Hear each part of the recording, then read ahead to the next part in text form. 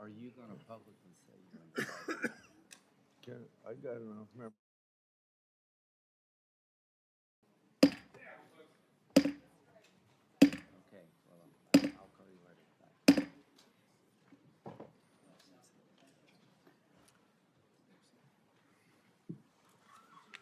Obviously, there's a lot of interest in this hearing. I thank the Secretary for coming.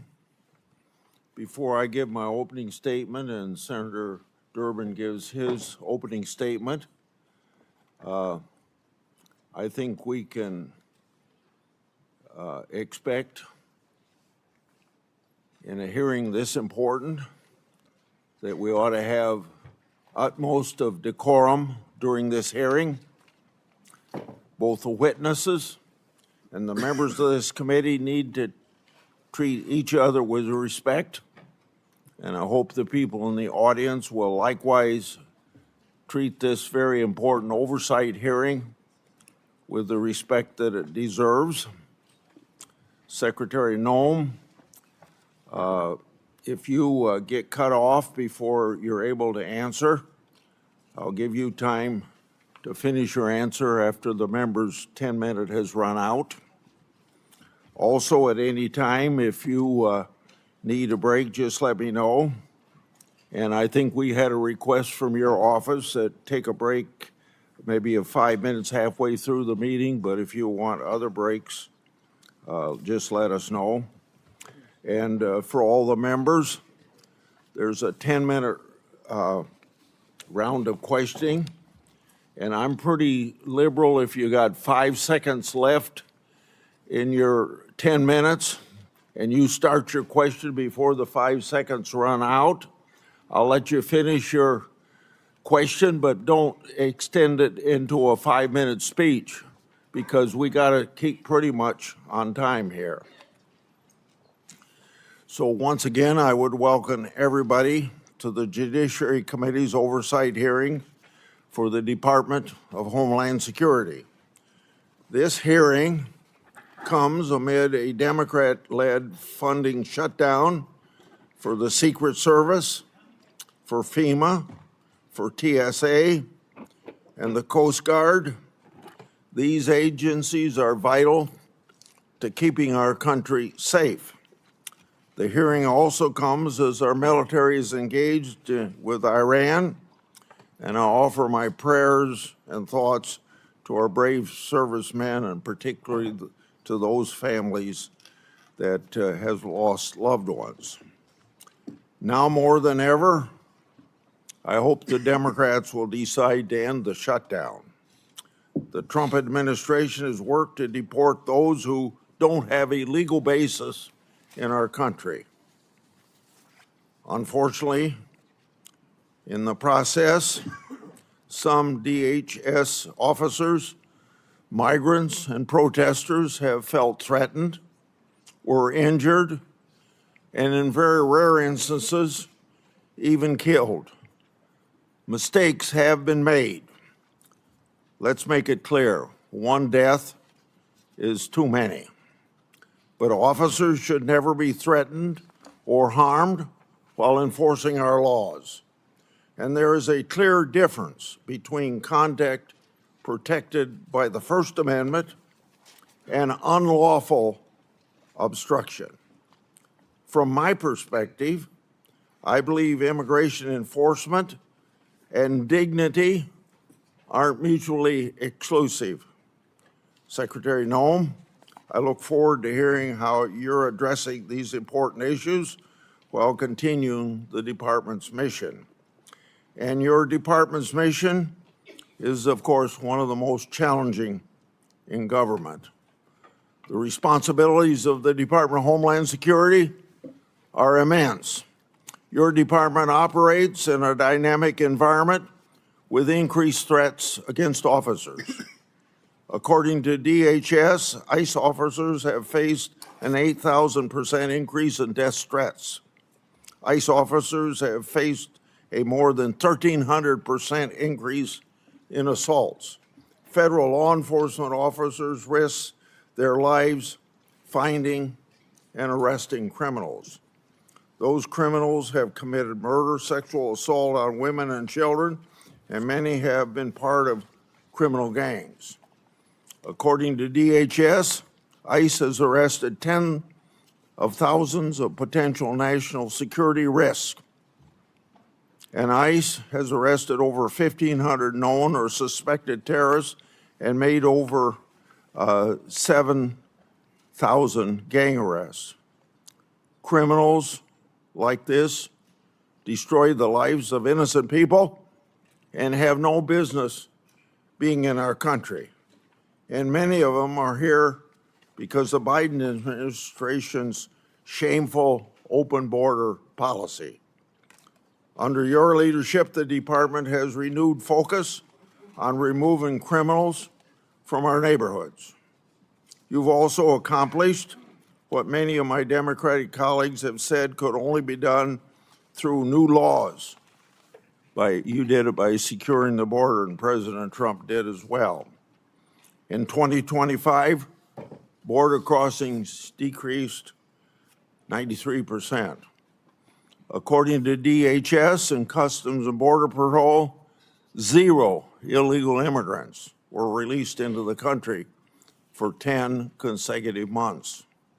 And Customs and Border Protection has seized over 617,000 pounds of drugs. For more than a decade, I've done oversight of unaccompanied migrant children. The Biden administration lost track of thousands of children. The Biden administration disgracefully released children improperly vetted sponsors with addresses including gas stations, shopping malls, movie theaters, and even Disney World. That ought to shock the conscience of every American, and we all love children. The Trump administration has located over 145,000 of these children lost by Biden's open border policy, and thank God for finding those children. The department has taken important steps to ensure these children are located and removed from harm. The examples I just shared are results that keep our communities safe. The example, Secretary Noem, you've also been more responsive than your predecessors to a favorite effort of my part, my oversight requests.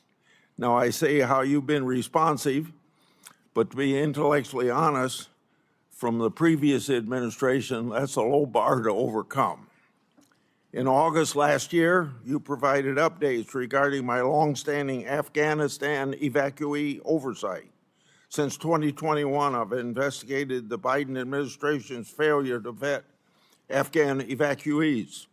The Biden administration hid vetting failures from the public, and multiple inspectors general have since confirmed these vetting failures. As one example, the Biden administration failed to vet evacuees against all available Defense Department tactical data prior to being paroled. On September the 9th last year, DHS told my office that as of August 12th, 2025, thousands of Operation Allies welcome parolees were potentially national security risks. Records provided by DHS also show the Biden State Department recommended a special immigration visa to Afghan nationals charged with shooting 2 National Guardsmen here in Washington, D.C. According to the Biden State Department, at that time, the terrorist, quote, poses no threat to national security, end of quote. The Biden administration's failure to put this country at risk. Yet, my Democratic colleagues keep trying to ignore that historical fact. You all know I'm a strong supporter of inspectors generals and oversight. Inspector General Kafari has told my office several times that he's been restricted by DHS memo from speaking to certain congressional committees about classified report. That report is about covert testing of the Transportation Security Administration checkpoint security screening. I hosted last year a bicameral, bipartisan, classified briefing with senior DHS officials on that matter to do what I can to bring about transparency. I asked the Inspector General, Kafari, to attend, but he declined, asserting that there was a memo in the department preventing him from doing so. I've also commissioned the Government Accountability Office to review the matter relating to that classified report. Government Accountability Office has said they've been unable to obtain possession of the report and access to relevant Transportation Security Administration personnel. Inspectors General and the Government Accountability Office help bring about transparency, and we all know transparency brings accountability to government. Secretary Noem, if what my office has been told is accurate, these matters should have been ironed out a long time ago. If that isn't accurate, you can tell me. Lastly, after your confirmation, you worked with me to restore 3 whistleblowers to their jobs.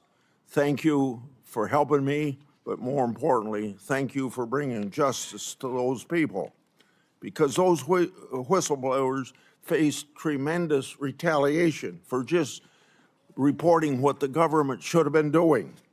They blew the whistle on the government's failure to comply with DNA Fingerprint Act of 2005. By executive order, President Trump has required compliance with that law. Now those whistleblowers have been elevated to supervisory roles. They'll receive back pay to cover years of financial losses. For 2 of them who needed it, their law enforcement credentials, badges, and firearms were reauthorized. Often I say whistleblowers are treated like skunks at a picnic, and these were treated like skunks by the previous administration. That administration failed to do right by these whistleblowers. I appreciate your leadership in righting the wrongs against those patriotic whistleblowers. Senator Durbin. Thank you, Mr. Chairman. Thanks for holding this oversight hearing. After months of excuses and delays from Secretary Noem, we finally gathered together.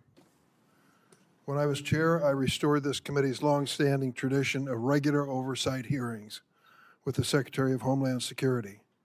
Today's hearing is long overdue. We are joined today by friends and family members of individuals currently in ICE detention or who have been deported. I thank them for traveling here today.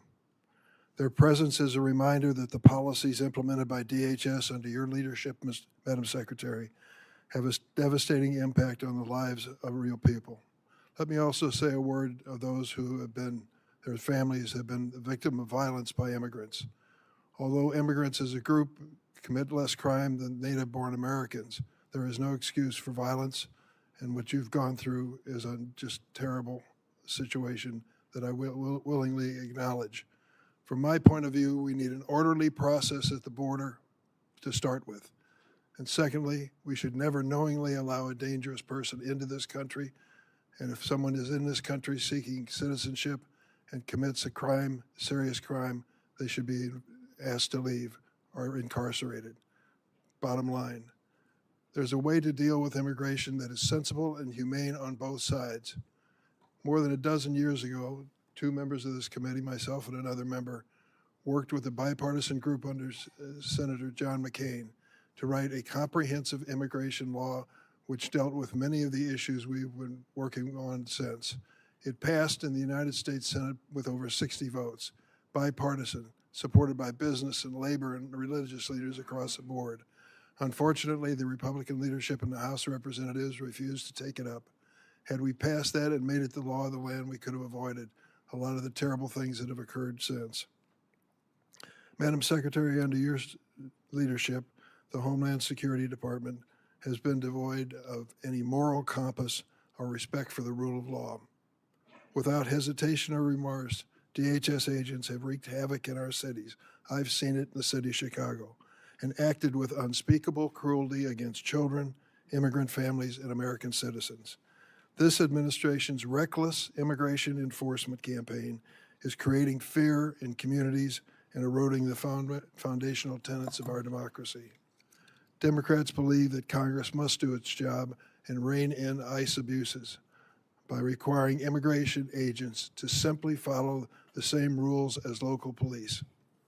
While Republicans claim the DHS shutdown is putting us at risk, the reality is this administration has engaged in mass layoffs of career national security officials and diverted many others from protecting the homeland of the president's with the president's mass deportation campaign. This is all while Secretary Noem is sitting on an unprecedented amount of appropriated funds, more than the United States Marine Corps. The Republicans in Congress gave her this and gave her virtual decision-making power in terms of the execution of policies. And she is spending nearly $300 million on a fleet of luxury private jets so she can travel in style. Really? Secretary Noem has repeatedly claimed that the department is arresting the, quote, worst of the worst and making American cities safe. In fact, less than 14% of immigrants arrested during Trump's first year back in office had charges or convictions for violent criminal offenses. Less than 14%, 1 out of 7. Immigration agents arrive in cities without consulting local law enforcement. They roam the streets in paramilitary gear and arrest and detain people based on the color of their skin, their accents, and the language they speak, the infamous Kavanaugh stops. That is not a public safety operation. That is a paramilitary occupation. And Secretary Noem has made excessive force the department's default position. In my home state of Illinois, during the so-called Operation Midway Blitz, agents violently attacked, tackled, arrested, and detained immigrants and citizens. They conducted a military-style raid on an apartment complex, kicking down doors and zip-tying children. A Border Patrol agent shot an American citizen, Miramar Martinez, multiple times, 5 times. She miraculously survived. After the incident, the agent bragged on the internet, 5 shots, 7 holes. And this administration didn't just shoot her 5 times. They called her a domestic terrorist, tried to prosecute her on trumped-up charges that were ultimately withdrawn, and fought the public release of evidence in her case. In Minnesota, your agents shot and killed Renee Good and Alex Preddy, 2 American citizens. And as their families struggle with these horrible tragedies, they had to fight baseless accusations of domestic terrorism from Secretary Noem, the head of the agency responsible for their loved one's death. The department has also translated the president's racist attacks into immigration policy. President Trump has repeatedly called Somali immigrants, and I quote, garbage, and said that he doesn't want immigrants from what he calls, and I'm going to clean this up, S-hole countries. I heard him say that in the Oval Office repeatedly. Secretary Noem responded to what she called, quote, a full travel ban on every damn country that's been flooding our nation with killers, leeches, and entitlement junkies. It just so happens that every country covered by the Trump-Noem ban has a majority non-white population. Earlier this month, the Trump administration deployed border czar Tom Homan to Minneapolis, supposedly to end Operation Metro Surge. The president is reading his sinking poll numbers and finally recognized the American people are sick and tired and fed up with this heavily armed, masked secret police agents causing chaos in our cities. But the reality is the administration has not backed down from Stephen Miller's 3,000 person a day arrest quota. Meeting this quota is impossible without continuing indiscriminate enforcement. There simply are not enough of the so-called worst of the worst to do it. ICE agents are even arresting trafficking survivors like Luna, who was abused for years. In February 2025, the Trump DHS found Luna's application for a trafficking visa was bona fide. Today, Luna is still in detention. DHS has launched a cruel scheme to purchase massive warehouses for detaining immigrants, some designed to hold 8,000 people.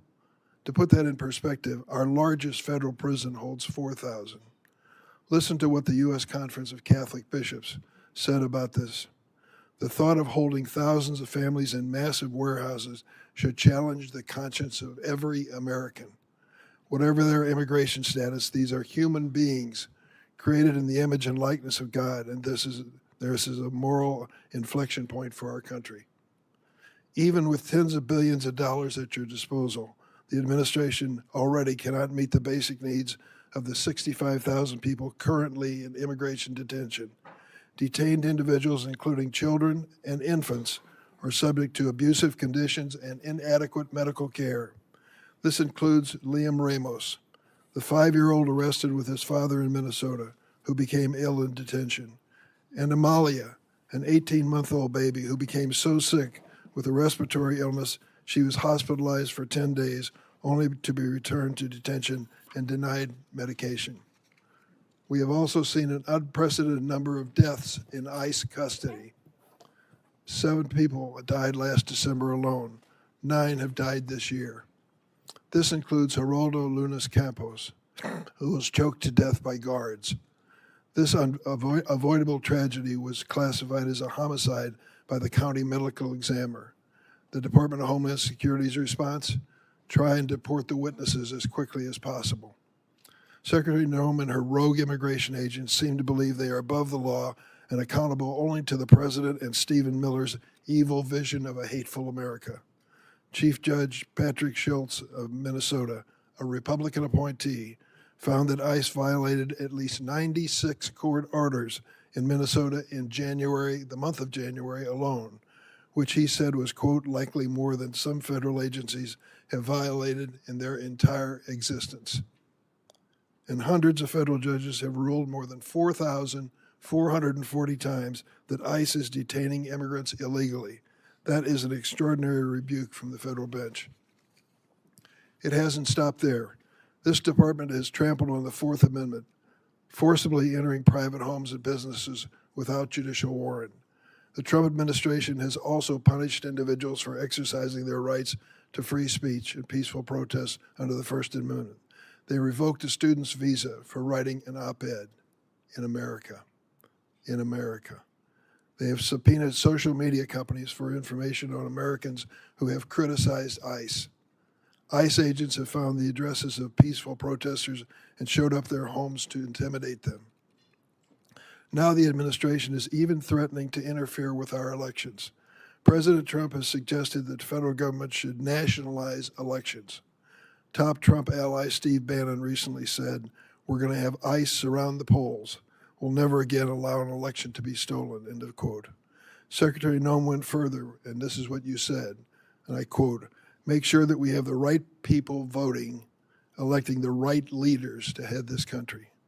And the administration has threatened immigration enforcement surges if state officials do not turn over their voter rolls and raided an election office in one swing county. We must ask, what is President Trump's endgame for this reign of state-sponsored violence against America's own citizens?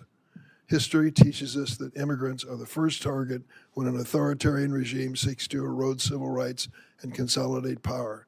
But immigrants are never the last target. And we know that Donald Trump does not respect the constitutional rights of any American, regardless of party. Secretary Nomes, this is the first time we met. I've been on this committee for more than 2 decades. I worked with every one of your predecessors of both political parties. I tried to meet with you before and after your confirmation, but you refused every request. I want to be clear, and you should know this. No official on this side of the rostrum or the other is above the law. You have no right to deploy immigrant agents as a paramilitary force in American cities. You swore an oath to uphold the Constitution. you have an obligation to answer questions posed by the member of this committee so that meaningful accountability can begin for the terror we are witnessing in America every day. Would you please stand to be sworn? Do you affirm the testimony you're about to give before the committee will be the truth, the whole truth, and nothing but the truth, so help you God? Thank you for that positive response. Please go ahead and give your opening statement.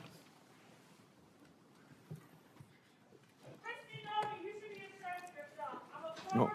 Okay. Well.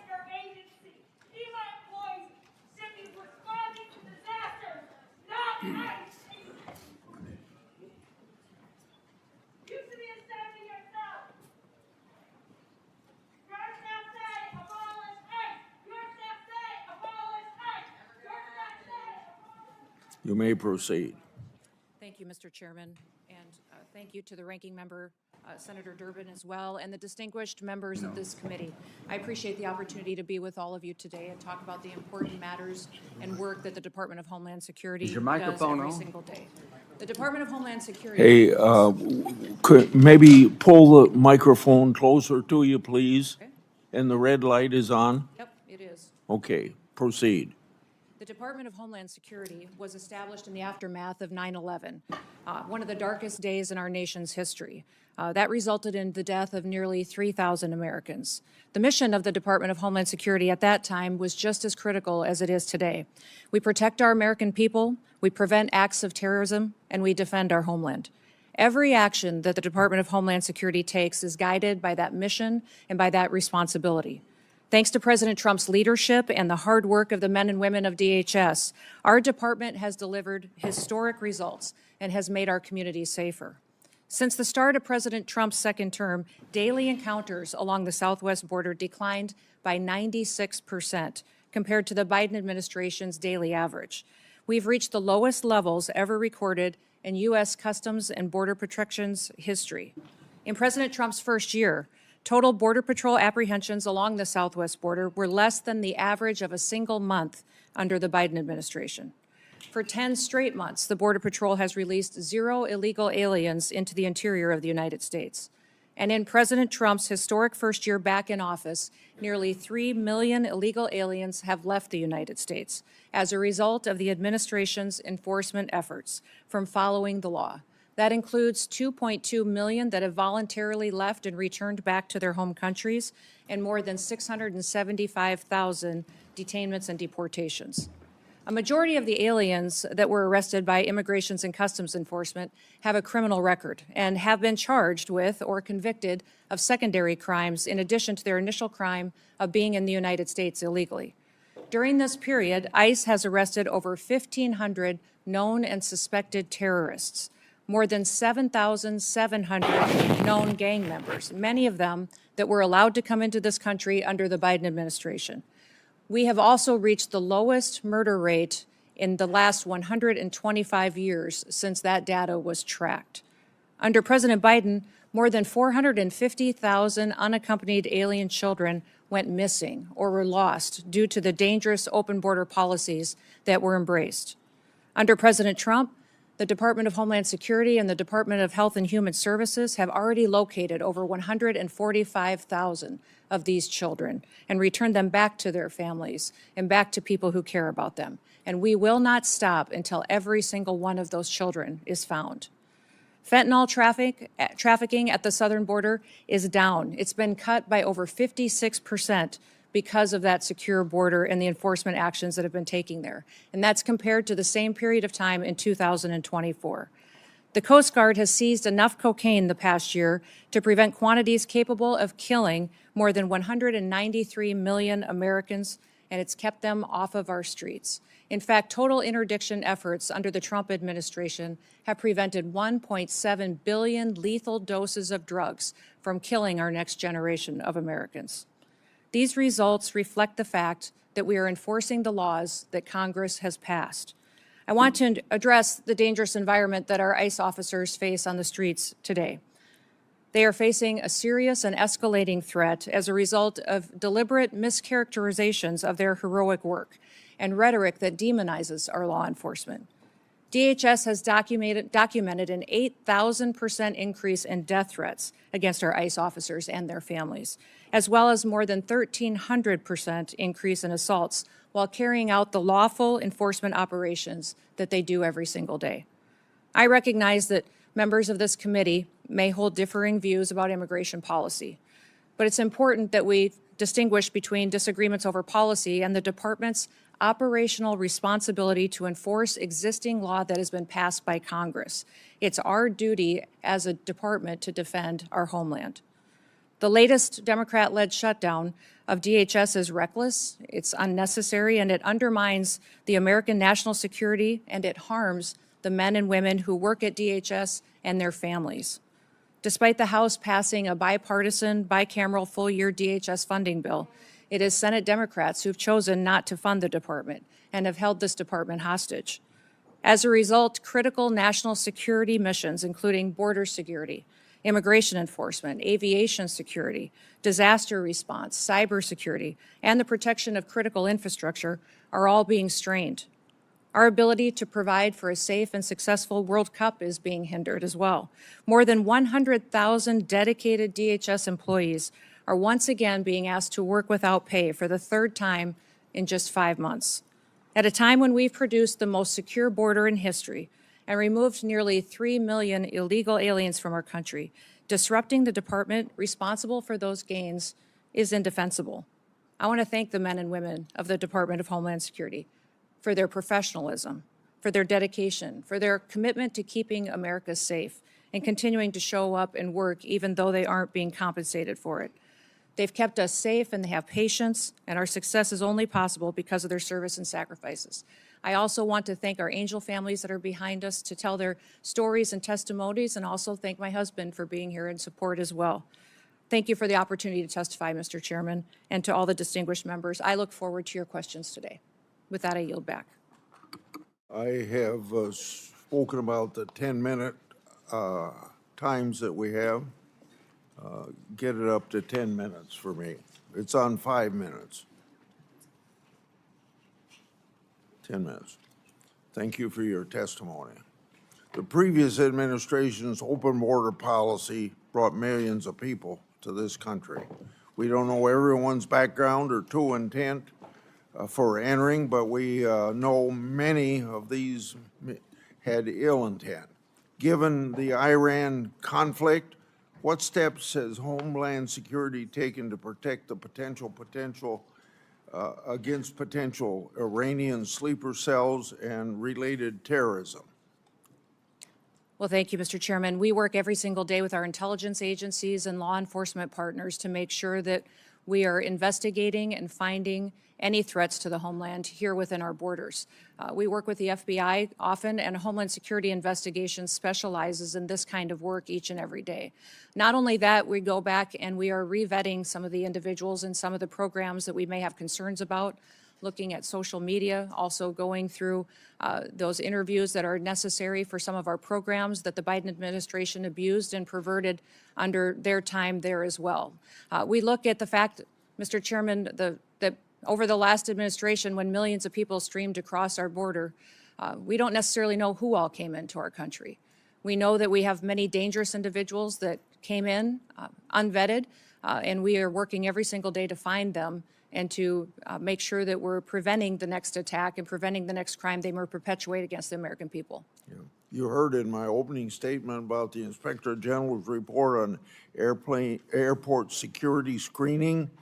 After Congress had been told of the report, you announced $1 billion in airport security upgrades. Press report have sources attacking you for changing the shoe removal policy. Does the $1 billion investment relate to the issue in the Inspector General's report? And then I have a follow-up to that.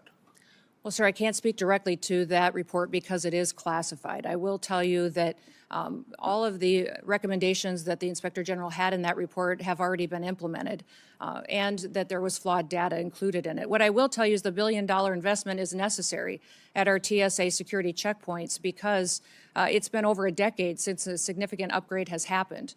We have new technologies that can be used in X-ray baggage scanners, abilities to use information and new technologies to scan individuals that would be more efficient, allow people to get through the security checkpoint and get to their planes on time and ensure their safety. The #1 priority of TSA is security, and we make sure that we are continuing to use all of the options and tools available to us to make sure that they are safe as they travel through our airports and in our airways.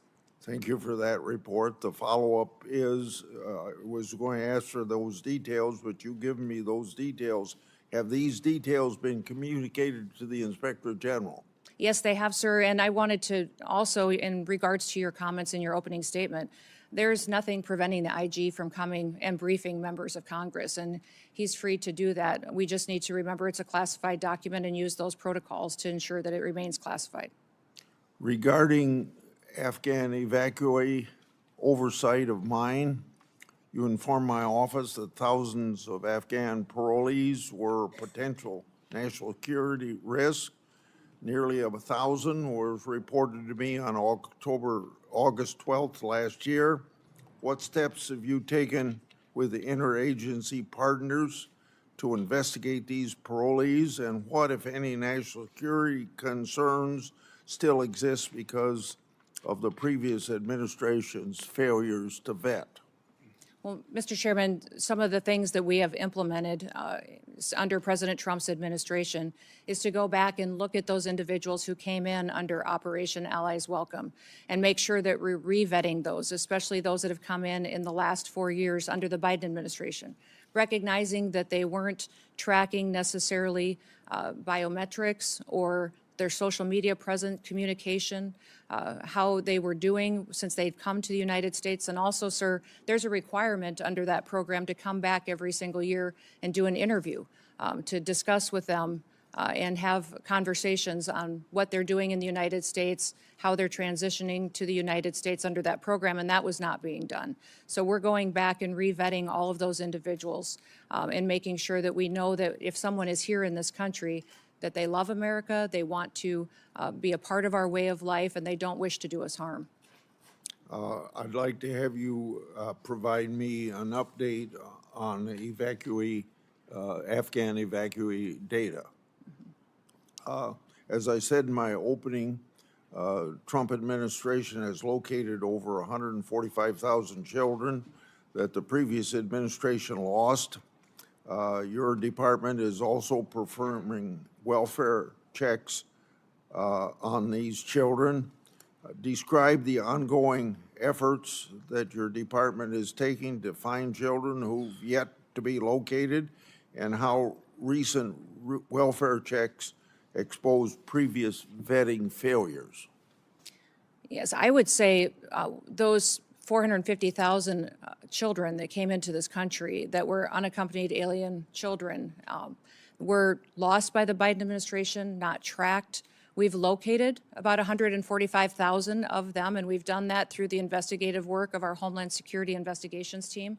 They are phenomenal at the work that they do, and they specialize in child trafficking, sex trafficking, and finding individuals that would perpetuate that harm against our children. The one thing that has been challenging is that under the Biden administration, the government paid sponsors in HHS in order to host these children. And those sponsors, many times, we found instances where they trafficked these children themselves. So under that administration, we not only had children that were in this country as a part of a program, the government was paying individuals that were knowingly trafficking them and abusing them. That has stopped.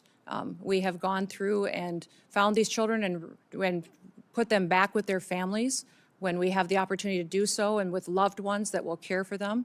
And I would say that even in one case, we have other countries where we've been working with them to get their children back home, where we've been prevented returning these families back and helping them to be reunified by activist judges. But we will continue to work to ensure that these individuals and these children that were abused by the trafficking over the border have the opportunity to be brought back to their families and to their loved ones going forward. I want to bring up administrative warrants. There's been questions raised about your department use of them. Immigration laws include complex and specialized legal processes. For the record today, please briefly discuss how the administrative warrant works and how often they're used. Well, an administrative warrant is utilized on a regular basis because it's the process that Congress has given us. It's the process in immigration law that you've given us to ensure that someone is returned back to their home country. And I would say that most of the time when it gets talked about, it's inaccurate. In the 400,000 cases that ICE has used these administrative warrants, only 28 times have they been used to enter a home.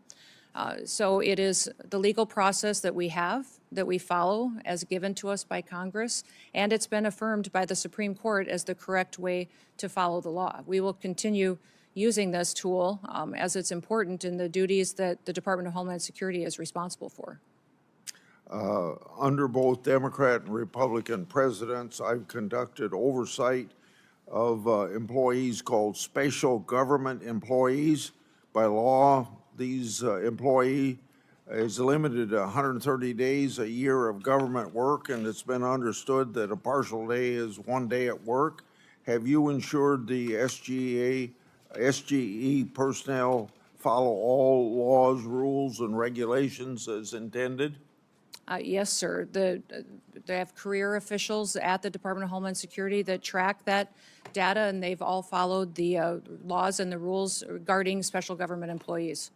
You stated that the Department of Government Efficiency found software on your government devices that was used to improperly surveil you and other political officials. What's the status of the investigation into that matter, and has any disciplinary action taken?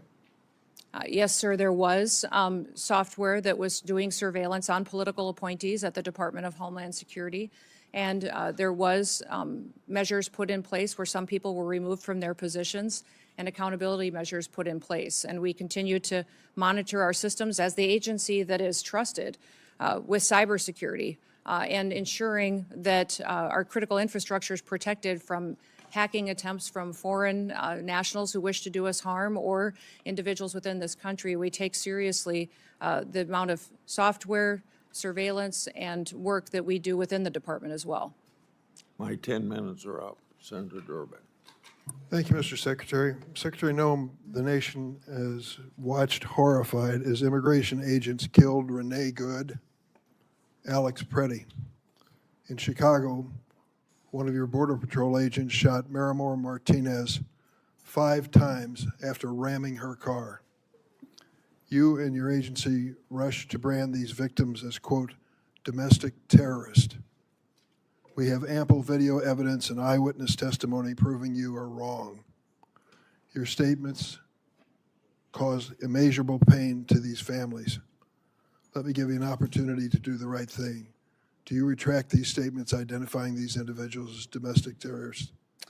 You know, Senator Dermott, when we have these situations happen, we always offer our condolences to those families, and I offer mine as well. These are tragic situations, and I can't imagine what these families go through in losing a loved one. What I will say is we always work to provide the American people with as much information as possible, that we're relying on reports from the ground and from agents that are there and working to be transparent, and we'll continue to do all that we can to provide the accurate information and the facts to people as we can. Where did you get that information? In the recent hearing before the HISGAC committee, CBP and ICE officials testified under oath that their agencies did not inform you that Preddy was a domestic terrorist during that hearing, stated during that hearing. I was getting reports from the ground from agents at the scene, and I would say that it was a chaotic scene, as you've seen in Minneapolis and St. Paul, as immigration enforcement has gone forward, and we've worked at targeting the worst of the worst, that many times our agents have been faced with violent the victims of that violence domestic terrorists as a way to calm the scene? These violent terrorists have put them in a situation where it's unprecedented what these agents have faced it. So that situation on the ground that day was chaotic, and it was something that they were transpiring and sharing information brand them as with domestic us. terrorists. Can you explain why you decided to brand these victims that we all saw on video who were out protesting the activities of your agency and were killed as a result of it? How did you think that calling them domestic terrorists at that scene was somehow going to calm the situation? You know, Senator, we are working in those situations where there's a tragic loss of life and that there is something that our agents are involved in, that we continue to deliver information. Is it so hard to say you were wrong? We continue, as these investigations continue to go, we will provide, I absolutely strive to provide factual information, and we'll continue to do that. And when you fail, do you admit it publicly? Absolutely. We always know that there's room for improvement, that we will. Stop the clock, so. Keith Porter Jr. and Dr. Linda Davis. They were Americans killed by ICE. You have not given their family any justice. Say their names. Their Black Lives Matter. Their Black Lives Matter. Their Black Lives Matter. Their Black Lives Matter. I think you can proceed. Thank you, Mr. Chairman. I want to turn to another incident where DHS is concealing the facts from the American public.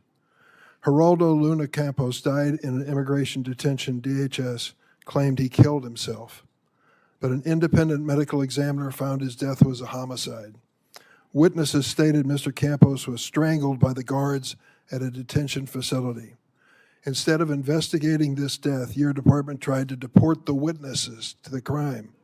It took a judge intervening to ensure the fact that these witnesses remain in the country for investigation. Secretary Noem, who ordered those witnesses be deported?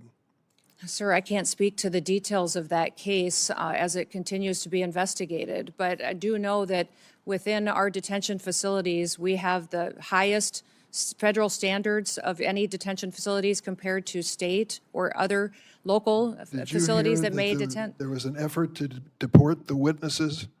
Sir, I'm not aware of that, and I will continue to look at that. Whenever there is an incident where we have someone who works for DHS that has done something wrong, there is always an evaluation, an investigation, and there is consequences for that. So we will continue to do that investigation and make sure that the right thing is done if Who's something doing the investigation? There are internal investigations Internal within. investigation. Is that what you're saying? Yes. ICE and. Outside independent agency that's part of that investigation? Not that I'm aware of at this point in time, but I may not be able to speak to the details of this case because I'm not fully informed on it. Shame, a man lost his life. Just last week, the Republican-appointed chief federal judge in Minnesota identified over 200 court orders that ICE officials had violated in the last 2 months. He wrote, quote, "The court is not aware of another occasion in the history of the United States in which a federal court has had to threaten contempt again and again and again to force the U.S. government to comply with court orders." In a sworn declaration, the Trump Justice Department itself acknowledged that your agency has violated court orders more than 50 times in recent weeks in one state, New Jersey. Secretary Noem, is DHS required to follow federal court orders? Yes, sir, and we do comply with federal court orders. How do you explain that your agency has repeatedly violated court orders, as your own administration has admitted? Sir, we follow court orders, and when they apply and when the jurisdiction and decision is applicable to a federal agency like ours. I'm sorry, would you clarify what you ended that with? We follow court orders when they are given to us. Federal court orders we follow, absolutely. So these judges are wrong? No, I'm not saying that they're wrong, and I can't speak specifically to that statement that was given. Let me ask you about DACA. Are you familiar with the program? Nope. Do you understand the people that are covered and protected by DACA have to go through a background check, which includes a criminal check? Yes or no? Yes. You do? Last week, your agency informed us that last year ICE arrested 261 DACA holders and deported 86 of them. We learned about a DACA recipient who'd lived in this country for decades, was arrested by ICE at her green card appointment. In tears, she hugged her daughter goodbye. She was deported to Mexico within 24 hours. Madam Secretary, why have you deported dozens of DACA holders who had to comply with a criminal background check to be eligible for DACA? Sir, we follow all laws as applicable to the Department of Homeland Security Why and did you how we deport handle them? detainment and deportations. Why did you deport them? I don't know the details of that specific case you just read, but I'll look into it, sir. But we ensure that we follow the law that applies to our department and who we detain and who we deport back to their home You countries. clearly violated the law if that is the case. Let me ask you about the fact that 85% of the 400,000 immigrants that ICE arrested during President Trump's first term in office had no violent criminal record. The president said over and over at his rallies, we're going after the worst of the worst, the terrorists, the murderers, the rapists. And then it turns out that 85% of the people you've gone after have no criminal history whatsoever. How do you explain that? Sir, when you talk about violent crimes, what you're saying, the crimes that don't matter, that you aren't counting, are ones that affect American families every single day. You're not counting DUIs, you're not counting embezzlements, you're not counting theft, and you're not counting the other crimes against people and drug trafficking and proliferating that. So if you don't count those as crimes, that these individuals and impacting families in this country. They are counted, and they calculate Those- 14% of those that you Those are not arrested. counted in your 14%. If you were counting crimes that these individual illegal aliens in this country have committed, it would be well over 65 to 70% of the individuals that are detained today have those crimes on their record, besides the crime of being in this country Going to illegally. back that up with some information for me? Absolutely, I will. I certainly hope you will. How does taking a father from a child dying of cancer qualify? Where would that be? Is that a violent crime? I don't know what you're speaking or I'll tell you referencing exactly to. what I'm speaking of. Ruben Torres, 2 weeks ago, buried his daughter Ophelia. When he was arrested at the Home Depot in Norridge, Illinois, he said to those who, your agents, please let me go home. My daughter is dying of cancer. I would like to be with her in her last days of her life. They said no. They arrested him and deported him for 2 weeks. Finally, he returned for a court hearing. His daughter lived to see that hearing where the court said he was treated unfairly by your agency, and she died 3 days later. I was at her memorial service. Is that really necessary? Was he a violent criminal? Sir, we enforce the law. The laws that are passed by What this law? body and signed into statute on the process for individuals that are in this country illegally, that have final removal orders, and the process given in immigration law. We continue to follow that, and if you don't like the law, I would suggest you change the law. But that is what we do We tried every to single change the day, is law go out with- there. We tried to change it with comprehensive immigration reform, and it was stopped by the Republican House of Representatives. Our job at the department is to follow the law and make sure that we are a nation of laws, because I don't a think nation you're- that I doesn't don't follow think the you're even law close when it comes to that. is no nation at all. I yield, Mr. Chairman. Senator Graham. Thank you very much for coming. Can you hear me? Yep, Thank now you. we can. Thanks very much. Well, let's talk about the scope of the problem you inherited here. My Democratic friends said that sensible immigration is what they've been pursuing, talked about the Gang of Eight and a lot of things I've worked on with. Would you say that the 4 years of Biden was sensible immigration? No. I wouldn't either. I would say it's obliteration of the border. 11 million people came into this country during President Biden's term. He obliterated all controls. We sent them all over the country in planes, trains, and automobiles. And what's the scope of the problem you inherited? How would you describe the mess that Biden gave you very quickly? Our country was in a chaotic time and invaded over our southern border. Millions and millions of people came into this country. For 11,000 unvetted. murderers, right? Yes, that is correct. 2,700% increase in people on the terrorist watch list, right? That's correct. During his 4 years, President Biden allowed 2,700% increase of people on the terrorist watch list to come into this country. In 2023, 172.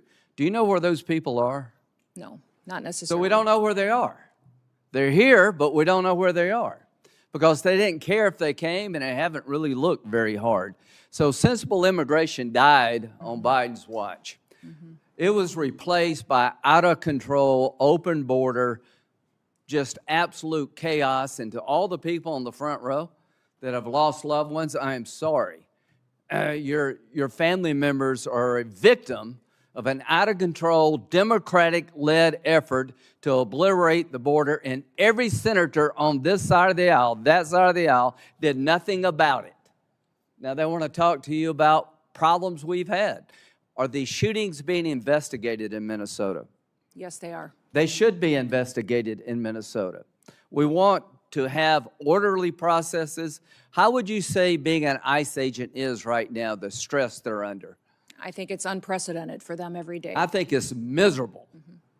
I think it's just a tough, tough job right now. And if they go too far, we will hold them accountable. But I just want the country to know these men and women who are trying to solve this problem that was created by our Democratic colleagues, you have no idea the mess they inherited. This country was overrun by illegal immigrants, murderers, rapists, and just average, everyday people. How many people did Barack Obama deport when he was president? The total, I 3 don't know, but million. it was more than us. How many of them were violent criminals? So when a Democrat deports somebody who's here illegally, that's good government. When a Republican does it, we're Nazis and fascists. If you're here illegally, are you entitled to stay? No. They would allow you to stay. I want you to understand that these people have no interest in cleaning up this mess. In 2026, we're going to have an election about this, and they're openly saying, unless you're a violent criminal, you should be allowed to stay here. Is embezzlement a violent crime? No. Is it a crime without a victim? Yes. If somebody steals your stuff, even if they don't do it through force, is that a crime with a victim? Yes. So all of the Laken Riley, I think she was murdered by a man who was actually in custody. Are you familiar with the Laken Riley case? Yes, I am. Okay, she's a young lady about 60 miles from where I live. The man who murdered her was in custody, was detained by DHS, but was released because they had no bed space in Texas. He went to New York and committed a bunch of crimes. He winds up in Georgia and he murders this young lady. He was in our control. He was released not because he wasn't dangerous, because we had no place to put him. Do you agree those days are over? Yes. Do you agree the most secure border in American history has been achieved by you and those under your control? Yes. Working with President Trump. Are you proud of that? I am proud of that. So we're down to like nobody coming across. We went from a invasion to almost nobody. And I hope the American people will appreciate that's a good thing for you. Now we're engaged in military action against the mothership of terrorism, Iran, which I hope will sink pretty soon. Do you think the threat level against the United States is up or down when it comes to radical Islamic terrorists? It's up. It's up? Yep. So you mean they actually may want to come here and hit us because we hit them in Iran? I don't think you have to be, a general to figure that out. Is the Coast Guard without funding? Portions of it. We're keeping some of the salaries paid, but So there's no funds in the appropriation bill for the Coast Guard. Is that correct? that is correct. Because your agency is not being funded. It's the one part of the appropriations bill where we haven't agreed on funding. Is that correct? Correct. So FEMA, no money, right? Coast Guard, no money. Really? Really? ICE, they have money because of the bill we did before. The Secret Service, are these people being paid? Yes, they are. They're being paid, but do we have money? Our law enforcement is paid, but their resources, their administrative They're not staff, being their paid out of contracting. appropriated funds Correct. this year, right? Correct. So in the appropriations process, we've got no new money for the Secret Service. Does that make any sense to anybody in America? Can we not understand America is under siege now? Likely to be attacked because radical Islam is under siege and they're going to hit back. And we're sitting here looking at each other and not funding DHS? If you want to reform ICE, great. Count me in. If you want to make DHS more professional, count me in. If you want to investigate bad shootings, count me in. If you don't want to do away with sanctuary cities, count me out. What's a sanctuary city? A city that protects itself from our federal immigration efforts in their city. Are there sanctuary cities and states in this country? Yes, there are. Look at this chart. There are 200 plus sanctuary counties. There are 12 sanctuary states. 8 million illegal immigrants reside in sanctuary jurisdictions in defiance of federal law. A sanctuary city refuses to turn over to the federal government people that are subject to deportation. Is that correct? Correct. They make a choice, these sanctuary states, counties, cities, not to cooperate with federal officials, and the laws have been on the book long before Donald Trump, right? Correct. Do you think it would be good for the country to abolish sanctuary cities and states? I do. Do you believe as long as they exist, it will be a magnet for future immigration, illegal immigration? Yes, I do. So if you're a legal immigrant and you can get to one of these sanctuary cities, states, or towns, you believe you'll never leave. Until you fix this, you're going to have illegal immigrant magnets. Do you agree with that? Yes. Would you urge the Congress to abolish sanctuary cities Yes, I would, sir. and sanctuary states? When it comes to the threat level against our homeland, how would you characterize it right now? Right now, I would say, sir, that we should have our every effort within the Department of Homeland Security out protecting people 24/7, because we face not just enemies from overseas that threaten our way of life and our American values. The Biden administration let them here. They let them in our borders. They're in our hometowns. They are unvetted, thousands and thousands of people that are dangerous criminals, gang members, known and Who's this suspected guy? terrorists. Who's this guy? He is the man that conducted the horrific act down in Austin. Okay, what country did he come from? I think Senegal. Okay, and he was killed in Austin, Texas, right? He was. And the shirt said what? Property of Allah. Property of Allah. And when you went to his house, you found a what kind of flag? Iranian flag. Iranian flag. Wonder how many people are like that here, waiting to pounce. And DHS doesn't have appropriated funds. This is insane. There are more people like this. We obliterated our borders. 1.7 million people came into this country from countries that were designated to be a problem. Special interest aliens. Are you familiar with that? Yes, I am. So 1.7 million came from countries that would make you a special interest alien because of the nature of the country. Libya, Nigeria, North Korea, Afghanistan, China, Cuba. Do you know where those 1.7 million people are? Not all of them. Yeah, I don't know. I don't know where they are either. But they let them in. We don't know where they are. They came from countries that are so dicey. We made you a special interest alien if you came from those countries. So we're having a hearing here. I'd like to make ICE more professional.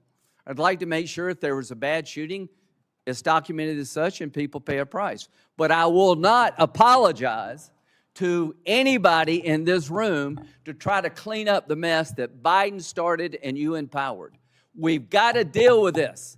We've been invaded. Only God knows how many people are here and what they're up to, and we're not going to stop. We're going to learn, but we're not going to stop because America is under siege, and the idea we're not defunding DHS is insane, criminally insane. Senator Bayh. Thanks very much, Chairman.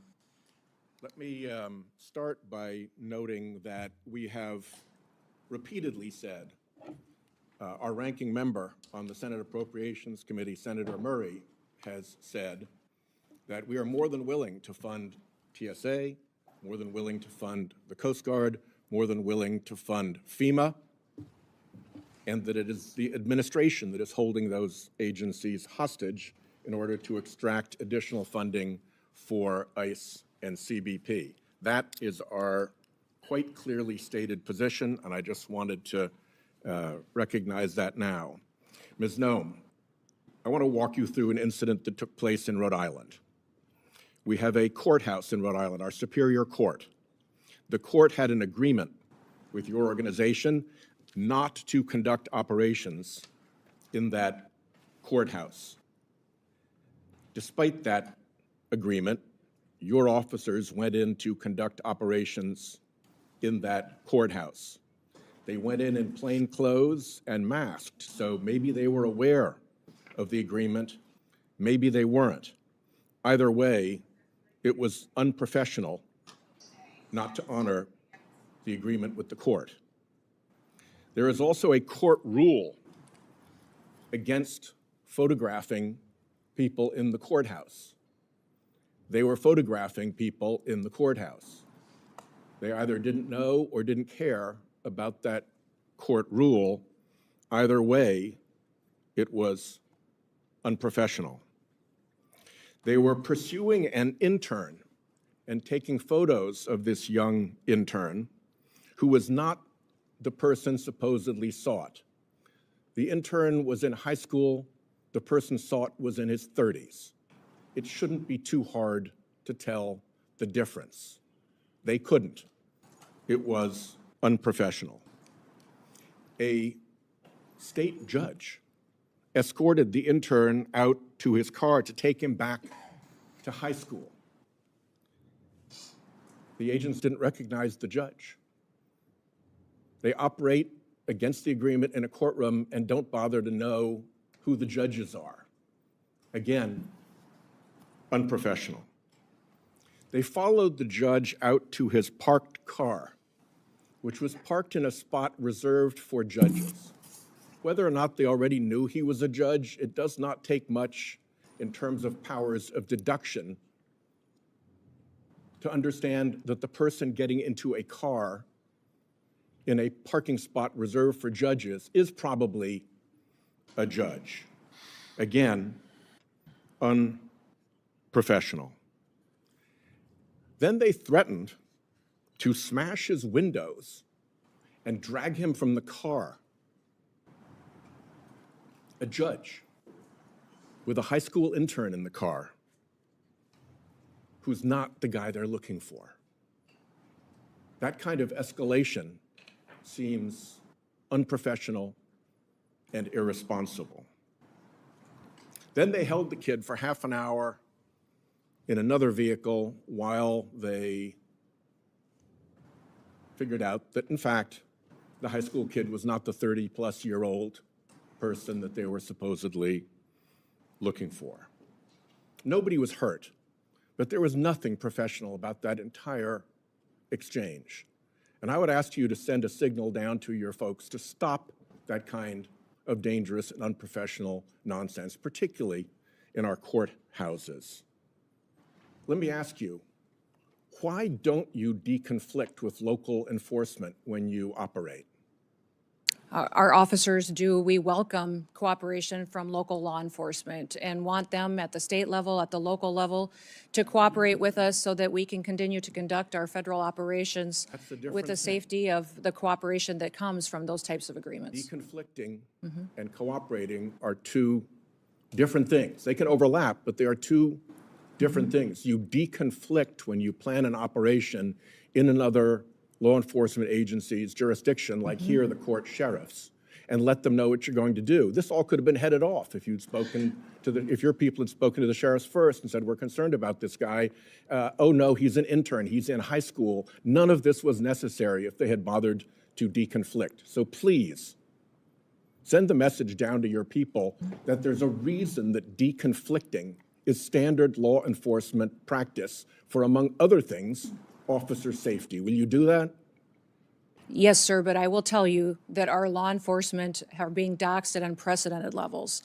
So at times we've run into situations in sanctuary cities or in sanctuary states where notifying that local law enforcement on some of these operations has doxxed them and their families and leaked a law enforcement operation, which puts people's lives in jeopardy. So they absolutely want to work with cooperative local law enforcement. About that, and in that case I strongly specifically, suspect that there's a big difference these between individuals, non-cooperation and actual interference with your operations. But I'll reserve that to a question for the record so you can substantiate that. Could you explain this? sir, I'm looking at a picture of an interior, looks like a bedroom. Of an airplane? Yes, sir. You're not familiar with that? These photos are not accurate. If you're referring to the airplanes that the Department of Homeland Security has purchased and are purchasing, we're using them for long-range command and control aircraft that is dictated in statute by Congress for the Department of Homeland Security to have a plane. Luxury jet with a bedroom in it? Yeah, we used a 737. I've been on it once, but it is being used by other administration officials, and it is used for command and control flights for the department. The department has found that in purchasing our aircraft, that we will save the taxpayers hundreds of millions of dollars. Does it have a bedroom in it? In fact, we spent $1.42 billion on ICE deportation flights last year. Does it have a bedroom in it? I believe it's being refurbished and not having a bedroom in it, so it is being refurbished. What kind of This, deportee justifies being flown out of the country in a luxury jet with a bedroom and accommodations like this? there are aircraft being purchased that will be utilized for executive air travel and for deportations. Well, your If you people remember said in the that this past, was we gonna have be used deportation. jets of this size and this configuration for deportations in the past. If you remember In this configuration, by this configuration, you mean I with a didn't see bedroom the and inside of luxury them. accommodations like this That you've plane- used for deportations. Is that true? Sir, we have 737s that are being purchased by the department to replace contracts that we have on ICE deportations. That's what they're going to be used for. And in fact, the Coast Guard is the only entity within the Department of Homeland Security that has jets at this point in time. They had two G5s that were 20 to 25 years old Let me ask that are you being about replaced the so that they can response continue to serve our from Coast Guard and our military Some senior for administration years to come. officials about these aircraft. They've been reported as saying, although they don't want to say publicly this, but individuals described as senior administration officials have described these airplane purchases as the world's worst deal and an abuse of federal funds. Can you tell me what the Republicans on this committee who voted for what I call the billionaires bill that gave you the money to buy these jets knew about your plans to acquire luxury jets when they voted for that money? The dollars for these airplanes was appropriated by Congress. In fact, it's mandated from Congress and rules that you've given us that we need to have a long-range command and control aircraft that will seat up to 17 people in the Department of Homeland Security for national security purposes. We are complying with the law. Those planes are being refurbished and will be utilized we'll for that, see. and they'll be Quick utilized questions by in my members of last the minute, if you don't administration and mind. other components. First, They will also cut our costs, sir, First, in my last by minute, almost if you don't mind, 40%. We are saving the you- taxpayer 40% by purchasing our own aircraft May I and have a operating minute? them rather than being susceptible to the contracts that they have today. may I have an extra 2 minutes to fill in the filibuster there? I'll give you 30 seconds beyond the 44 Will seconds you- you got now. Truthfully answer a question for the record about your role in stopping the civil rights investigation into the Minnesota shootings. Sir, I don't know what you're talking about. I did not stop any investigations whatsoever. Will you testify truthfully if you get a QFR? Yes, I testify truthfully. I did not And will you stop. testify in the District of Columbia Federal Court contempt proceeding? Sir, I do not know what you're referencing, and I would hope for some context. The Federal District Court contempt proceeding related to the deportation, contrary to a court order, of individuals to Venezuela. Will you testify in that proceeding? Sir, I think that you're referencing something that I have a gag order to, but I can certainly follow up with you. My time's up. Thank you.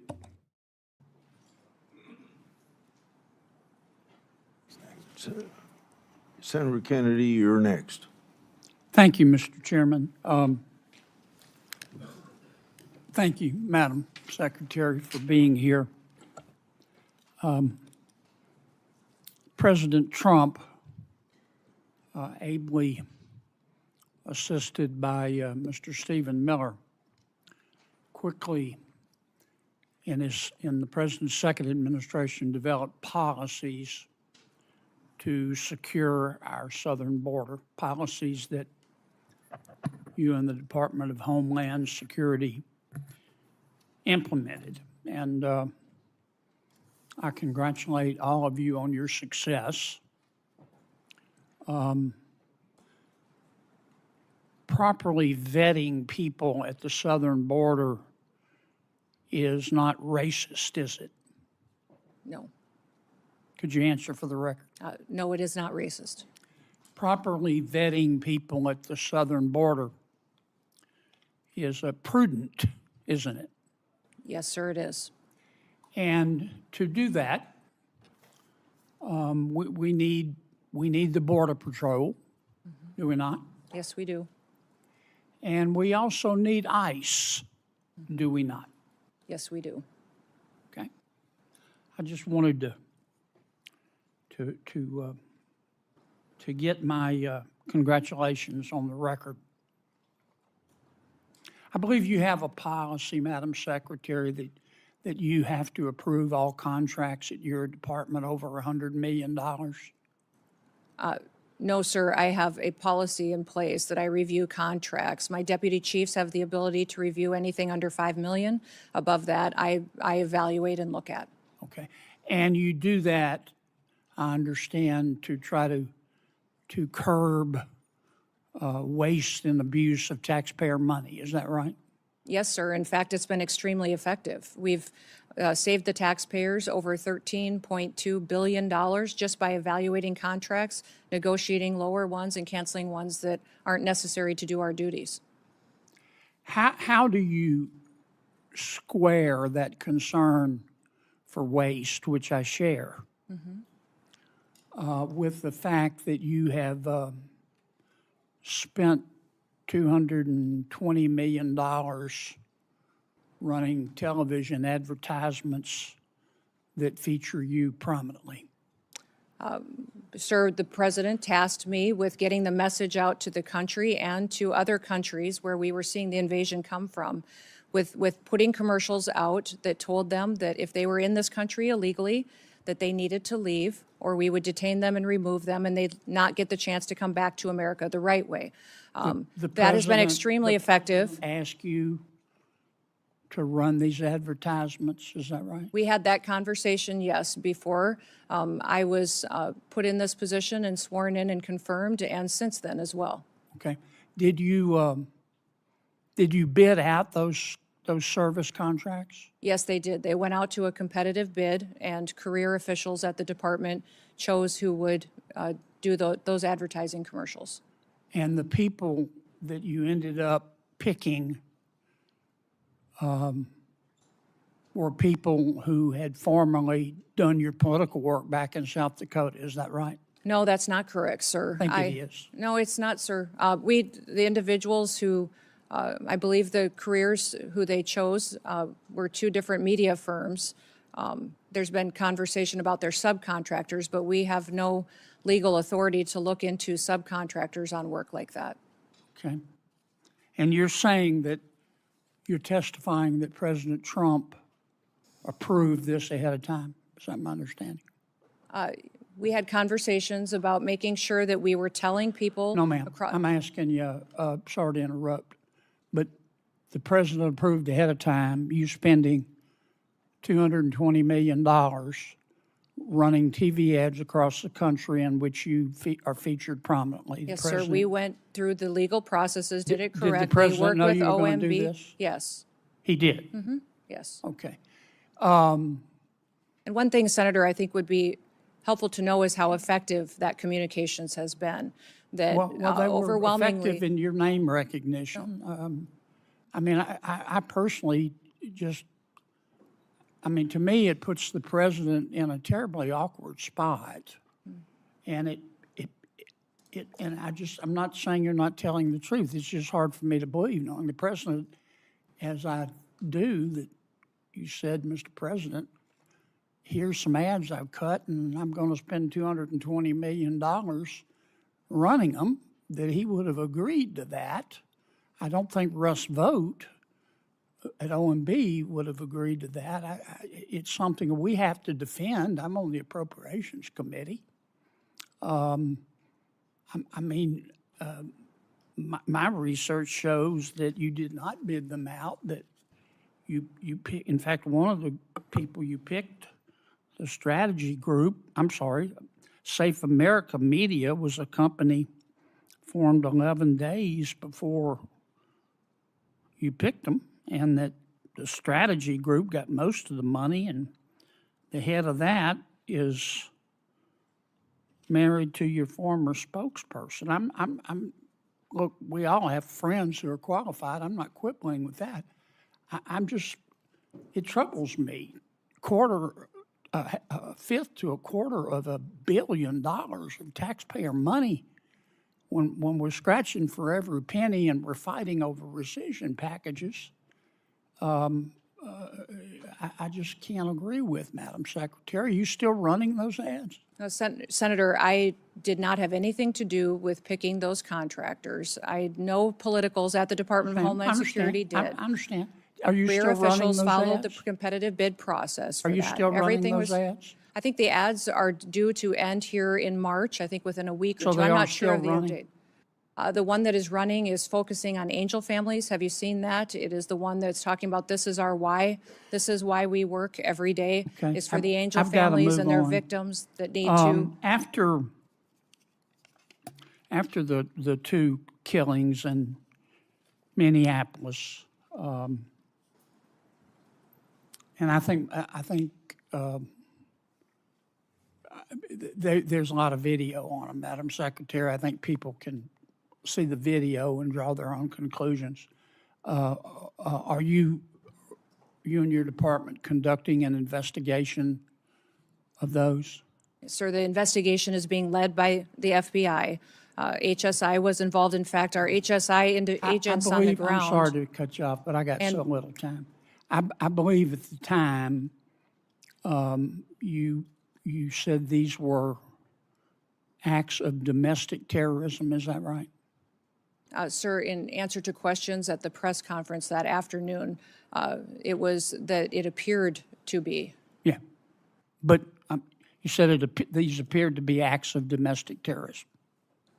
And as I've said previously in this hearing, is that First, Madam Secretary, did you say that? we're getting I think it's been information from widely a chaotic reported. scene on Did the you say ground that? and relaying information to the American people. Okay. Now, again, those videos are public. People can draw their own conclusions. I think it'd be safe to say you got some pushback on that. Mm-hmm. Would that be fair? Yes, sir. And you had some criticism. I'm not saying the criticism was accurate or inaccurate. I think you did. What got my attention was that you blamed those statements on Mr. Stephen Miller at the White House. Did you not? No, sir, I did not. And in fact, where you're seeing that is in a news article of anonymous sources. And anonymous sources say a lot of things, but I've never said that at all. Well, here's what you said on the record. I'm going to read your words. Quote, "Everything I've done at the direction of the president and Stephen." Sir, where did you see me say that at? You read that in a was news reported article with no sources You said it affiliated on the to it. record on January 27th of 2026. Did I Sir, read your words accurate? I enjoy working with the president and with Stephen Miller, and that day we were working to get as much information to the American people as possible.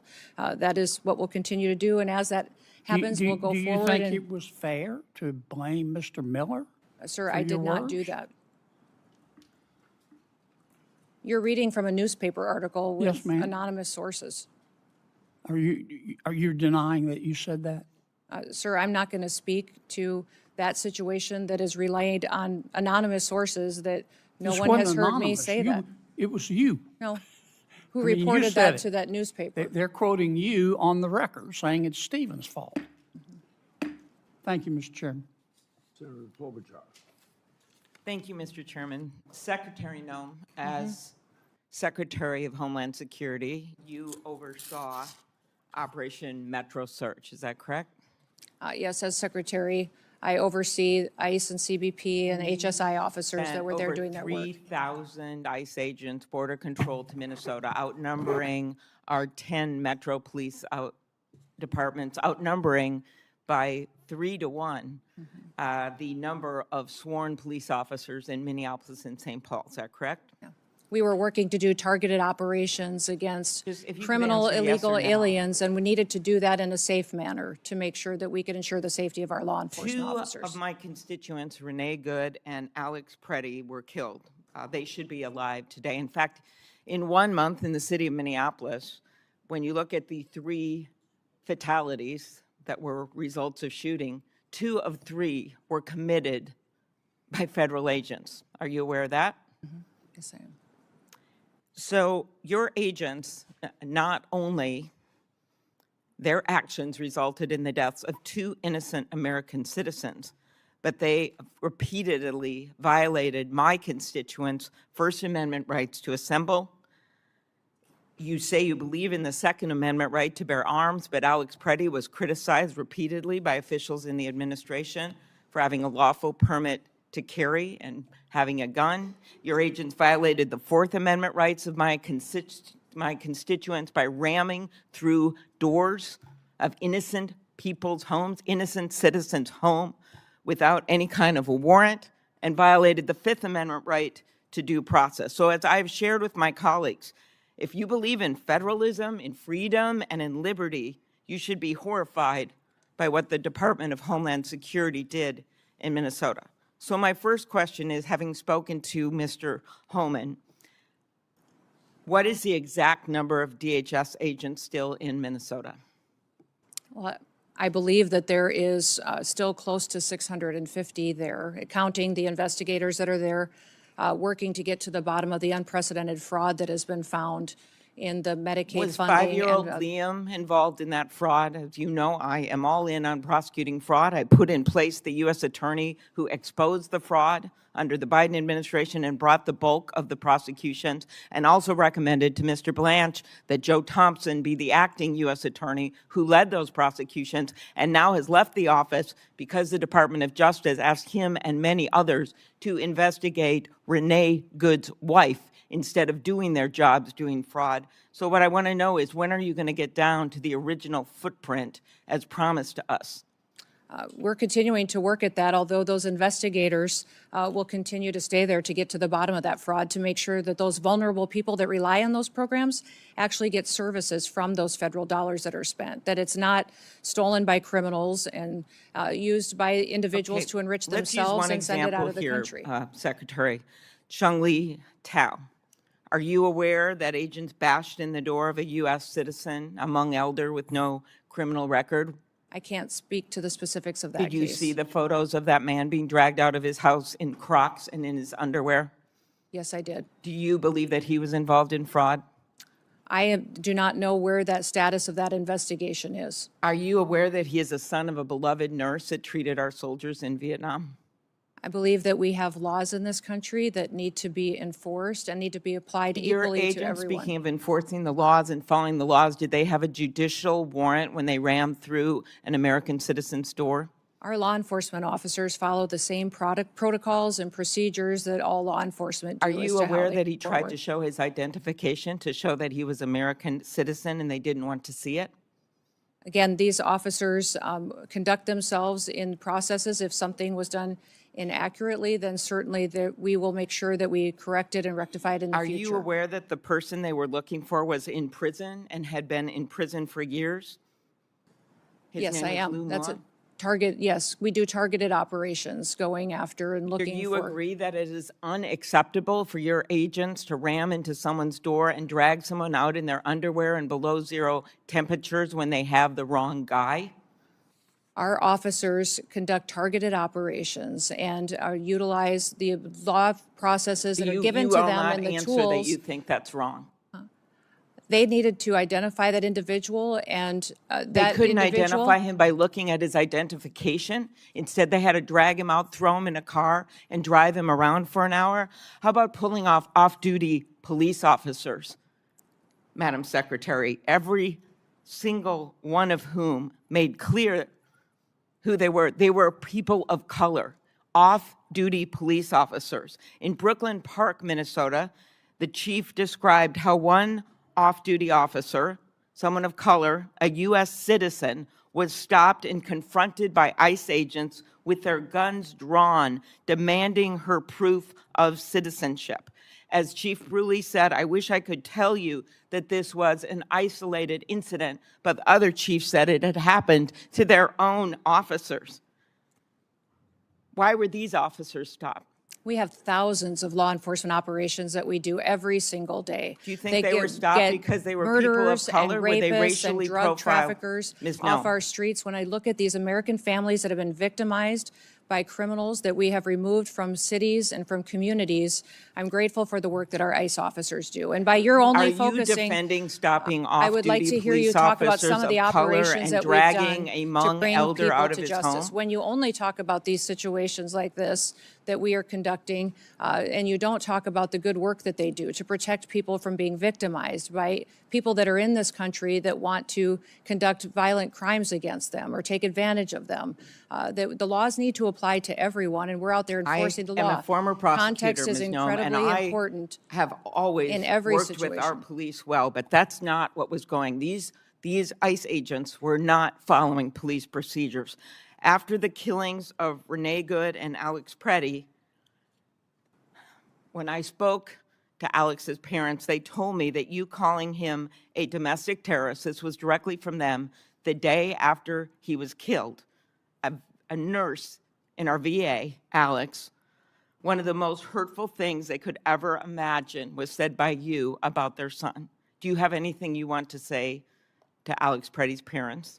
We were relying in the hours after that incident that was so horrific on information we were getting from the ground from our I just agents. asked if you had But I would anything you wanted to say to the but I would parents say or to the family that's of what Renee I'm doing Good right after now, is you that called I them domestic can't terrorists. even imagine what they have gone through in the loss of their son and the loss of their family members. But It's how about absolutely specifically tragic, calling them and I domestic send terrorists them without any evidence of this. that?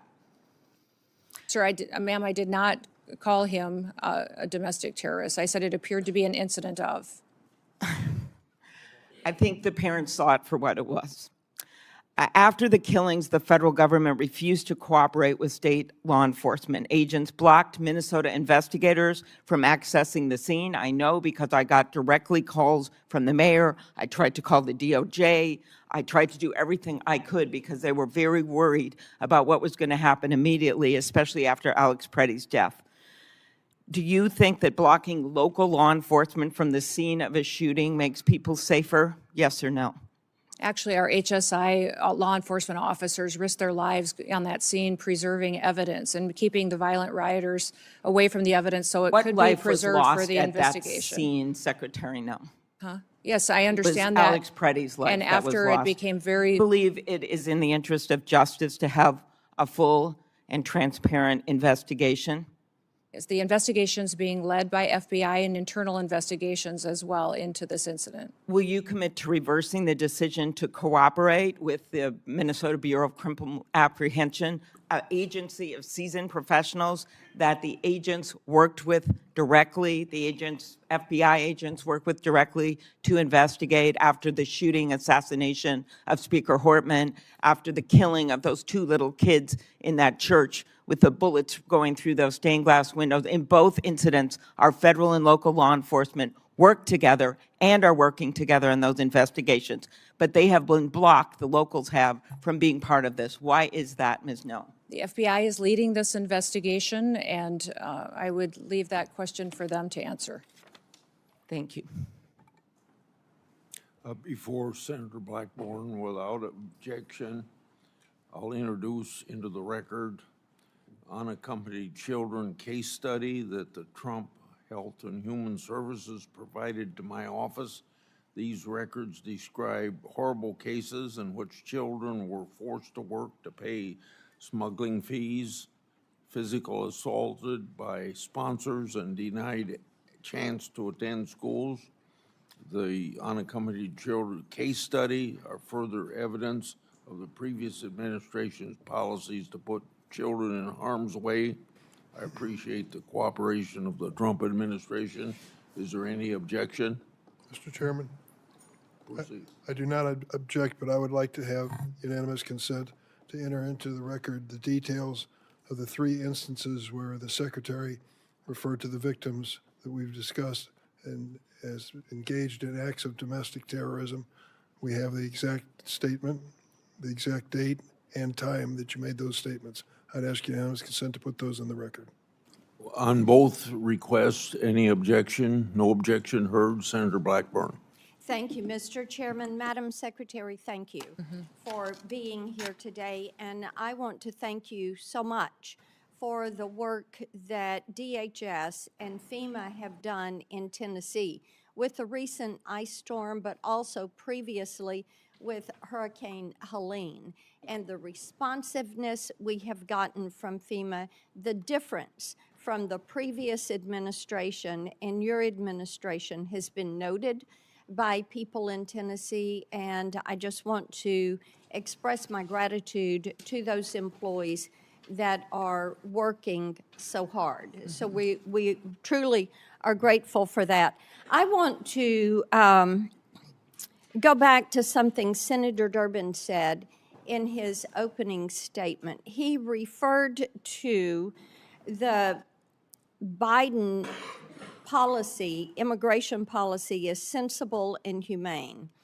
And in his comments, he said there was a sensible and humane way to deal with immigration, but he felt like Biden's policy was sensible and humane, and what you all are doing is not sensible and humane. And this struck me because the Biden administration allowed hundreds of thousands of those illegally entering the country. We have seen hundreds of thousands of migrant children that have been lost. There is nothing sensible and humane about that.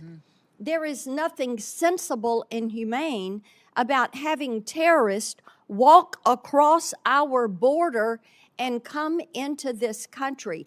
There is nothing sensible and humane to these wonderful families who are grieving the loss of loved ones, that somebody illegally came in the country and took the life of their loved ones. So those comments really struck me. And I want to provide you the opportunity to respond to what Senator Durbin supported, the Biden immigration policy. We had hours and hours of hearings dealing with such. He supported the Biden DHS. But to me, there is nothing sensible and humane about allowing millions of people to violate the rule of law in the United States. And I yield to you for a response. Yes, well, thank you, Senator. When you look at the Biden immigration policies, I think Senator Durbin is ignoring the consequences of illegal immigration. Over 30% of the young girls that crossed that border during that invasion were raped and brutally harmed by people along the way. There's nobody that crossed that border, came in from Mexico, that didn't have to pay a cartel member to get into this country. Those cartels have been enriched and made sophisticated and professionalized by the money that Joe Biden facilitated putting into their pockets by allowing that invasion to happen and funneling people into the cartel's hands. I also would say that 4,000 people died during that invasion. When people were coming into this country, died because of the inhumane circumstances that were going on, from the heat that they were having to deal with, from drowning in the river. It was not humane what we saw being facilitated by the Biden administration. So every day, the people at the Department of Homeland Security get up to defend this country and our borders and the citizens that live here. I know, Senator Durbin, that you appear to be very concerned about illegal immigrants that are in this country. I will tell you that as a Secretary of Homeland Security, I am very concerned in doing my job and protecting American citizens. That's my #1 priority, and I will continue to enforce the law and make sure it applies equally to everyone that's in this country. Thank you. Joe Kent, who is the director of National Counterterrorism Center, last year told the House Homeland Security Committee that there are at least 18,000 known terrorists that are here in this country. And I've heard from Tennesseans all weekend long about their concerns. The attack in Austin was really quite unsettling. And the awareness that there are these terrorists that are among the citizens here in our country. So would you lay out, not only for this committee, but for the American people, what steps are you and your team taking right now to make certain that we apprehend, detain, and prosecute these terrorists before they have the ability to conduct any act of evil? Well, Senator, when you let millions of people into this country unvetted, you truly don't know how many dangerous, known and suspected terrorists there may be in this country. We continue to do our investigative work. We continue to look at individuals that are here that may be committing crimes and working with local and state law enforcement where possible. What I would say is anybody that we know that the Biden administration has given green cards to or naturalized. We're going back and re-vetting those individuals, those who came in under refugee programs. We are re-vetting those individuals and interviewing them and talking to them to ensure that they are someone who is here appropriately and they didn't come in under a program that was abused by the Biden administration. We continue to use our intelligence and analysis department under the Department of Homeland Security to gather intelligence and cooperate with other intelligence agencies and with the FBI to go after and to prosecute those who would wish to do us harm. We're grateful for the American citizens that work with us, and we understand that people who are in this country illegally and have final removal orders should be detained. Our priority is going to continue to go after those worst of the worst and to make sure that we are getting them out of our country as soon as possible and brought to justice if they've committed crimes here. There are a couple of bills we were able to fund in the Working Families Tax Cut Big Beautiful Bill back during the summer, and we're so grateful for President Trump and the attention that he put on some of these issues of protecting the American people and making that the priority. And you know, that's a part of upholding our oath. I think many of us were struck last week when the president asked, do you think it's the first order of business to protect the American people? And many of our colleagues on the other side of the aisle just sat there. That was stunning. So we're grateful for this focus on protecting our people. There were two bills, the Prince Act and the End Child Trafficking Now Act. These are pieces of legislation I've pushed forward. Now, this helps with protecting these children that are being trafficked, many of them globally trafficked. We're fully aware that Homeland Security investigations, and I think they're defunded right now during the shutdown, are trying to find some of these traffickers, rescue these children, and return them to their families. These two bills allow the collection of DNA and fingerprints so that we can stop this repeat trafficking of children. And I want you to talk for just a moment about the importance of having this legislation on the books and how you are using this to help break these global trafficking rings. Yeah. No, I appreciate those bills, and I'm hoping that this body will find them important and get them signed into law as soon as possible. Collecting of DNA is incredibly important to making sure that children aren't being abused or trafficked. But we saw many times during the Biden administration where the same child would be used by cartels to move individuals into this country illegally. And so one of the policies we put it back in place as soon as President Trump came into the White House is DNA testing of those individuals coming into our country. When we interdicted them, that we would ensure that they were the family that they said that they should be, and that those children weren't being moved with strangers or abused and trafficked by them. One of the things that has come up regularly when I'm out and about around Tennessee is that we have some of these mayors and governors that have recently demanded millions of dollars in taxpayer reparations for having ICE in their communities. Now, in the case of Minnesota, they're looking at as much as $18 billion in fraud. 18 billion. And what they've uncovered there, what they allowed to happen, whether they want to say they knew about it or they didn't know about it, but it appears they knew about it, and we'll let the investigation bear that out. What do you say to these mayors and governors who are defying the law by having a sanctuary city for illegal immigration, that are allowing rampant fraud of taxpayer money? It is not their money, it is taxpayer money. They allow it to happen, and then they are so brazen and calloused and disrespectful of the taxpayer, they stand up and demand reparations. What do you say to them? Yeah, it's impossible to take them seriously. The hypocrisy of saying that you care about your economy and you care about your citizens when you've allowed that kind of fraud to go forward that they have in these programs. And these programs are there to care for individuals and give services to some of our most vulnerable in society. Those individuals that have developmental disabilities, individuals who need special services in order to care for them and to help those families for a period of time with individuals and their family members that need to be that specialized care. They have stolen that from them, allowed individuals to abuse those programs, and have done it to the detriment of not just their families there, but also the businesses there and the educational entities and even their credibility to speak.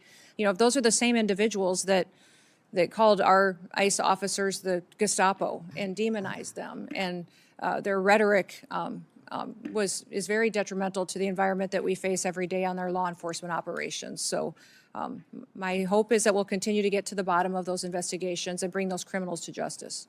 Before Senator Coons, Senator Durbin wanted to. Mr. Chairman, the senator from Tennessee invoked my name several times, so I'd just like one moment to respond. What she said is simply inaccurate. I didn't mention the Biden administration at all in my opening statement.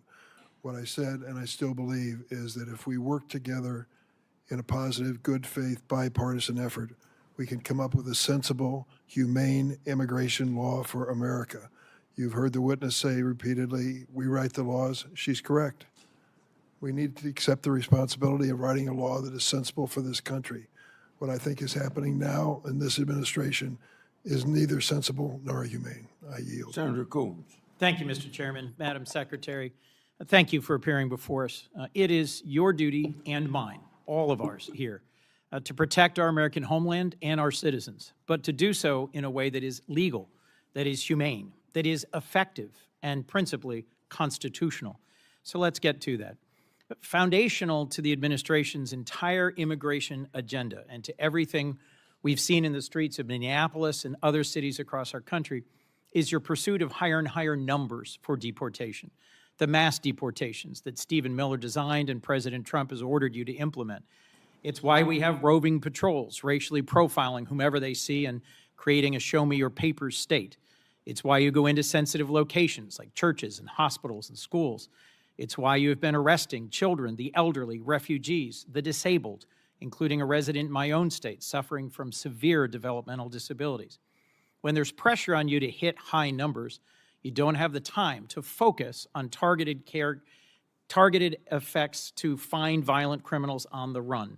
It's easier to simply round up people here breaking no laws and contributing to our communities.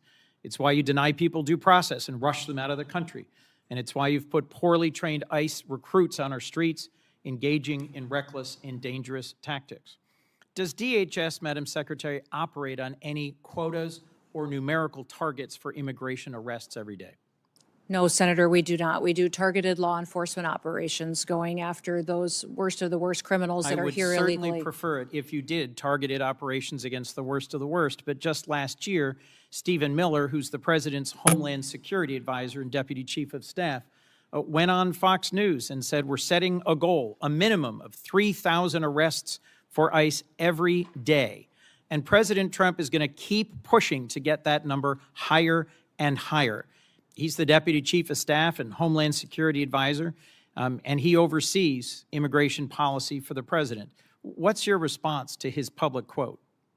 Sir, there is no quotas at the Department of Homeland Security. When we do law enforcement operations, we do them on targeted enforcement, getting public safety threats off of our streets and out of our communities to protect the American people. Thank you. And you agree that setting quotas would actually put improper pressure on law enforcement to conduct themselves in ways that might not be in the best interest of their safety or the public. Senator, we don't have any quotas on our law enforcement Have you operations ever at the issued any department. guidance rejecting the use of numerical targets or quotas? I usually put out notices on things that are impacting our operations. There's been no discussion or requirement on numerical quota targets. Therefore, there would be no need to reject them in a memo unless I feared that they were being implemented, which they're Ma'am, here's not. why I think there might be real value in your putting out a memo saying, I reject any quotas. It's not just what Stephen Miller said last May. He's reportedly, and I have many press accounts of this I can submit for the record, making conference calls, berating agency officials, threatening to fire them, threatening to fire the leadership of field offices that are in the bottom 10% of arrest numbers. I would suggest that it's this constant drive for higher numbers that has been behind a lot of what we've been seeing in terms of the failure to actually focus on the worst of the worst and targeted enforcement, and to instead do things like roving patrols and profiling. Let's move on. Steve Bannon, long an advisor to the president, one of his earliest public supporters, recently said that ICE should be deployed at the polls in the next election. Will you rule out the deployment of ICE or CBP to polling places this November? There are no plans to have ICE officers at our polling locations. And I'm glad to do you- hear that, but would you rule it out? Would you say it will not happen? Do you plan on illegal aliens voting in our elections, Senator? I do not. In Okay, fact, then the there should be Heritage no need to, Foundation, unless you plan on illegal Madam aliens Secretary, the voting. Heritage Foundation recently concluded that over a 20-year period where they reviewed hundreds of millions, billions of voting cases, they found only a small handful of actual cases of illegals voting. So I'm concerned by your rebuttal, which suggests you may be unfamiliar with 18 U.S.C. Section 592. Are you familiar with this federal statute that relates to sending armed men to polling places? There are no plans to send any of our law enforcement officers to But polling Madam Secretary, locations, you're sir. clear it would There be a have been federal illegal crime for you aliens. to do so. There are illegal aliens that have voted, and it's been proven in the past in certain cases in certain states. We provide a program to states. I think we have 27 different states that utilize our SAVE program now to verify individuals that are eligible to vote in their elections. And as states run their election systems, we encourage them to use that to make sure they maintain their election integrity. Madam Secretary, can you understand how when Steve Bannon says publicly, we should have ICE at the polls, and you say there are no plans, that's not enough to rule out the possibility of a violation of this long-standing federal law? Will you issue a directive that ICE and CBP should be nowhere near polling places this November? We have no plans to have ICE officers or law enforcement at polling locations. States are responsible for running their elections, and we're giving them tools and mitigation efforts that they can utilize in order to make sure they maintain the integrity of those elections and that individuals can trust their systems to ensure that their vote counts. Let me move on to training. I was long responsible for the second largest police agency in Delaware. I understand and recognize the critical role that training plays in keeping law enforcement officers safe, in making sure that they perform their important duties as effectively as possible, and that they understand the obligations of policing in a democracy. A whistleblower recently testified that ICE's training process is, quote, deficient, defective, and broken, raising concerns about how you cut training time in half, reducing training hours by 240, and cut out key courses on the use of force and constitutional obligations. He also testified to a culture of fear that pervades ICE and a constant effort to churn out more trained officers in order to achieve higher numbers. Your department put out a statement that the training is the same number of hours that officers have always received. So let's be clear. Is it your sworn testimony today, Madam Secretary, that training hours have not been reduced for any recruit compared to where they were, say, a year ago? Senator, our ICE officers are trained when they come on board the department 56 days. We've changed the format of those days. Instead of 5 days a week, 8 hours a day, they now do 6 days a week, 12-hour days. We also give them 28 days of on-the-job training so they can have more hands-on experience with individuals that have served a longer period of time in law enforcement and have that experienced officer supporting them going forward. What I would say about your whistleblower is that your whistleblower came to FLETC, which is the area academy where we train over 130 different federal law enforcement agencies. He came there after we had changed our program and didn't experience how we trained our ICE officers previous to that on those 5 days a week, 8 hours a day. I don't know how he would speak to how Secretary, ICE used to do that, and this individual was only detailed there for a short period of time, a few months, and was a trial attorney, not an expert in a number of places around the country have faced protests for how they've been conducting their policing. Do you specifically train your new recruits on how to handle peaceful protesters in the context of the First Amendment and their rights? Yes, they are trained in that. And they are annually trained and updated with legal guidance, with constitutional provisions, de-escalation techniques, in driving techniques, medical aid, intervening, use of force. All of those are things that our individual officers are trained on. What has happened? January 22nd, you put out a press release that said enforcement and removal operations, ERO training, was 42 days. But on February 23rd, just a month later, the same day that the whistleblower testified, you issued a new press release saying it was 56 days. You seem to be making it up as you go along. Help me understand how you square those quite different numbers in terms of the total number of training days. Our training for ICE officers is at 56 days with 28 days of on-the-job experience that they get as well. That continues their training, and their specialized training is above and beyond that as well. And we're grateful for those individuals, many of those individuals that have come and joined ICE. We had over 220,000 individuals apply to become ICE officers. We've hired approximately 12,000 of those, and many of those had previous law enforcement experience when they came to serve with us. Last question, Madam Secretary, about Afghans. Americans fought, served, and died in Afghanistan over 20 years. Many of our service members critically relied on translators and on Afghans who served and fought alongside them.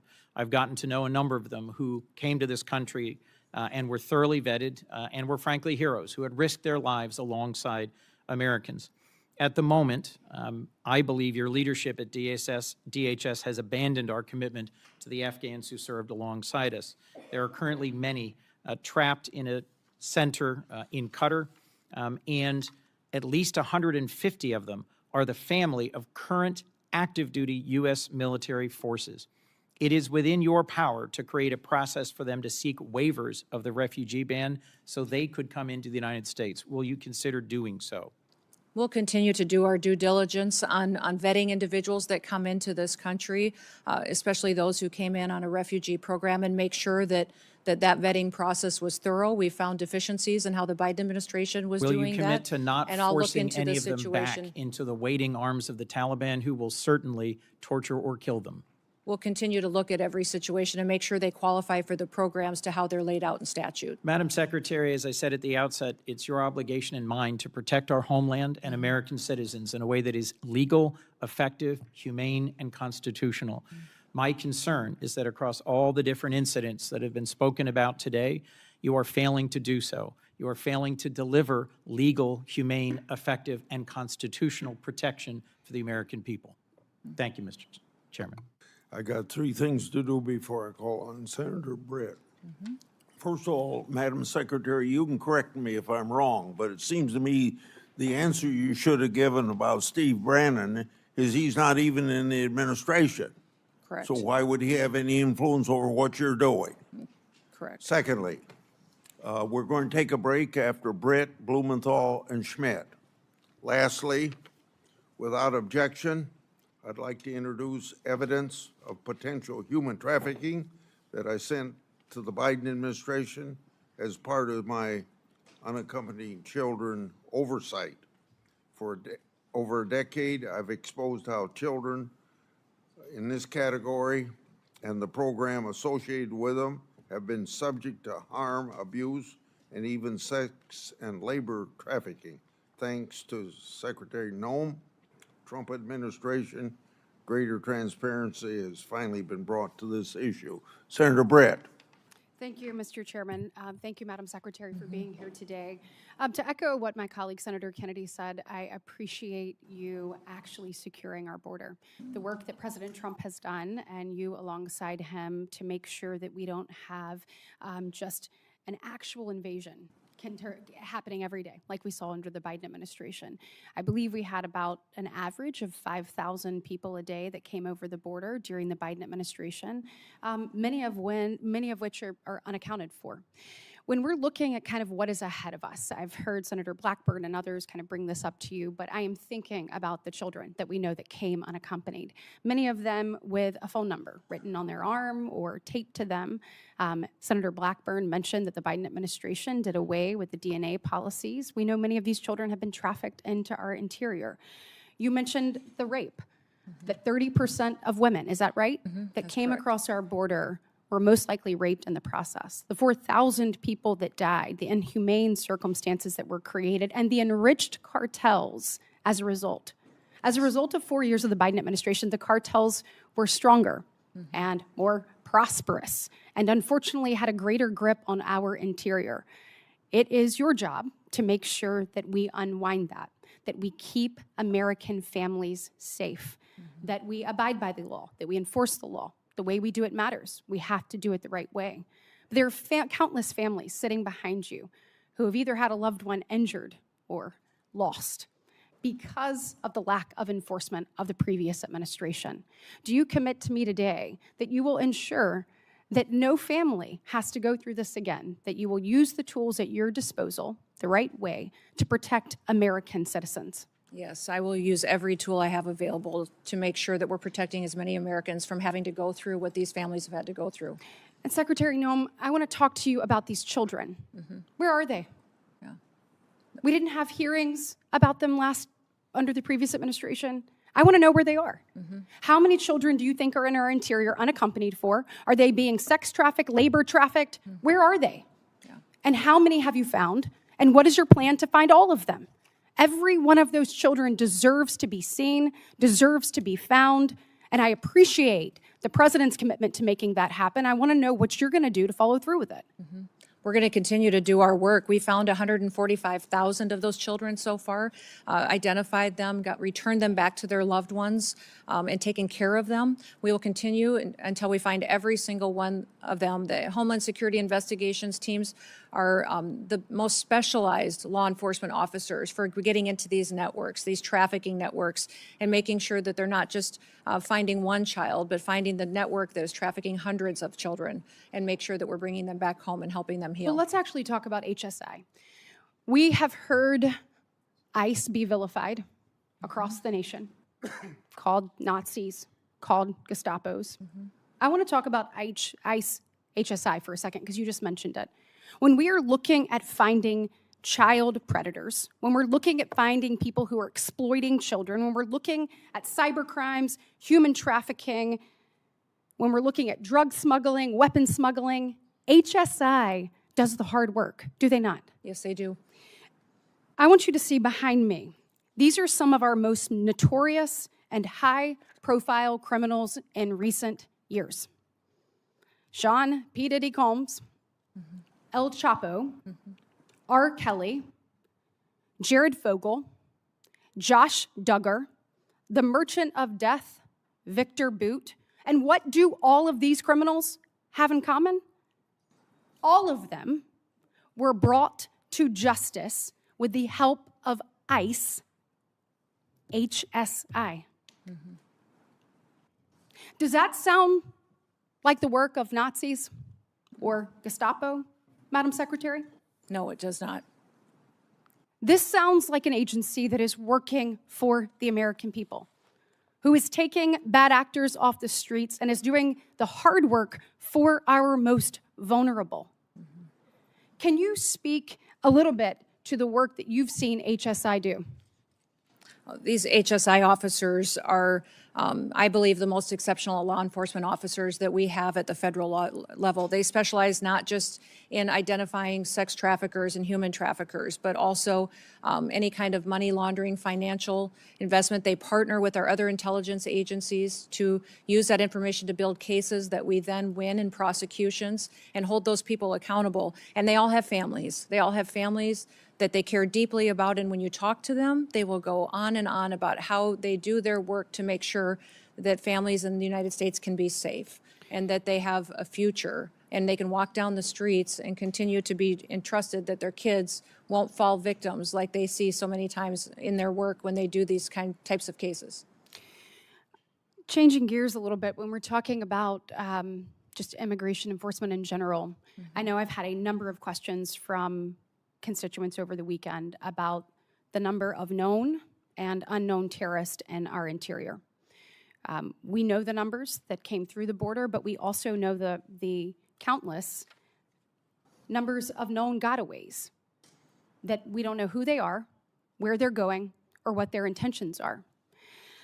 Madam Secretary, what we saw in Austin, I think, was chilling to so many people. We want to make sure that we are doing everything possible to locate terrorists in our interior and to obviously capture and get them out. Tell me what you're doing to make sure that that happens and what the American people need to hear from you.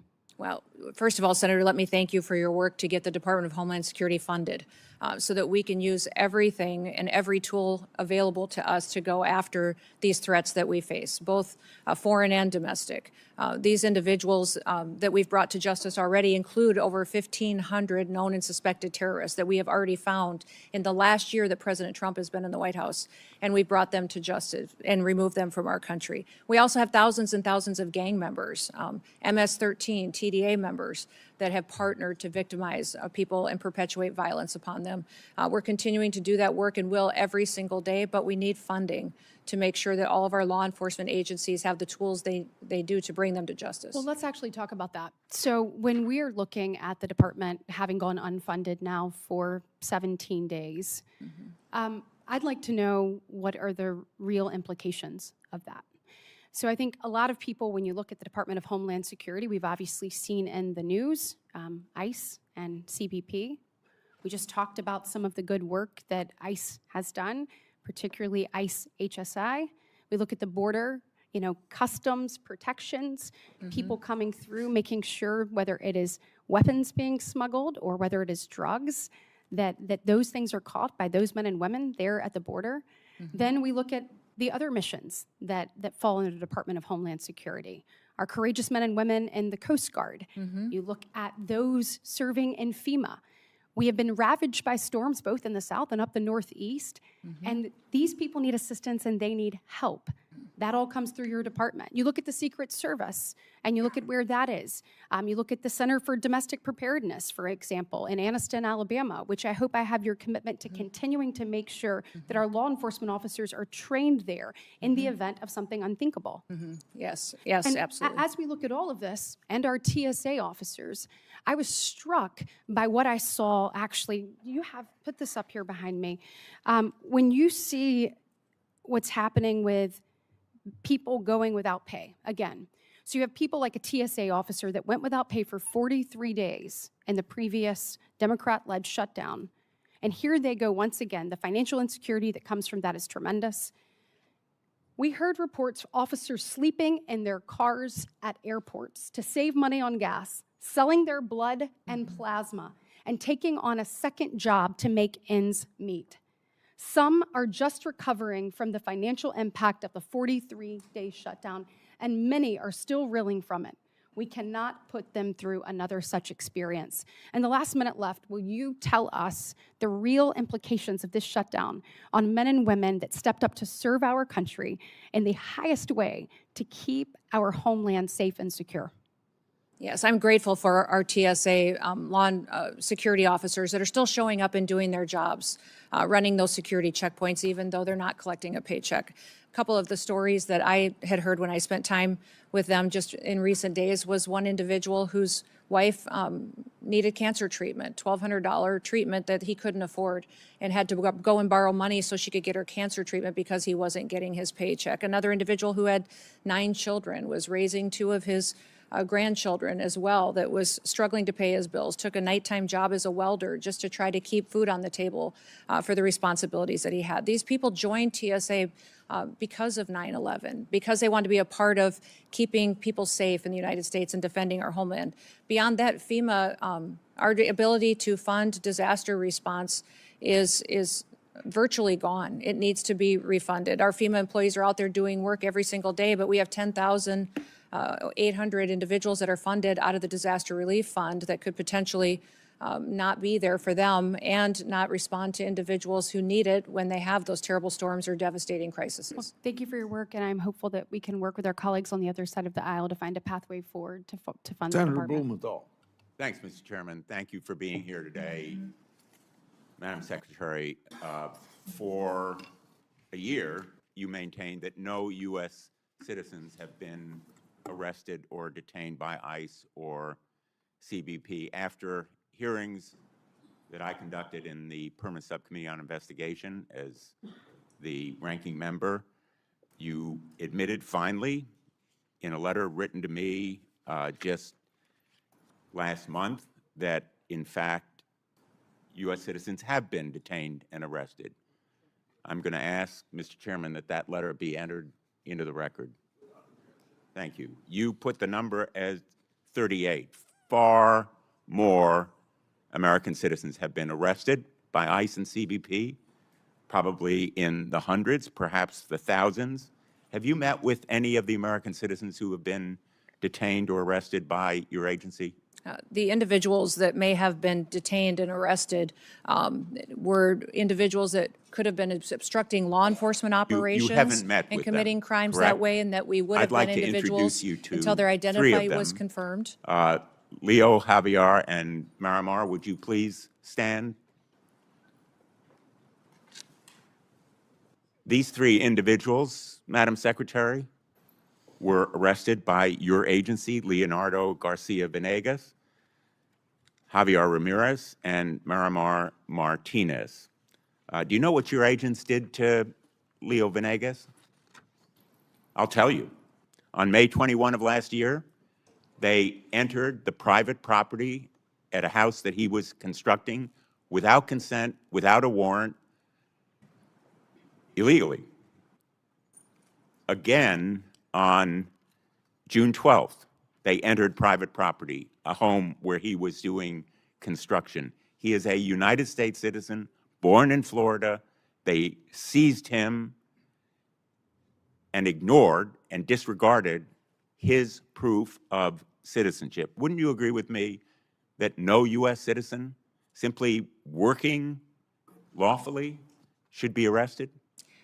In law enforcement operations across the country, there are times when U.S. It's a citizens simple yes or may no. be arrested or detained until Would their you agree identity with is me, confirmed Madam and that they Secretary, haven't that committed a U.S. crime. citizens should not be arrested when they are obeying the law, they have no criminal record, and they are engaged in a lawful activity?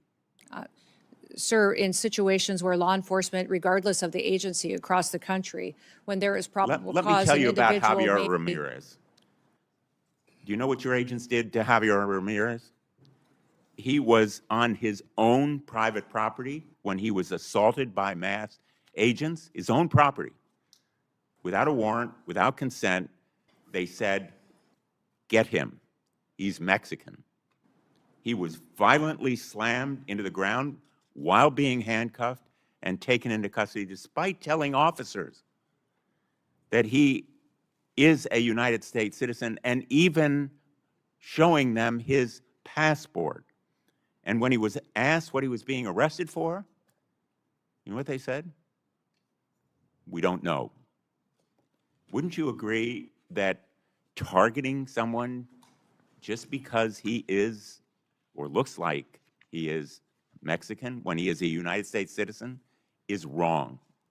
Senator, we do not target people based on their race or ethnicity. We do targeted operations Well, based on criminal backgrounds and this story information goes that we on, have. Madam Secretary. Javier was detained for over 4 days. he was denied medicine that he needed for severe diabetes. He lost consciousness. He had severe hypoglycemia. Wouldn't you agree with me that medical treatment should have been provided to him? Senator, Denied. medical treatment is provided to individuals wasn't in for our him. processing and Wouldn't you agree that detention was wrong? centers. Within 12 hours, they have a medical examination. We get them the prescriptions and medication that they need. They also have a full Will you evaluation. commit to take including- action and to look into why he was denied medical treatment? Yes, I will look into that case specifically for you, Senator. Miramar Martinez is with us Mm-hmm. today as well. She's standing right behind you. She was on her way to donate clothing at her church when she came across an unmarked car. The agents sideswiped her car. 3 masked agents in camouflage stormed out, and one of them pulled out his gun and fired at her moving vehicle, hitting her 5 times. She almost bled to death. Wouldn't you agree that shooting Miramar Martinez on her way to donate clothing at her church, a United States citizen from Chicago, is wrong? Sir, I don't know the situation or the case. I'll look into it to ensure that all Well, the I'm procedures glad were you'll look followed into properly. it. Miramar, by the way, was falsely charged with impeding law enforcement, but the case actually fell apart. The judge dismissed it as being trumped up. He dismissed it with prejudice. And in fact, the agent who shot her, I'm not going to name him, but you know who he is, was quoted on social media the day or so afterward. And he said, quote, "I fired 5 rounds and she had 7 holes. Put that in your book, boys." And quote, "Cool, I'm up for another round of F around and find out." Will you join me in condemning that agent? Sir, that situation, I don't know the details of, but I will look into that. I don't know why you can't join me in saying it was wrong to shoot Miramar, almost cause her death, and then brag about it. Wouldn't you agree with me that it was wrong? Well, sir, the way that you have portrayed it, it appears to be, but let me look into the case so I can speak to the specifics of it. In fact, apparently, contrary to what you just said, you actually supported the agent who shot Ms. Martinez 5 times. He's quoted as saying, when he was asked, everyone has been supportive, including Chief Bovino, Chief Banks, Secretary Noem, and El Jefe himself, referring presumably to President Trump. Is the agent who shot Ms. Martinez still on the job? Sir, our law enforcement officers conduct operations every day according to procedures and to training and the experience that they have. When there is the agent when there is something that who is not shot done Ms. properly, Martinez still on the job carrying a gun? I don't know the details. I will find out and get that information to you. Would you agree with me that he shouldn't be on the job I carrying will a gun? look into this case and get back to you on the details. I'm I not think familiar Americans with it. would find it absolutely terrifying that that agent is still on the job carrying a gun. And the fact that you can't tell me that you will take him off? Sir, do you know who Angel Samanago is? Do you recognize that name? You know, This is I an think we're individual talking about that was murdered an egregious in your illegality state here, by an a illegal violation alien, of rights and trust. duct taped. The answers are It looked very like it was simple, an assassination. And I would have hoped I haven't that heard you say you one could give victim's better name answers today from illegal to these immigrants that 3 are here individuals. perpetuating Would you like violence to say against anything people. to Ms. Miramar, Ms. I'd like to hear you Ramirez, say the or name Mr. of one of our victims Venegas? of illegal criminal activity and fight for one of those victims so that we can stop as many of them from being created in the future by people who should never be in this country to begin with. Illegal Well, individuals the and charges aliens that are against in this Ms. country. Martinez were dismissed with prejudice. let me ask you about a memo that evidently was written by the acting director of ICE. This memo, have you seen it? I can't tell what it says. I see lots of memos. I see Well, this many, memo many a is day. by Acting Director Todd Lyons. It's been frequently referenced in the hearing that I conducted by the whistleblower who testified, Brian Schwank, as being the basis for instructing ICE agents. It specifically says that ICE agents should violate the Fourth Amendment and break into people's homes without a judicial warrant. Do you agree with it? I will look at that memo, sir. I can't read it from here, but if it's referencing administrative warrants, that is the proper legal tool that this body has given us to utilize on immigration enforcement operations. Those administrative warrants were provided and affirmed by the Supreme Court. Let me ask you one last and we'll question. continue to use those. Madam Secretary, does Corey Lewandowski have a role in approving contracts? And if so, what is that role? His role as a special government employee, special government employees work for the White House and the administration. There's thousands of them. So he does have a role. Senator Schmidt. Thank you, Mr. Chairman. Since we're having folks stand up, I would have Laken Riley stand up. I would have Kayla Hamilton stand up. I would have Jocelyn Nangari stand up. I would have Rachel Morin stand up. I would have the beautiful sons and daughters who were murdered by illegal immigrants stand up, but they can't because they're dead. They were murdered by illegal immigrants that were led into this country by Joe Biden. And I think it's important to set the stage, since we're having this oversight hearing, to set the stage how we got here. 5 years ago, something was done that had never been done in the history of our country. We had a president who willfully ignored immigration laws and immigration enforcement, threw open the border to 15 million people who are here illegally, tens of thousands of murderers, hundreds of thousands of hardened, violent criminals. And we can debate why. I know why. They're trying to pump up the numbers for their congressional districts because they lost the case with the American people. But the tragedies that ensued, the tragedies that were left in the wake of this disastrous policy are what we're left with. And your job now is to finally enforce our immigration laws. And they don't like it. They actually don't think that anybody should have to leave. Because if you create the problem so big, which is what Joe Biden and the Democrats tried to do, the only solution is mass amnesty. And I'm here to tell you, we're not doing it. And the mass deportations will continue. Thank God we front-loaded the money for ICE. Thank God we did it. Because it was just a matter of time. Now, by the way, the outrage machine has moved on to something else, so I actually have hope that maybe we'll actually approve DHS funding. But we're not kneecapping ICE. We're not doing it. We're not going to take away the tools that they have to deport criminals in this country who are raping and murdering sons and daughters.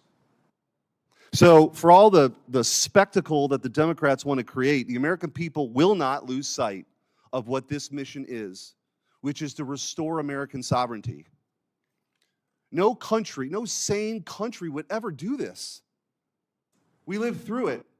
Now it's time to fix it. And this sanctuary status that many of these jurisdictions, there's about 11 that matter the most in this country. But what is that about? What does that really mean? It means that the local leaders will not tell ICE when rapists and murderers and criminals are released from prison so they can be deported. Think about that. Think about that. That's what's happening. And by the way, it's happening in Northern Virginia. The new governor just today said that this brutal killer, Abdul Jallo, an illegal immigrant from Sierra Leone with more than 30 prior arrests, who brutally stabbed to death Stephanie Minter, a mother, an American citizen, less than 50 miles from here. She will not work with ICE. If for some reason this monster gets released, she will not let ICE know when he's being released. Think about that. That's what is happening in this country. So forgive me if I don't want to be lectured by the Democrats on this point. I would think in a different time, in a different place, that we could all actually agree that if somebody is here illegally and they're being released from prison, that we would let federal law enforcement know about it. Apparently not. And so if you want to know why we had the flashpoint in Minneapolis, it's because it's a sanctuary jurisdiction that wasn't letting anybody cooperate. It wasn't responding to 911 calls for law enforcement and encouraging people to engage in this kind of confrontation. So I just want to go through a few of these. I mentioned Abdul Jallo. Let's talk about the difference between states that actually work with ICE and states or jurisdictions that don't. This is the contrast. Cecilio Lopez Vaquez was an illegal alien from Guatemala. He was arrested by the Missouri Highway Patrol for DUI. Cecilio had previously been deported in 2006 and had an active rape warrant in Guatemala. Missouri is not a sanctuary state and turned Cecilio over to ICE. He was deported. Thank God. Hernando Garcia Morales was an illegal alien from Mexico. He was arrested multiple times in New Jersey for crimes including burglary. New Jersey is a sanctuary state, failed to notify DHS or ICE. He was released. On January 9th of this year, he threw a baseball-sized rock at a school bus, shattering a window and hospitalizing a third grader. Ariel Nunez Figueroa was an illegal alien from Mexico with an arrest warrant tied to the murder of 43 students at the Ayotzinapa Teachers College. ICE arrested him in Houston, Texas, not a sanctuary city. DHS deported him on March 6th. Christian Espinozo Sarango was an illegal alien from Ecuador, arrested in New Haven, Connecticut for sexually assaulting a minor. He was charged with multiple serious offenses. Connecticut's sanctuary laws prevented cooperation with ICE, and he was released into the community before being rearrested by ICE. Mayama Sese was an illegal alien from Liberia. She was a former rebel commander linked to war crimes, including recruiting and leading child soldiers. Despite a removal order entered in 2022, she was not taken into custody by ICE until April 19th of 2025. The previous administration refused to deport her. She has now since been deported. Hector Balderas Ahorne was an illegal alien from Mexico arrested in California for a felony hit and run that killed an 11-year-old boy. California, a sanctuary state, rejected DHS's detainer. Hector has a bond of $100,000 that could allow this guy back on the streets. We don't know. If he's released, they're not going to tell ICE. Luis Elias Santos was convicted of statutory rape in Boone County, Missouri. Missouri cooperated with ICE. ICE took him into custody on February 20th, 2026, and assuming he will be deported. Finally, Hugo Rene Hernandez Mendez was arrested in Prince George's County, Maryland, for DUI. The county did not cooperate with ICE and released him. Months later, he murdered Dakara Thompson, a 19-year-old woman. She would be alive today had Maryland cooperated with ICE. I don't know how you explain this away, but I just want to ask you, Madam Secretary, how critical is it for the operations of ICE to deport these monsters to be able to work with local leaders?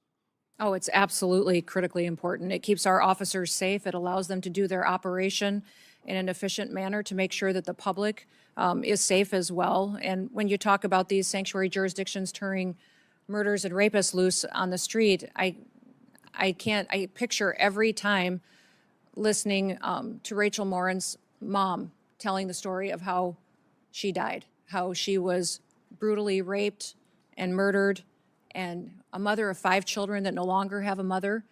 And that individual who raped and murdered her was released 3 different times. back out to perpetuate more crimes. And that's what I don't understand, the argument that these Democrats are making. Do we have to wait until someone who's in this country illegally creates another victim before we hold them accountable and get them out of our country? Why do we have to wait until there's more murder victims? We need it more in sanctuary cities. I want to ask you real quickly, we've talked about illegal immigration, the time I have left, legal immigration and the abuses we've seen. I've written to you about H-1B and OPT, and for those listening, the H-1B program was marketed as a program to bring in the best and the brightest for people, for jobs that we don't have people for. That's been patently false. What's happening is this abuse is that American citizens are being displaced by cheaper, more obedient foreign labor. The abuse has been pretty rampant. I've written to you about that. And the OPT program, which has become visa mills for universities, taking away opportunities for American students because they don't have to pay taxes on the foreign labor for at least a year if you have this visa for OPT. Anyway, there's been rampant abuse we've seen. I've written to you about this. I appreciate your response. I want to just, with the remaining time, you committed in that letter to reevaluate OPT's scope and duration. I just want to ask you, what's the timeline for that review, and will you commit to completing that reevaluation this year? Yes, we are. We're continuing to do that review now, and it will be completed here in 2026. Thank you. Thank you, Madam Secretary. Thank you. In 30 seconds, we'll take a break. I want to say law enforcement continues to face a record amount of threats in the course of their duties. This is unacceptable. As I mentioned earlier, any loss of life is a tragedy. When rare instances occur, potential misconduct is investigation, and these investigations should play out. We'll take stand at ease for a few minutes.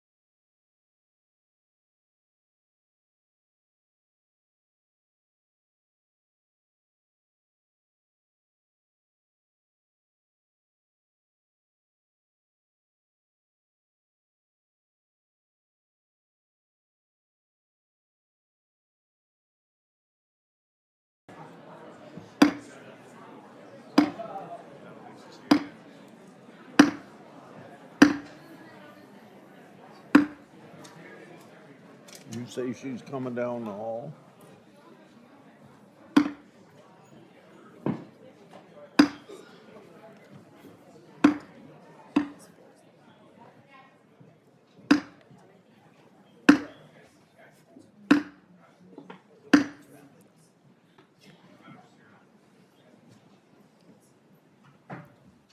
The secretary's just about here, and when she gets here, Senator Ronald will be the first person to question.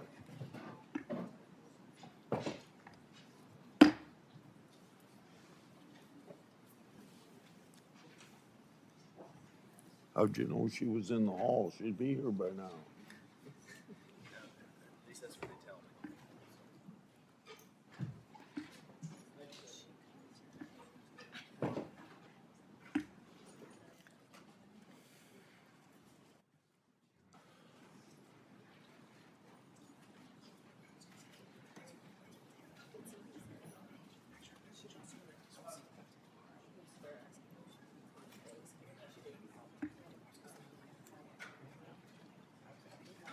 Is she coming through this door? Yes, sir. She'll come through here. Go see if she's coming down the hall. She's down the hallway. She's walking down the hallway now, sir. Yeah. I just checked, the secretary is coming.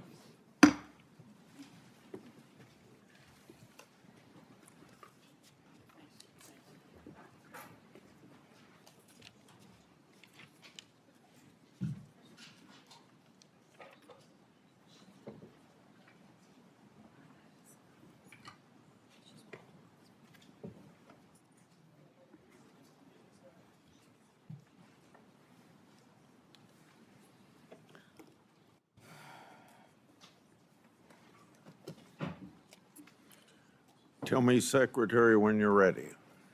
Yes, Mr. Chairman, I'm ready. Yes, sir. You're ready? I'm ready, yes. Senator Verano? Thank you, Mr. Chairman. Over the last year, the American people have watched in horror as DHS agents have terrorized our communities. We've all seen pictures and videos of ICE agents dragging people out of their cars, shooting them with pepper balls or worse, murdering people in the streets. This is not normal, but it's what communities being targeted by ICE are forced to face every day under this regime. It is why Americans of every background across the country are up in arms and raising a hue and cry about ICE. My first question, Ms. Noem, last August, DHS attempted to deport 600 children to Guatemala in the middle of the night. When challenged in court, the lawyer representing DHS said a request had been made by either their parent or legal guardian to justify deporting these children. A federal judge found that statement had no support. In other words, no evidence that the parents have been asked. That statement by the lawyer representing DHS was false? That was a lie? Yes or no? Ma'am, in that situation and in many others, we're working to return children back to their parents so they can be with their families. And specifically in Guatemala, we were stopped by an activist judge from returning those children to Ms. some of their Noem, family the members. And we'll answer continue to is work to reunite that them was a lie so that because we the can keep judge people said together. you lied. These poor Your angel families attorney behind me will lied. never have their children again. And Reclaiming that's my one of my time. motivations every day. After DHS agents shot Marimar Martinez 5 times, 5 times, your department was quick to label her a domestic terrorist and claim that she ambushed and rammed federal agents with her car. She was even criminally charged, only for those charges to be completely dropped when body camera footage showed the truth, that during the incident, the DHS agents announced that it's time to get aggressive and then rammed her car. Secretary Noem, DHS was lying when it said Ms. Martinez was a domestic terrorist who ambushed federal agents? Yes or no? That was a lie. Every day, our law enforcement officers face tragic situations on the ground. They Ms. work Noem, every day to I am bring not public hearing safety yes or threats to no. justice. You know what? You actually had to dismiss the lies that you alleged against Ms. Martinez. So that was a lie. Next. After DHS agents shot and killed ICU nurse Alex Preddy, you were also quick to label him a domestic terrorist. Even before an investigation began, you said he was brandishing a gun, a firearm. You also said he was apparently trying to do maximum damage and massacre law enforcement. The videos show that Preddy had a phone in his hand while helping a woman who was pepper sprayed. He never touched his gun. After DHS agents pinned Preddy to the ground and your agents removed the gun, they then shot him at least 6 times, killing him. Secretary Noem, when DHS claimed that Mr. Preddy was a domestic terrorist who was brandishing a firearm, that was a lie. Yes or no? That investigation is still ongoing, being led by the FBI, but when that horrific day happened in that tragic situation, we continued to relay information from agents on the I'm ground not hearing to get your answers information to a the American simple public. yes or no questions. So moving on. Secretary Noem, in this photo, this man is on the ground and there are multiple people holding him down. Yes or no? Yes. You see? Yes or no? Yes, he's laying on the ground, and there are Yes. multiple people with their hands on him. Yes. So that is what the American people saw. This man is completely subdued on the ground with multiple DHS agents on top of him. Despite being pinned down, a DHS agent soaks him with pepper spray, which can blind and burn a person. You can't even see his face. That yellow substance is pepper spray because your agent deemed it necessary to cover his face with pepper spray. Next photo. In this photo, the man with the clergy collar is surrounded by multiple DHS agents. Yes or no? Yes. Showing you a picture, yes or no? Yes, ma'am. That is what the American people saw. This man is Reverend David Black, who is the senior pastor of the First Presbyterian Church of Chicago. He had his arms up in prayer when ICE agents fired pepper balls directly at his head. They shot him 7 times, including twice in his head. Next photo. In this photo, do you see the woman on the ground? Yes or no? Yes. That's what the American people saw. This is just after your DHS agent violently shoved her against the wall and down to the ground in front of her 2 young children. She later went to the hospital. Secretary Noem, under your leadership, DHS attacks Americans and acts as if the law doesn't apply to them.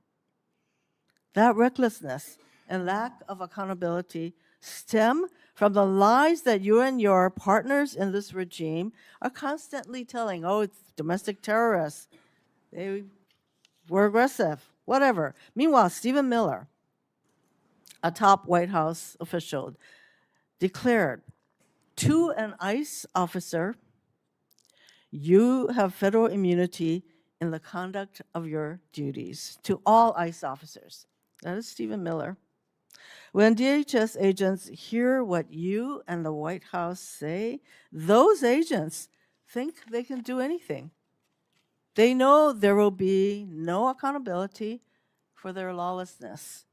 They know that when they fire their weapons without restraints, you will immediately and reflexively blame the victims and label them domestic terrorists, regardless of the circumstances or facts. That is exactly what happened when DHS officers shot and killed Renee Good. DHS agents pulled up to her car, surrounding her. Moments later, a DHS officer shot her 3 times through the car window. She died. In response, you blamed Renee Good, saying she committed an act of domestic terrorism. Vice President Vance was then quick to say that the ICE officer who killed Ms. Good is protected by absolute immunity. No wonder we saw DHS shoot and kill another innocent person mere weeks later. The lies that you and this regime spread are creating a culture that fosters abuse of power. This is the reason we need clear guardrails on DHS. No more masks, no more warrantless searches, no more roving gangs of officers terrorizing our communities. We need DHS to meet the same use of force standards that local police need to meet. They have the same requirements to identify themselves like local police have, and use the same warrants that local police use. In other words, we need immediate guardrails to rein in the lawlessness that you have unleashed. Mr. Chairman, I am done with this witness.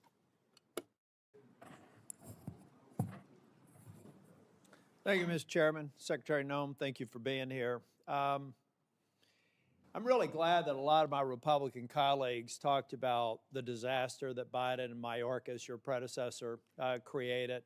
It was absurd. You heard the things from Senator Britt, people that came over here who themselves were traumatized by the very people who then come to this country and traumatize American citizens. You heard Senator Schmidt saying the same thing. A lot of us are very frustrated with the disaster that President Biden left behind and a failed DHS. It's why I'm angry, and it's why I've been critical of you, Secretary Noem, because we're missing an opportunity. Ladies and gentlemen, one of the reasons President Trump won a year and a half ago is because people were sick and tired of a Democratic administration's open border policy and allowing millions of people to come to this country, 1.7 million called gotaways. We don't even know where they are, but we know when you pay a premium to a cartel to get them into this country, they're bad people. Now, why have I been critical of Secretary Noem? Because I don't think we're focusing on, we have limited resources. ICE can't be everywhere at once. There's very few people in Capitol Hill that support law enforcement more than me, including the sworn ICE officers. In fact, I've just been told, fortunately, in about a week and a half, we're going to get a plaque on the wall over the Capitol thanking the Capitol police officers and all the agencies that responded on January 6th. All those thugs have actually been pardoned, and yet we haven't thanked the Capitol police officers for their work here. So when I say I'm unapologetically pro-law enforcement, you can count in every single sworn officer in Homeland Security. So why am I disappointed with Secretary Noem? Because we're not going after enough people who did this damage at the expense of running numbers that Stephen Miller wants out of the White House. We just want numbers. We want 1,000 a day, 6,000 a day, 9,000 a day because numbers matter, right? No, they don't matter. Quality matters, not quantity, quality. And what we've seen is a disaster. Under your leadership, Ms. Noem, a disaster. What we've seen is innocent people getting detained that turn out are American citizens. I could talk about the culture that's been created here with Stephen Miller aiding and abetting. I heard first reports that he was the one that said it was a domestic terrorist situation where 2 people lost their lives in Minneapolis. I've heard that report. Maybe you can refute it. I don't know that we'll have time for you to respond because I'm giving you a performance evaluation here. I'm not looking for a response. And I'm saying, Ms. Noem, that time after time after time I've been disappointed. But before I get back to looking at the vicious people that did this damage to these families, I want to talk a minute about FEMA. You have a policy right now that anything over $100,000 has to go through your desk for approval.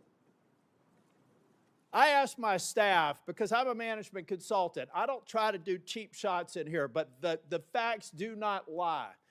This is your administration for FEMA response. This is President Trump's first administration. Which one would you like to have? If you're a state that has a $60 billion disaster, your biggest disaster in South Dakota that I can tell that when you were an elected official was about $500 million. So 1/100th of this single storm where thousands of people are hurting in North Carolina and you're just barely catching up.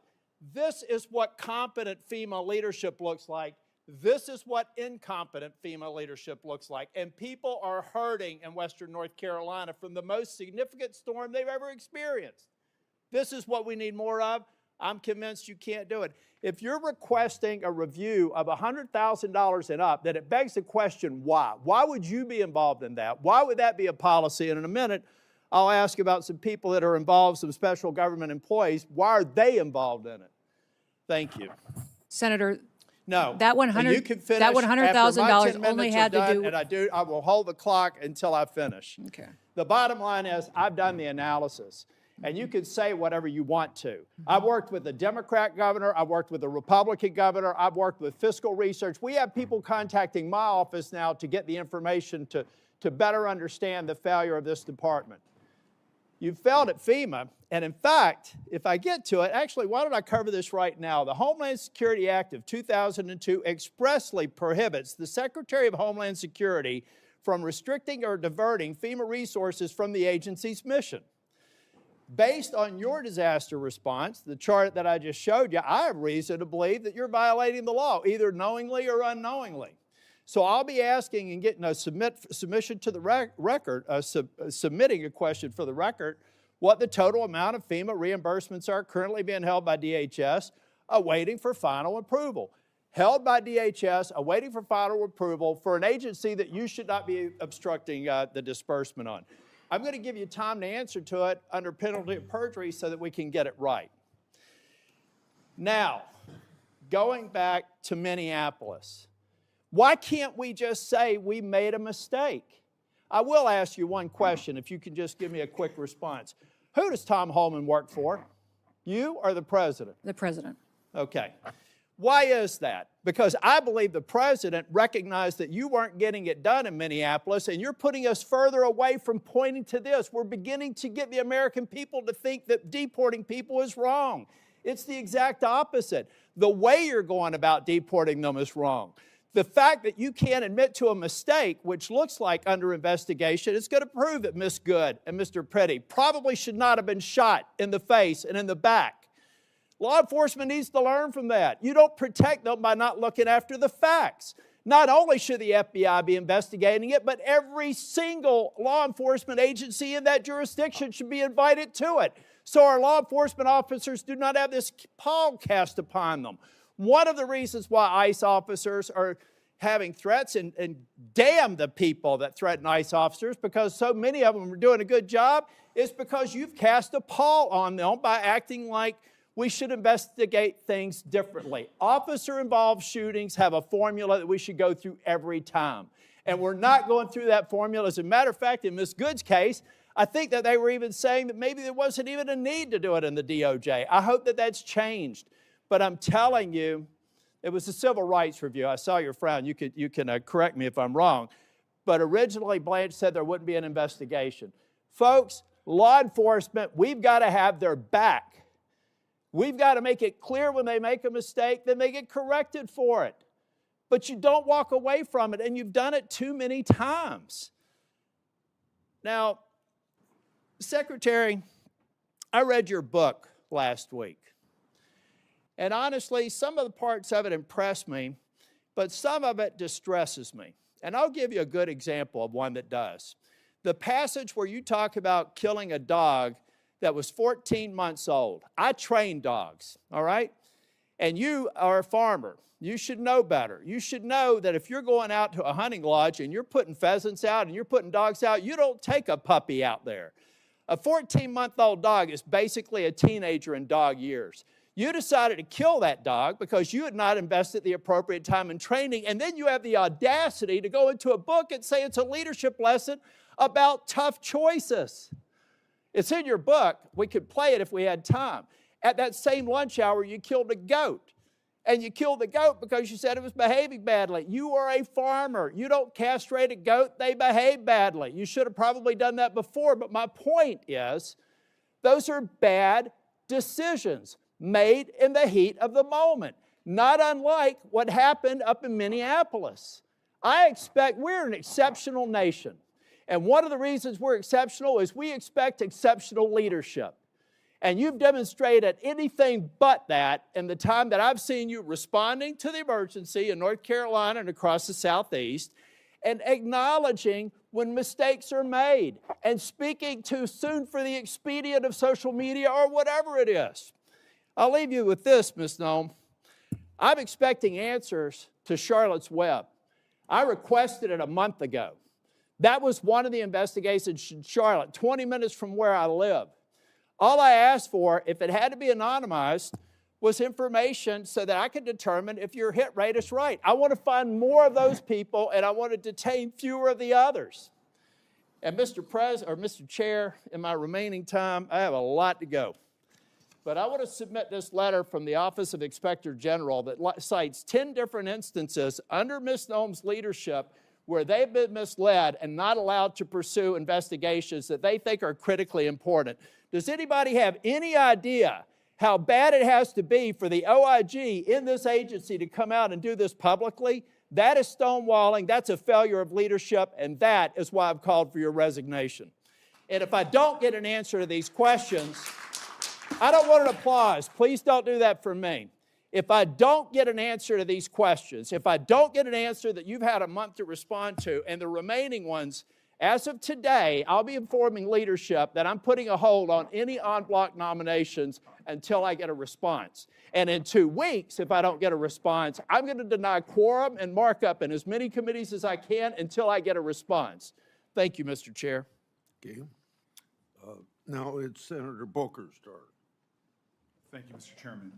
Secretary Noem, you're in charge of your agency. The buck stops with you, correct? I'm in charge of my agency, what? The buck stops with you, Yes, correct. And you had to swear an oath to the Constitution before you took this job, right? Correct. So one of the most sacrosanct ideals of our nation, enshrined in our Constitution, is freedom, is liberty. Mm-hmm. It is an idea that the government has a very high standard should they take away liberty and freedom from an American citizen. How many U.S. citizens has DHS detained as of last October? Senator, if you're talking about detained and arrested, is that those that have been violating and obstructing our law enforcement operations? Is that what you're referencing? Because it could be hundreds and hundreds. We have faced violent riots across the country, you are specifically saying in Portland and in the only Minneapolis. people you've detained are committing crimes, but you and I both know No, that's I not haven't true. said that. I didn't so say then that. how I asked many which ones you were people referencing. have you detained? I can't give you an accurate number because we've literally detained and arrested many for those obstruction of law enforcement operations, and So also public others records, that had probable let me tell you cause, what my staff researched. and then released May once I yes. continue? Public records are showing that over 170 incidents of your agency unlawfully taking away the liberties and freedoms of American citizens. This includes 20 children, 20 American kids that your agency detained. how long can your agency detain an American citizen? We don't detain children and separate them from their parents. Those parents have chosen You're telling me to under keep their oath child right now. with Hold on. them. I just want to be clear. You're telling me under oath right now that your agency has not detained American children. Those parents have chosen to keep their children with them. We don't separate families So- like the so Biden hold on. administration Let me did. continue. We keep them Let me- together, and parents please have the let me option continue. on if they want their child with How them long or do not with them. detentions last when you detain an American citizen? How long do they last? We don't detain American citizens, and if there's well, probable cause. Let me give you, because you are not speaking truthfully under oath. Isaiah Pena Salcedo, a U.S. citizen living in California, was detained more than 70 hours, almost 3 days, even after he showed ICE agents his passport. My colleague, Senator Blumenthal, gave you example after example. He brought people here who had something else we Americans consider sacrosanct, our home, our property. Your masked agents jumping out of unmarked cars have broken into, considerable property damage occurring, into American citizens' homes. Case after case of this, and you sit here before me and claim the buck stops with you, but you don't even know the names of these individuals. I ran New Jersey's largest municipal police department. When my officers engaged in misconduct, you can be damn well sure I knew about it and I investigated it. And yet you have situations where your officers are violating the sanctity of people's homes, arresting and detaining them and holding their children. And you're acting as if you don't know about it and saying that under oath. Miramar Martinez, who is here right now, on her way to church, an American citizen going to church, not just to worship, but to donate clothing. Your officers shot her multiple times. The case was thrown out of court, and you represent here that you don't know about it. In New Jersey, are you aware of your officers' activities in places like schools? Are you aware of your officers' activities at our public schools? Sir, we don't go into schools and do targeted law enforcement operations. We do targeted law enforcement operations like other agencies So and you're law telling me that enforcement ICE do. officers entered the grounds of a high school in Minneapolis? That's a fact. Elementary school children in New Jersey are terrified of your agents. When they came upon a school bus stop, they fled. Another school, a higher education, Columbia University, your agents reportedly lied to students, told them they were searching for a missing person to gain access to private spaces, to non-public areas of campus. Secretary Noem, these are kids. They're terrified in our communities. How do you think that affects them when children in my state go running, fleeing, and often you all pursue children, throwing them to the ground, getting on their backs, putting them in handcuffs? I want to talk to you about this incredible empire of for-profit companies that are profiting at rates we've never seen, and the way you're using money. Let's drill down on the warehouses that DHS has been buying over the last several months, totaling hundreds of millions of dollars. Are you familiar with the acquisition of a warehouse DHS recently bought in Roxbury Township, New Jersey? Yes. You are familiar with that? Mm-hmm. I'm Do you familiar know that how it's- much you spent for it? No, sir, I do not. $129.3 million. Do you know how much it was assessed for in New Jersey? Sir, we're purchasing centers across the country to build efficiency into our detention system. Efficiency to so that me, we as can, a person who's run tight budgets before and had taxpayer dollars, you paid $129.3 million for a facility in my state that was assessed at less than half of that, at $62 million. To work for a president that says he's a great deal maker, I can't believe he thinks that you're a great deal maker. But what's worse than that is that the Roxbury Township Council, comprised entirely of Republicans, voted unanimously earlier this year to oppose that facility. My office tried to facilitate a meeting between DHS and local officials so that ICE could hear their concerns, yet DHS did not even respond. That is unacceptable, that you all would enter a town. You wouldn't even follow environmental reviews or have conversations with local officials about the resources, from emergency resources to fire resources and more, that you're going to pull down. You didn't even have a conversation. Secretary Noem, do you comply with court orders? Yes, we do Your comply with court agency orders. complies with court orders. Yes, we That- comply that with federal again, court you were orders. saying under oath that you do, and yet we know in January the chief judge, Republican appointed for the Federal District of Minnesota, found that ICE had violated nearly 100 court orders since January 1st alone. In my state of New Jersey, last month, the chief of staff to Deputy Attorney General admitted in my state that New Jersey District Court, in the New Jersey District Court, that the government had violated 52 separate court orders, all involving cases where immigrants successfully challenged the legality of their detention. So this, again, is a constitution that you swore an oath to, and one of the most important ideals is that no one is above the law. You are violating the separation of powers, violating court orders, and routinely violating the civil rights of Americans. This is a reckless and out-of-control agency that you are responsible for. You seem to have no situational awareness whatsoever of some of the most egregious examples of Americans being completely attacked, violated, undermined in accordance with our laws by their own government. And this is what is phenomenal to me, is immigration was your president's #1 issue, overwhelmingly popular with the American people. But now it's overwhelmingly unpopular.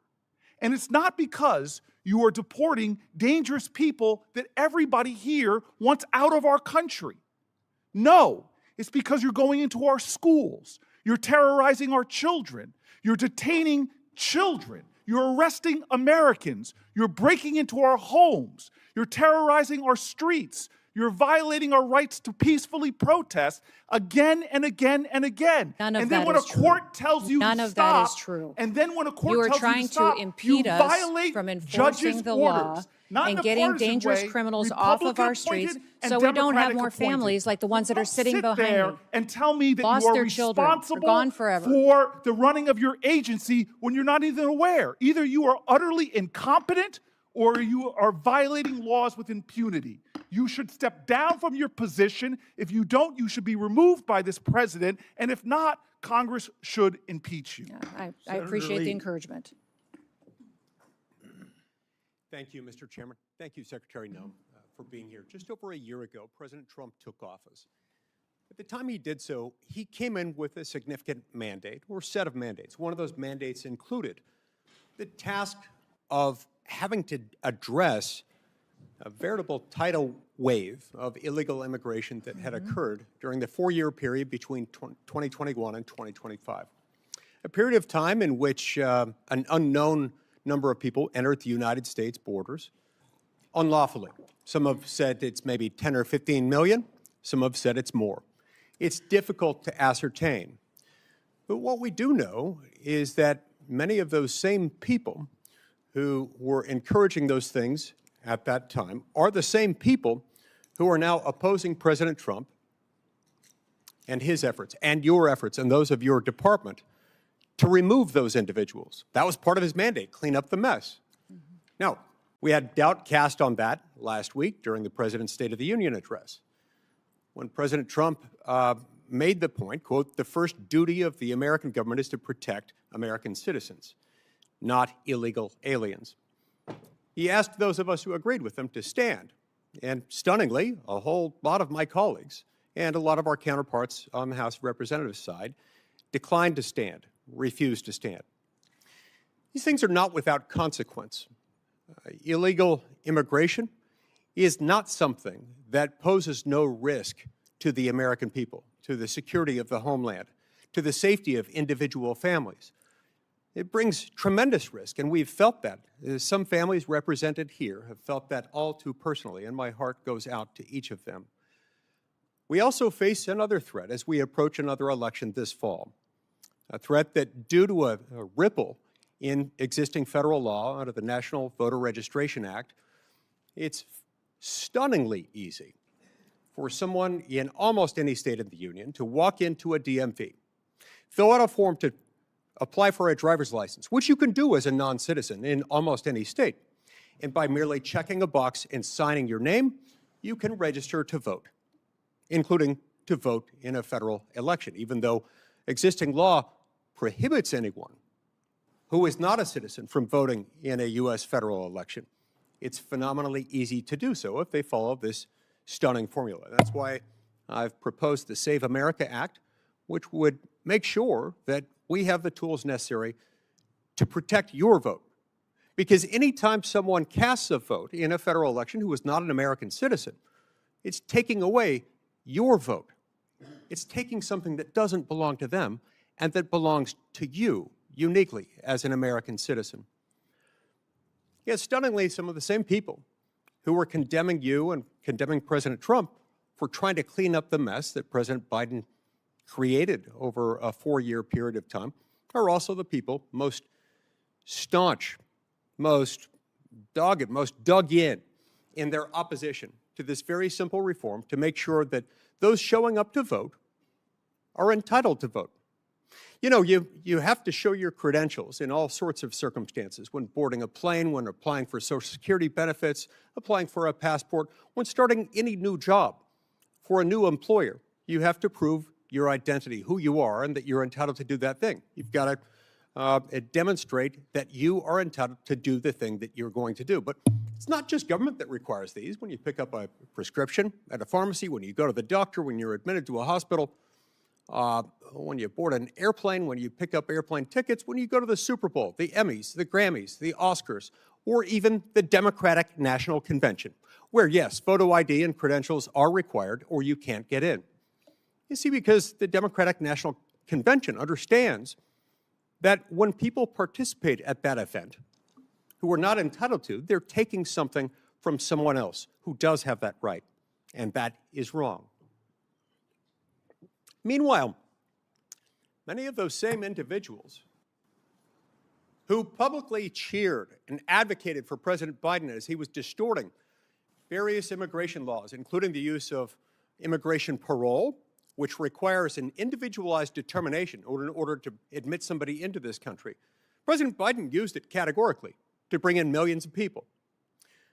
With respect to our asylum laws, he just opened the floodgates and started treating people as if they were asylees just for having submitted an asylum application, then let them off into the interior of the United States saying, we hope one day you will show up to your immigration hearing where you'll have an individualized determination.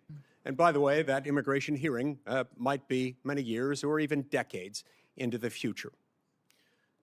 So the same people who were applauding that are now condemning you and condemning President Trump for just trying to enforce the law. And those very same people today want your department, the entirety of it, to remain shut down, to remain defunded. Secretary Noem, tell me how that is affecting your operations within the department.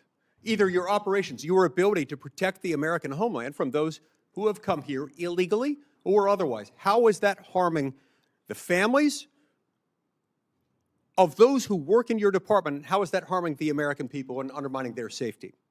Well, the patriots that work at the Department of Homeland Security still get up every day and do their jobs and work hard to protect the American people. There's individuals in some of our departments, though, that have been furloughed, that it's not an option for them to come in and they're not getting paychecks. They're not able to pay their rent, put food on the table for their kids. Our cybersecurity agency has lost hundreds of workers that have been furloughed. We've got weapons of mass destruction that does training for detecting bombs and terrorist activities across the country and works with our local law enforcement, has been furloughed and is not on duty today. We have ICE and CBP and officers at Secret Service and some Coast Guard elements that are still there and are essential employees that are showing up and doing their jobs, but their support staff isn't able to work, and their contracting isn't getting done, and their management practices aren't getting done, and those families are struggling. Many of these TSOs at TSA that are running these security checkpoints are borrowing money so that they can get through a short period here without paychecks, but they just got through one of those, and they're still in debt from paying the fines and penalties for late bills. So we are damaging families to make a political point, that the Democratic Party is damaging families long-term to make a political point when it has no effect on what we're able to do for immigration enforcement out there every single day because that agency is funded. Now, you've heard from some of those same colleagues of mine today on this stand that they're negotiating, that they've made their offer, that they've made it fairly easy for us to fund your department with their conditions. Tell us about those conditions and how those would affect you. Honestly, I don't understand what their conditions are at this point. One of the discussions that we had was body cameras. I've already instituted body cameras. They're being utilized on our law enforcement officers. They need to be funded. That is something that Congress has not given us the tools to do that. They talk about masks, yet they're the party that in 2020 mandated masks and penalized and put crimes on U.S. citizens if they didn't have a mask on. And now they don't want our law enforcement officers to be protected from doxing and from threats where people have threatened their families and come after them for just doing their jobs. And that, to be sure, is why they don't want them wearing masks, right? They want to be able to dox them? They want to be able to dox them and to dox their identities and have them be bullied, threatened, and potentially victimized by people out there who don't support them upholding the law. Merely for doing their job. Correct. Doing their job, which means enforcing the law. Now, who in this room would not want the U.S. government doing its job enforcing the law and sending people back to their home country if they came here illegally? I can't imagine why somebody would not want that. It's stunning to me that particularly during a time like this, they'd want to carry out that kind of shutdown operation. Now, tell me this. Over the last few days, we've had a few new developments on the world stage and domestically with what happened over the weekend in Austin and with what happened on the other side of the world over the weekend. Tell me how that has uniquely intensified the effects of the now 2.5-week-old shutdown of the Department of Homeland Security, which has been shut down a couple of times now in the last 5 or 6 months. We have known and suspected terrorists in this country that we don't know where they are. We have always faced threats here on our homeland, and that is our department's duty, is to do all that we can to protect the American people. But when we have conflicts overseas, we see that the ramifications are higher threats here at home as well. And more resources are needed to be out there to do due diligence, to try to do everything we can to prevent any kind of attack on our homeland against our American citizens. If we're going to be a country and if we're going to be a safe country, we've got to fund the Department of Homeland Security. We should focus on nothing else until that's done. Thank you, Mr. Chairman. Before I call on Senator Padilla, I expect DHS, just like any other executive branch agency, to comply with all lawful court orders. That's why we have an independent judiciary. All local and state law enforcement ought to support their federal law enforcement partners. Our laws need to be followed, even in instances where officials might disagree with them. We have this public safety issue because previous administration refused to enforce our immigration laws. The previous administration let millions of illegal immigrants without proper vetting and creating a humanitarian crisis at the border. President Trump and his administration have acted swiftly to address the crisis and with great success. Senator Padilla. Thank you, Mr. Chairman. Secretary Noem. I'm Senator Alex Padilla, the senior senator for the state of California.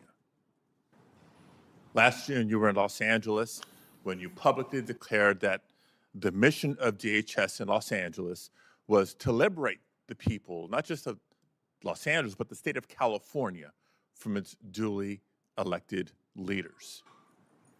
The National Guard that was federalized and deployed into Los Angeles to assist DHS in this mission That whole deployment was deemed unlawful, as I'm sure you are aware. Thankfully, those Guards members and the Marines who were also deployed to assist DHS in Los Angeles have also returned home and to their primary missions. Meanwhile, ICE and CBP are still conducting operations. My first question, the first of several yes or no questions, do you declare mission accomplished? Senator Padilla, our mission is not accomplished until we get every single illegal criminal out of this country and protect American citizens, until we protect all of our children and these families behind me don't ever have to go through what they had to go through. I'm trying to ask a question here. Thank you. Trump advisor Steve Bannon, among others close to President Trump, has called for ICE agents to, quote, surround the polls, unquote. However, your acting ICE director, Todd Lyons, has said, quote, there's no reason for us to deploy to a polling facility, unquote. And just last week, your Deputy Assistant Secretary for Election Integrity, Heather Honey, told a bipartisan group of state election officers on a call that ICE would not be present at polling places. I know this question came up earlier, but I have two specifics. One, which is it? Do you, Secretary Noem, agree with Steve Bannon, or your acting ICE director and your Deputy Assistant Secretary? There are no plans to have ICE officers at polling locations. I'm not certain, Senator, if you're indicating that your party's planning on facilitating illegal aliens voting in our elections. So I respect that you're saying there's no current plans, but obviously plans can change. No plans is the right answer, but not definitive enough. Sending ICE agents to the polls to intimidate voters is illegal. Yeah. And so I want to ask you explicitly, if President Trump or Stephen Miller directed you to do it anyway, with or without a bogus national emergency declaration, would you say no? Sir, there is no plans to send ICE officers to polling locations, and we're not planning on doing that. Are you planning on sending illegal aliens to vote? No, is that that's what already you're planning illegal to do? And extremely, yes, extremely rare. But people have done it now, in the it's past. amazing, and Mr. that's Chairman, what, that we even we have to ask these questions, because just a couple of weeks ago, Secretary Noem, when you visited Arizona, claimed that DHS has authority over certain aspects of elections. So enlighten me here. What statutory authority are you referring to? The Department of Homeland Security has mitigation responsibility over critical infrastructure, and our election system is defined by statute as critical infrastructure. Therefore, it's under our department to put forward and point out vulnerabilities that may be in our election systems, and then recommend mitigation. CISA in elections as a former Secretary of State. Third area that I wanted to ask. I know that states run elections. We just point out vulnerabilities that may exist Mr. Chairman, and offer mitigation. Here.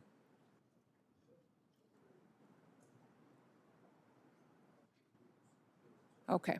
So the nation has watched the violent manner in which many immigrants and citizens alike have been taken into custody by your officers and your agents. In addition to that, 32 people died while in ICE custody last year, and at least 8 more have died in the first 7 weeks of this year. The numbers are a big increase from prior years. Secretary Noem, yes or no, do you care enough about the human rights of the men, women, and children in your custody to improve the conditions as required by the courts?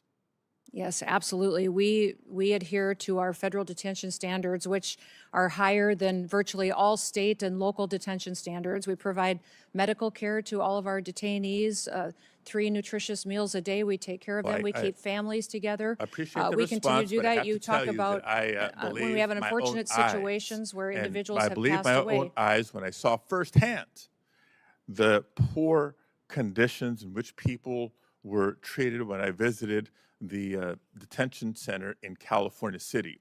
Now, Mr. Chairman, I'd like to enter into the record reports from California-based and national non-governmental organizations, as well as the California Attorney General's Office, about the deplorable conditions at the California City Detention Facility, and a recent court order requiring DHS to address these conditions, if I may, without.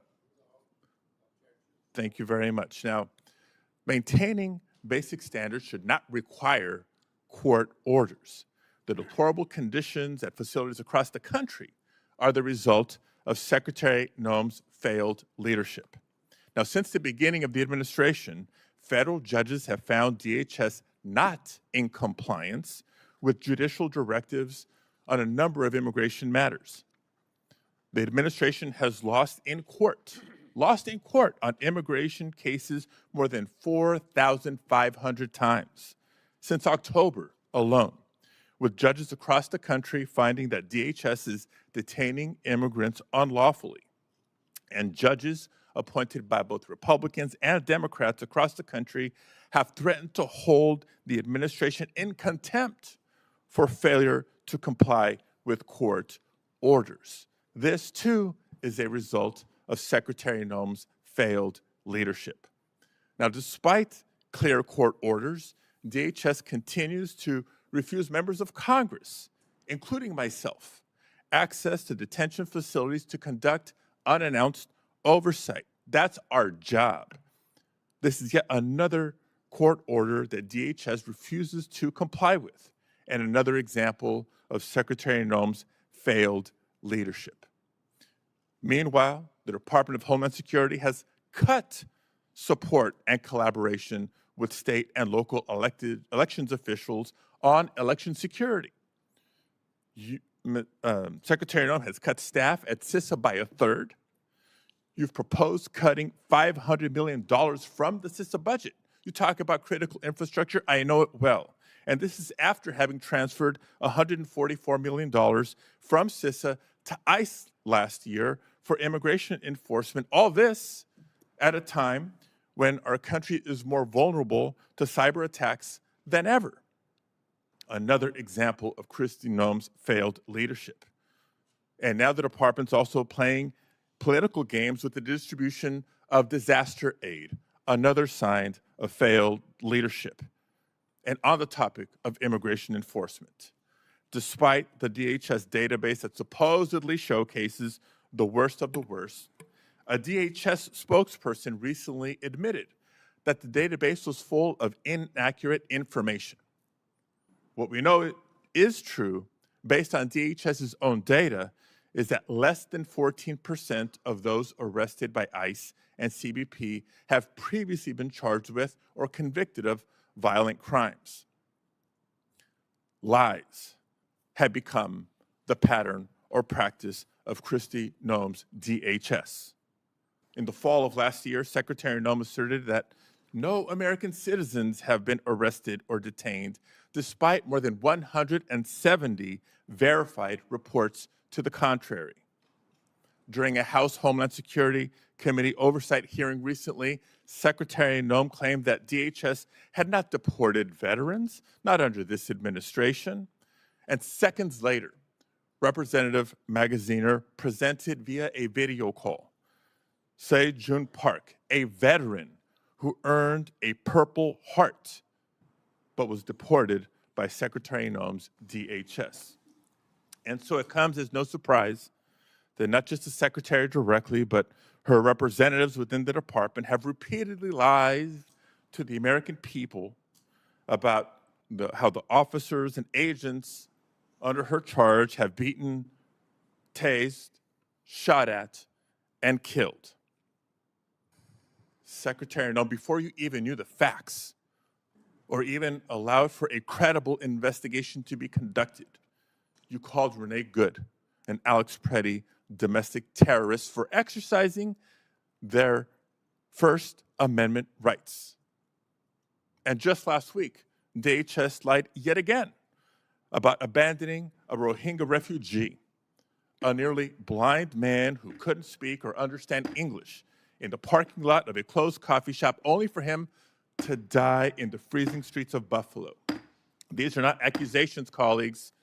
I submit for the record reports, declarations, other documents confirming these lies. For all these reasons and more, Secretary Noem, you should resign, or the president should fire you, or the House should vote to impeach. Did you want those put in the record? Without objection. Secretary Noem, in a couple minutes, if you want to respond. If you don't want to, I'll go to Senator Moody.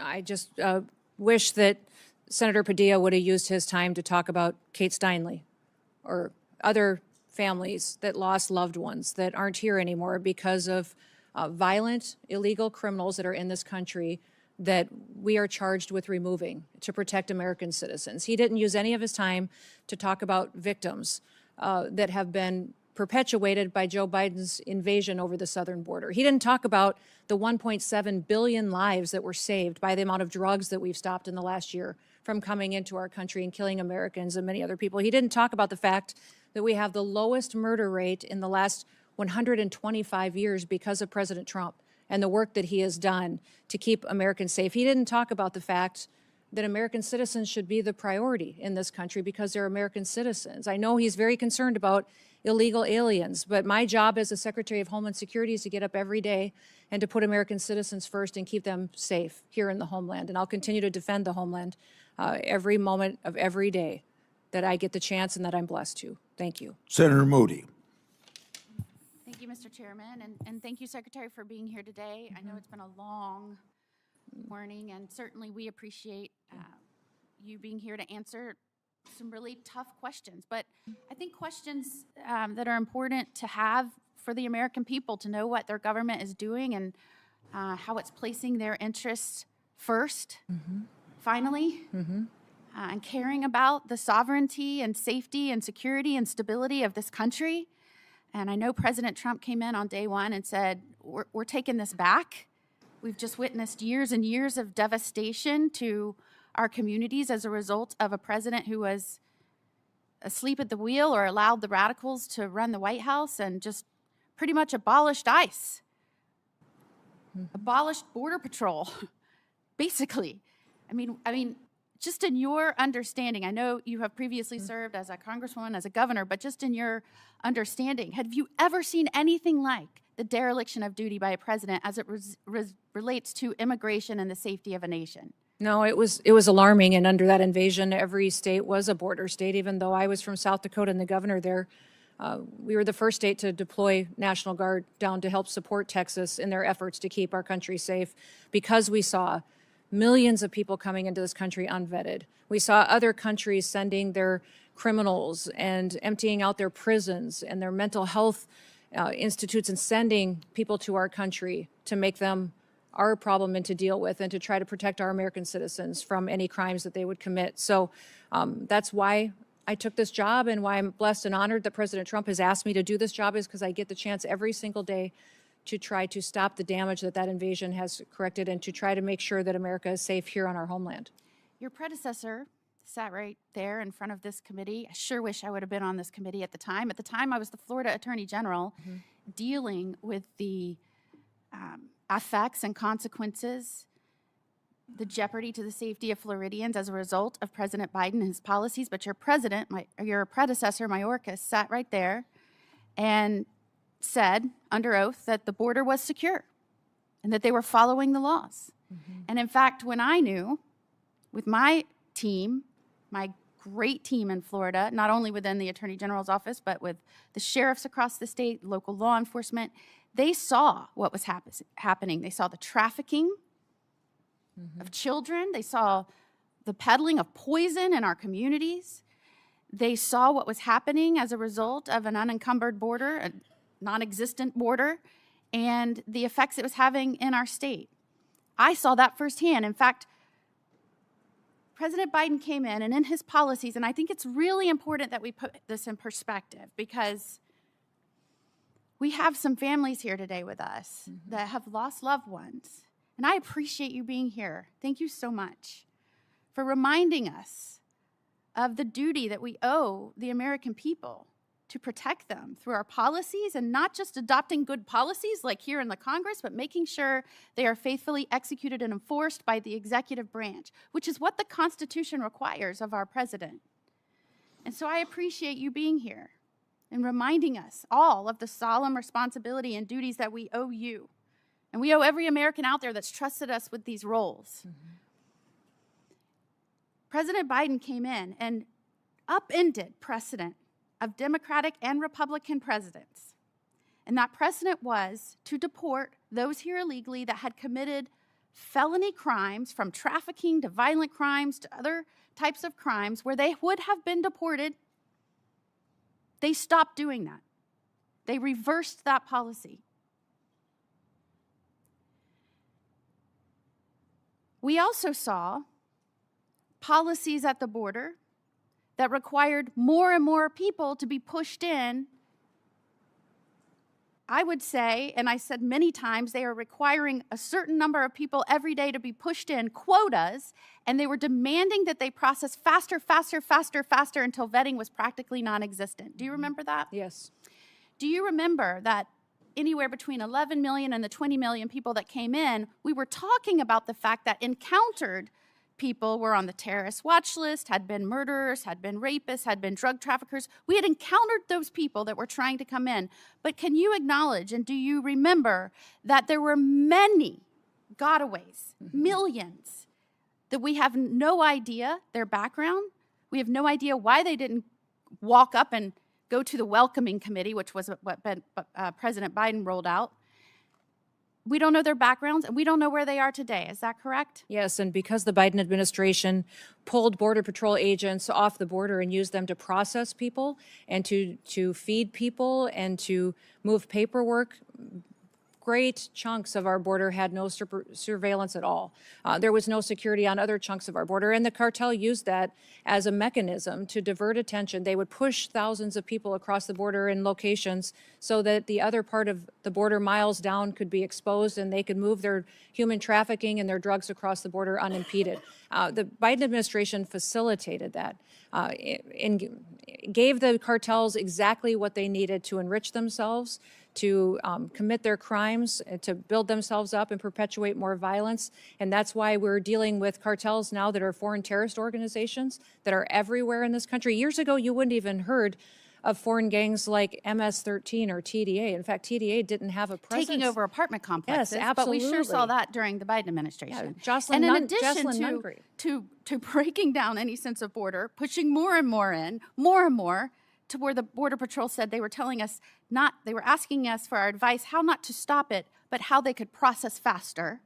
They also built programs to make it easier during that surge, overwhelming surge, using apps to make it easier to come over here, and many of those folks were not vetted. In fact, we found them committing crimes in our nation after they came over on the app. Is that correct? That is An app correct. I alleged was illegal and couldn't be done, but yet they pushed forward even though we were experiencing a historic surge and influx at our border. Is that correct? That is correct, yes. In fact, some Democratic states even had to declare an emergency based on Biden's policies and what was going on, right? That is correct. And they declared an emergency and they demanded more money from the administration because they couldn't keep pace with the emergency that the Democratic President Biden and his radical handlers created. Correct.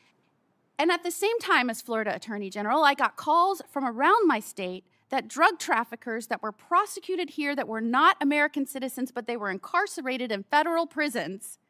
So I want to underscore this. The only reason they're in America is because they were drug traffickers. They were not American citizens. We brought them here. We prosecuted them here. And they were serving an incarcerative portion of their sentence. And after that, instead of deporting them back to their country after they did that, they were pushing them back into the communities where they were prosecuted, even though they weren't citizens. Is that correct? That is correct. And did you know that during that time period, when I pressed for information on who they were and where they were going and where they were being pushed, do you know that they stymied our efforts and would not give us that information? Would you say that what you are faced with as a secretary is unlike any successor has had to deal with in terms of cleaning up a dangerous, threatening situation created by their predecessor?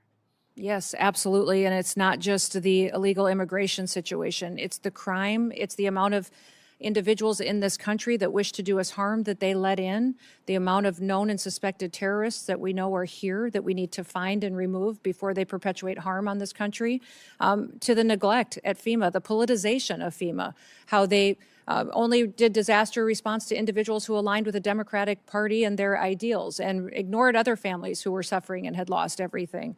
What we saw as far as not investing in Secret Service and TSA and intelligence and analysis. And then CISA was manipulated and censoring people's First Amendment rights. It was deciding what was misinformation and disinformation and trying to manipulate election outcomes, and that has been fixed. So under the 23 agencies. How important is it? In Florida, I was so proud of my state. When we had an administration that came in and said, we're going to put the American interest safety first again. And it was so clear who supports that at the State of the Union. Yep. Every one of the counties, 67 counties in my state signed up and said, we will help you. We will enter in agreements with you. We will help you track these people down that should not be here, that have committed crimes. We will work with you. I, as a senator, said, let's get you money to help reimburse them for those efforts. Does that make a difference? And did you see a difference in the way you engaged with states and the stability and safety of all involved when you didn't have people working with you hand in hand? Oh, absolutely. And we're thrilled. We have over 1,400 law enforcement agreements through the 287G program at the state and local level that have partnered with us to do operations to address public safety threats and to get them out of communities. And those individuals that are local law enforcement are critical partners in the success and safety of the American people. And I would just ask for you to keep engaging with those sheriffs of the local communities, asking how they think best to safely do these operations. I think Just spent yesterday with all of our sheriffs, with That's all great four to hear. associations and hundreds of sheriffs, thanking them for the work they do. Thank you for being here. Senator Schiff. Thank you, Mr. Chairman. And thank you to the families who are here who have lost loved ones,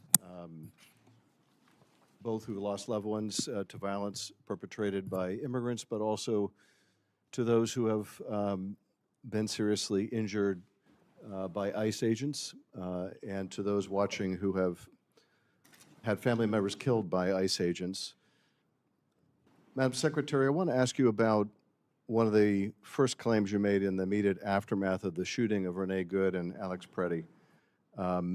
You accused them both, I think, within hours of engaging in domestic terrorism. You've testified earlier that you did so based on preliminary field reports.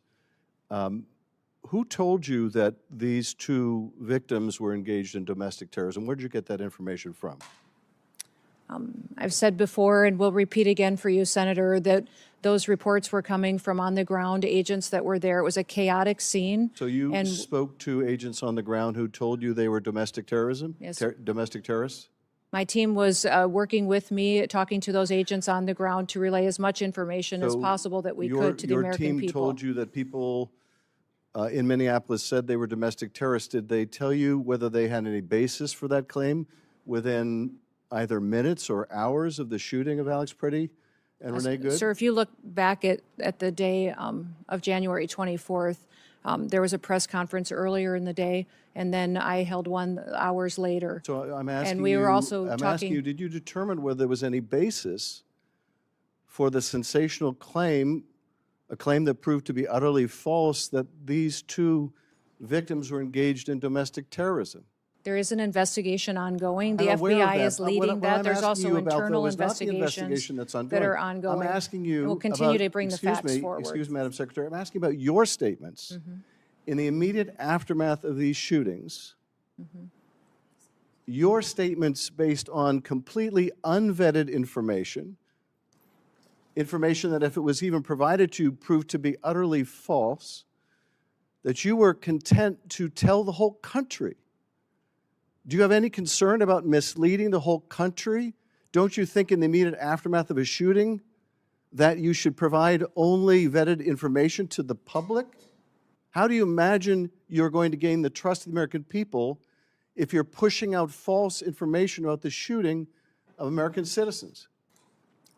I work every day to get factual information to the American you people. didn't on and that when day. and You the- didn't on the day that Alex Preddy was shot. and you certainly didn't on the day Renee Good was shot. You weren't getting out good information. You were making a spurious claim that has caused endless injury to the victims' families on the basis of God knows what. And then your agency doesn't allow local investigators. They essentially push away independent investigators. How is the public to have any confidence in investigations done of excessive use by ICE agents if, number one, you make immediate and false statements about the victims, and number two, you don't let any independent agency conduct an investigation? How is the public supposed to believe anything your agency says or finds? These investigations are being done in the same way that they always are. No, they're and not the being done. FBI is They're not leading. being There done are the way they internal always were, investigations because you're as not well. allowing- In these situations, you're not ICE has an allowing- internal investigation. Excuse me. Well, would you like to hear about the investigations that are ongoing? You're not allowing state and local investigators to That is participate. not my decision. And furthermore, The Department of Justice and the FBI decides how investigations they're not being go. conducted in the way investigations are always done. Are you telling me that in the case of Miramar Martinez, that having an agent involved in shooting her, drive a vehicle that was used to ram into her vehicle, drive that vehicle, that evidence, away from the scene and 1,000 miles to Maine, you're telling me that's the way investigations are always done? That you let an agent involved in an officer-involved shooting drive a key piece of evidence 1,000 miles away? Is that how you conduct investigations at DHS? I'm not conducting these investigations into these. The Department of Justice with the But will you FBI is take- conducting will you those take some investigations, and responsibility CBP for and how investigations are conducted We when follow- when agents under your control are engaged in the the use investigations. The investigations into our officers have I not know changed there's a under great my desire leadership or the to president's point the leadership than what finger, they oh, were under the previous that's being administration. done by Pam Bondi's Justice Department. I'm not responsible for No, that our internal malpractice, investigations or are following the same that's policies the that orders they of always Stephen have. Miller, so I'm not responsible No. for that either. But you are responsible. You are responsible. You could insist on independent investigations, but you're not. You could wait until there's good information after a shooting before you go to the press and the public and mislead them. Let me ask you about a different subject, and that is the waste of resources at your agency, the continued allegations of favoritism and contracting, and let me in particular focus on the $220 million ad campaign, many of which feature you very prominently. An ad campaign that is more expensive than the whole budget for One Fight After Another or any Hollywood blockbuster film. So let me ask you, you said that the president approved this vast expenditure on a media campaign that largely profiles you.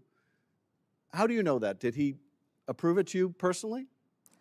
This media campaign was critical in telling the world No, and I'm this asking about the country president's that approval. we are enforcing the laws in the I- United States of you America. testified That if you're in earlier your in answer country to- illegally, You testified then you earlier in should answer to leave Senator Kennedy's question. The now, president or if you want the chance to come back to the United So my States question is, someday in how the do you future. know- If you don't, you will be How do you detained know- and excuse will be me? removed and never get the Madam chance to come Secretary, back. how It's do been you know that extremely the effective in president- sending the Excuse me, Madam message. Secretary, how do you know the president approved of this $220 million contract? We had conversations and worked with OMB to So you had make sure that conversations the directly funding with the was there. president? Excuse me, I just want to clarify. So you had conversations directly with the president where he approved this $220 million ad campaign that significantly features you? Is that Sir, correct? this campaign was talking about making sure that people knew that our laws were being enforced. Again, I want to make sure that We we're not continue to go through the misunderstanding each process. other. It was a So the competitive president bid approved- campaign. excuse I me. had nothing of choosing. Excuse me, so the president approved this expenditure? Sir, I've been explaining this to you, how it, when it was a competitive process, Well, the okay, career you say it was officials at the competitive process. Department of I guess Homeland Security you don't want to chose the confirm the best. president's role in this, and I can understand why. But you say it was a competitive process, and yet this contract went to a company that didn't exist 2 weeks before they got the contract. Sir, I can't speak And- to that. I don't No, know the name of that company. You're I'm saying sure you that can't speak to it, but let me ask you this.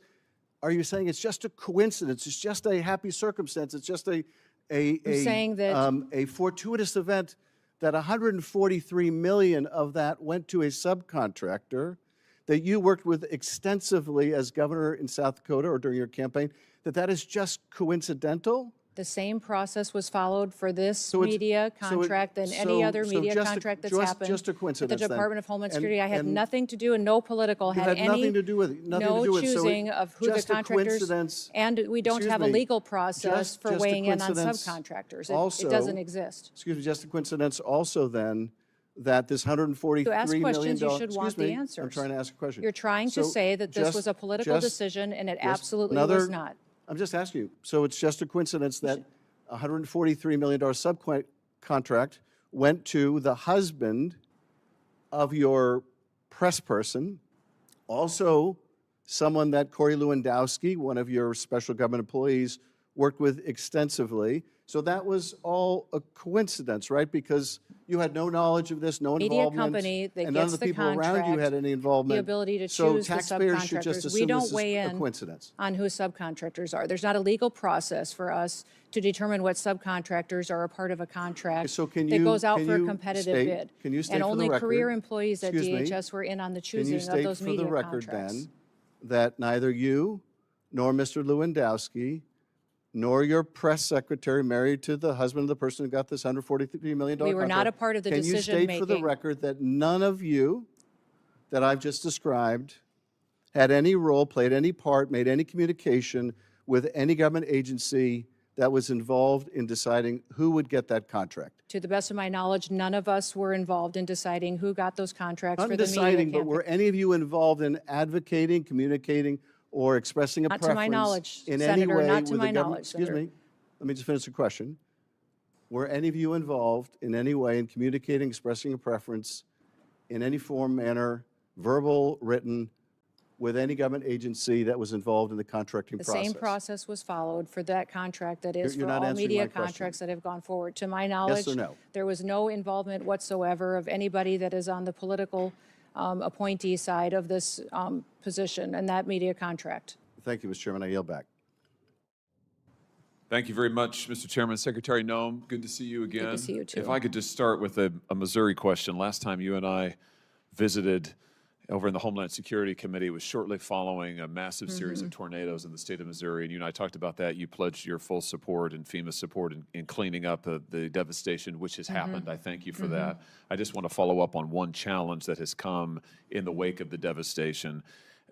In the partnership with the state of Missouri, the city of St. Louis has stood up a debris removal project. Local officials currently estimate that about 10,000 homes, these were very significant tornadoes, about 10,000 homes in the area will require some assistance, debris removal assistance, by the time that efforts are completed. FEMA has very helpfully helped to fund this debris removal. Thank you for that. My question for you is, some of the conditions that have been placed on the funds by FEMA mean that only 100 or 200 homes out of those 10,000 can actually get access to FEMA debris removal funds. Here's my question for you. Would you be willing to work with me and the state of Missouri to see if we can remove some of this red tape so that more folks, more residents in the city, we're talking about thousands and thousands of people now, can get access to the debris removal and cleanup and get back in their homes if they need to, have their homes appropriately remedied so that folks can get a roof over their head? Yes, I will. Thank you. Thank you again for all of your help on this. It's really been tremendous. I've heard a lot of complaining. You've heard a lot of complaining today. Let's just take a second to talk about the unqualified success that you have enjoyed since coming to office and been a big part of. Since the president has taken office, daily migrant encounters are down 92% from their peak under Joe Biden. Daily border apprehensions are down 95%. In fact, if I've got my numbers right, you correct me if I'm wrong, last year Southwest border apprehensions came in at the lowest annual total since 1970. So in 55 years, for 7 consecutive months, Border Patrol has released 0 illegal aliens into the country. 0. I mean, that is really something. And I want to make sure I get this number right. Removals. Your department reports that more than 2.5 million illegal aliens have left the United States since January of last year, over 620,000 through formal deportation proceedings, and an estimated 1.9 million through self-deportation.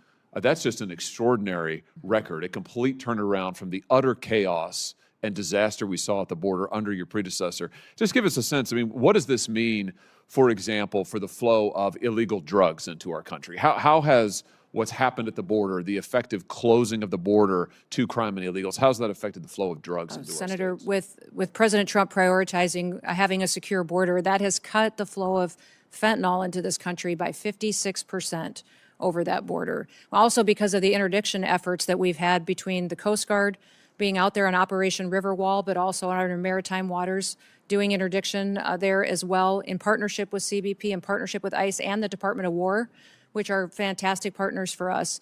We have confiscated and interdicted over 1.7 billion lethal doses of drugs, which means that is 1.7 billion people whose lives were saved because we stopped the cartels and other drug manufacturers from proliferating it on our children and our grandchildren. How about crime? What has it meant for crime in this country? We have historic low crime rates. In fact, since we've been keeping this data for 125 years, we've never had a lower murder rate than what we have right now. Even though we deal with challenges in sanctuary cities and in areas where they don't partner with us to bring and address public safety threats, we still have done fantastic work in getting criminals, murderers, and rapists off of our streets and protecting the American people. How about human trafficking? It's incredible the amount of ability that HSI has brought to the table in partnering with the FBI and going after human traffickers. In fact, of the 450,000 children that Joe Biden lost track of, allowed cartels to manipulate and traffickers to abuse, and even the government paid sponsors to abuse these children, we have found 145,000 of them, and we're not going to stop until we find every single one. I'm glad that you mentioned child trafficking because it's so important, and I'll never forget having a whistleblower from HSI, Homeland Security Investigations, which you oversee, come to me in 2023 and reveal that 600 HSI investigators who were assigned to child exploitation and fentanyl cases, 600 of them had been pulled off of those child exploitation and fentanyl cases and moved to the southern border to, in the words of the whistleblower, make sandwiches for illegal immigrants and ferry them back and forth to doctor's appointments. At the same time that the administration in power at the time, the Biden administration, was, as you said, allowing and facilitating the largest child trafficking ring in American history. You have, I'm confident, remedied that problem and reassigned those HSI agents back to child exploitation, back to the interdiction of fentanyl. Let me just ask you about where child trafficking is moving now, which is increasingly online. I want to show you a chart here that is truly shocking, I think.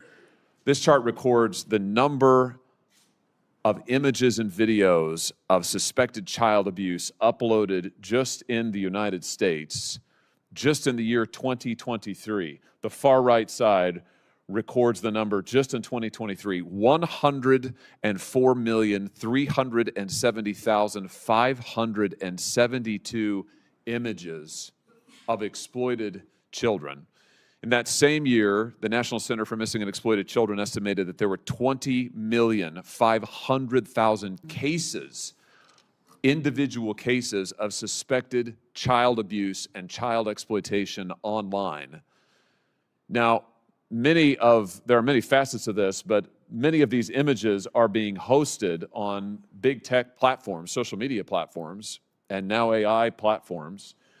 We've talked about Homeland Security investigations. You have a mandate and a unit to investigate child exploitation, to work with the FBI to prosecute it. My question is, first, are you getting cooperation when it comes to identifying the children in these images? Are you getting cooperation from the social media platforms who frequently are hosting these images to identify and then to take down the images? Are they helping you in your work of going after the abusers? Yes, they are partnering with us. There's always more we can do, but President Trump has done a fantastic job bringing them to the table and getting them to engage with us to go after these criminals and these individuals who abuse our children. You know, my big concern is with all of these data centers, I think there's 3,000 or 4,000 in the United States and another 4,000 that are coming online. If we don't take action soon and keep the pressure up to get rid of these images and to get the trafficking rings that are using these platforms to carry on their exploitation and to feed their trafficking rings. If we don't do that, I'm afraid that these data centers are going to be child porn libraries. You know, we're going to have 4,000 more child porn libraries in the United States of America. I don't want that. I know that you don't want that. And I just want to call on these companies again here today to take down these images and to allow the victims of these images and of this exploitation to be able to get into court and have their day in court. Currently, these companies are completely immune from any accountability in court, as you know, Madam Secretary. This is completely anomalous and totally unjust. And the companies ought to say, we will take down these images, we will work cooperatively with you, we will not support the traffickers, and we will stop this epidemic of child exploitation. Let me ask you one more thing about this. You know, with all of these images of kids online, I was shocked to learn recently that hundreds of thousands of children in these images are unidentified, which means that we don't know who they are, we don't know where they are, and maybe most significantly, we don't know where their abusers are. Now, I know that DHS works very hard on this. You have an entire section that works on victim identification and rescue. My question is to you, is it time for Congress maybe to give you some more resources? Yeah, I mean, I know that you've got agents who are working hard, but the truth of the matter is, I was looking through your budget, you know, you just don't have that many folks who are able to work on victim identification. I was looking at the Interpol numbers. There's multiple databases of these exploited children. In the Interpol database alone, 90,000 kids are completely unidentified. In the UK's database, it's over 200,000. So here are these kids, there are pictures of them getting abused, exploited. We don't know who they are. We don't know where to send folks. Would it be helpful to you? Here's my question. Would it be helpful to you if Congress said, you know what, we're going to create more analysts, more child abuse expert positions, more forensic analysts, and more prosecutors to give to you to look at these images, figure out who these kids are, and go after their abusers? Would that be helpful in tackling this epidemic? Yes, it'd be incredibly helpful, and especially HSI are experts at this work, and to have more resources to focus on these investigations would free more kids from that life of victimhood. Tremendous. Well, I look forward to working with you on that. I'm going to introduce legislation to do just that. Thank you for the terrific work you're doing to end the epidemic of child exploitation in our country, to find the missing children that were brought in over the border, but also to find these children and to bring their abusers to justice. Thank you, Mr. Chairman. Senator Welch. Thank you very much, Mr. Chairman. First of all, I would like to acknowledge the families that are here, and you have my condolences. We appreciate your participation. I'd also like to acknowledge others who've lost their lives as a result of violence that did occur with ICE agents. Second, on the question of, Madam Secretary, welcome, on the question of Alex Preddy and Renee Good, I heard your answers to my colleague, Senator Schiff. But knowing what you do know, do you want to take an opportunity to apologize to their families that you characterized them on the basis of the information you had at the time, that they were engaged in domestic terrorism?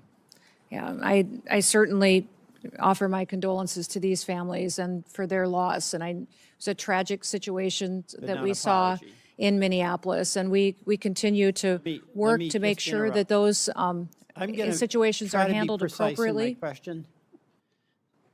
I understand you're offering condolences.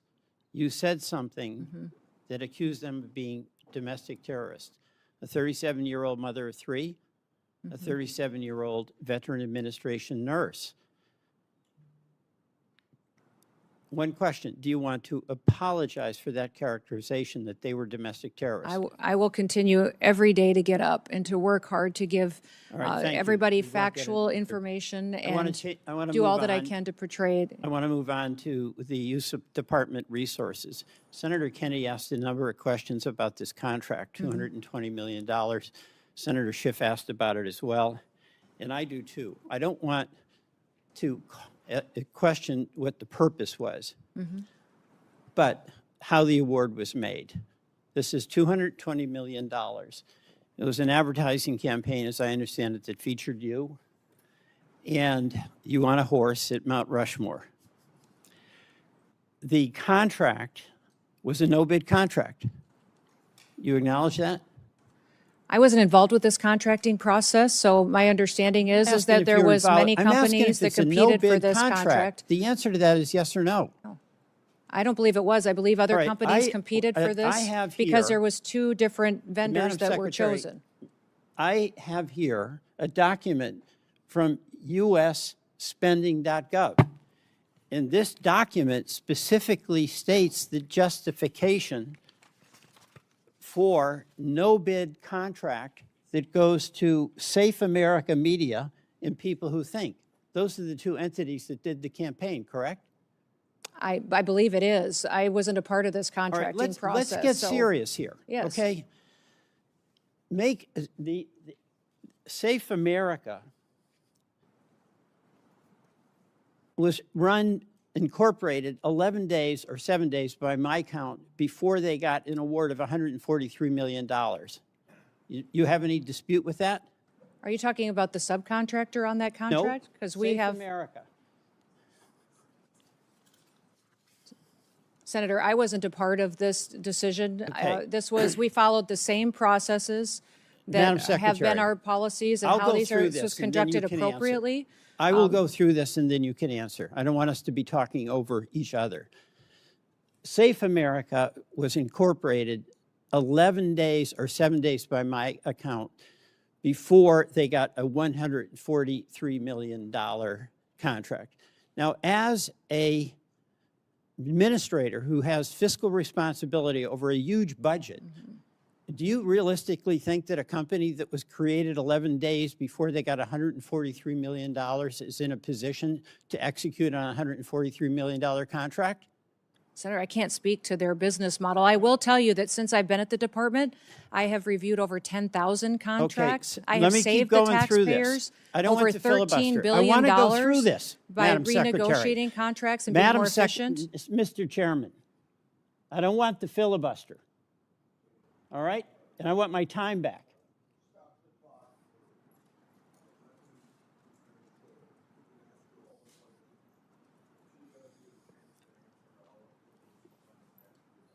I'm not denying her a chance to answer. I'm asking you to deny her the abuse to filibuster.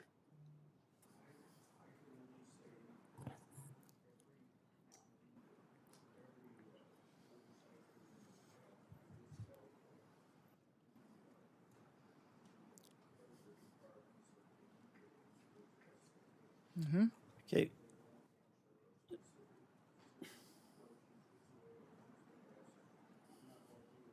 Free of that. All right, thank you very much, Mr. Chairman. I'll go through this, all right? This is on a U.S. government website that says that contract for $143 million was a no-bid contract. Public documentation says the contract of $143 million went to the Safe America company, created 11 days before they got an award. That company then subcontracted with the strategy group, and you are familiar with many of the principles in the strategy group, correct? I know one of them. Mr. Yoho. Yes. And let me show you a photograph. That's Mr. Yoho standing next to you, correct? Yes. Now, Mr. Yoho is also the husband of your former spokesperson. Is that correct? Correct. Tricia McLaughlin. Yes. So your former secretary, your former assistant secretary and her husband are the ones that got the subcontract from Safe America, or from Safe America. That's what the record shows. Any dispute about that? No, except there was no politicals, myself or anyone else besides career employees who are a part of that process. Except for putting out those Well, contracts and that's choosing generous, those vendors. But what you have is the Republican operative. Well, you're trying to insinuate that I'm not insinuating. I'm stating a fact. The fact is You're that saying that I Mr. weighed in on this Yoho- contracting Mis- process, and I did not. Mr. Chairman,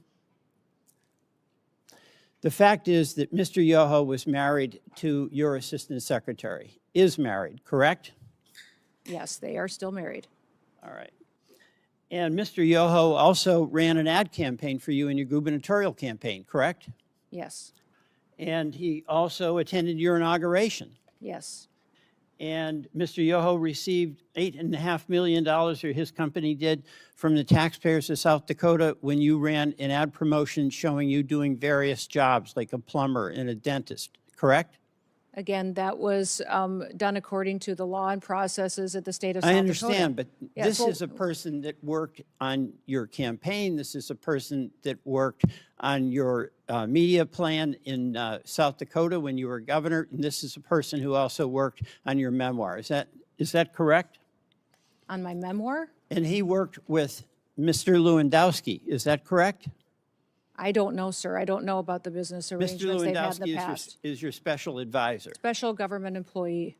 Right. For the White And House. Mr. Lewandowski brought Mr. Yoho into your camp. They had worked on the Louisiana governor's campaign, correct? No, I knew Ben Yoho before that.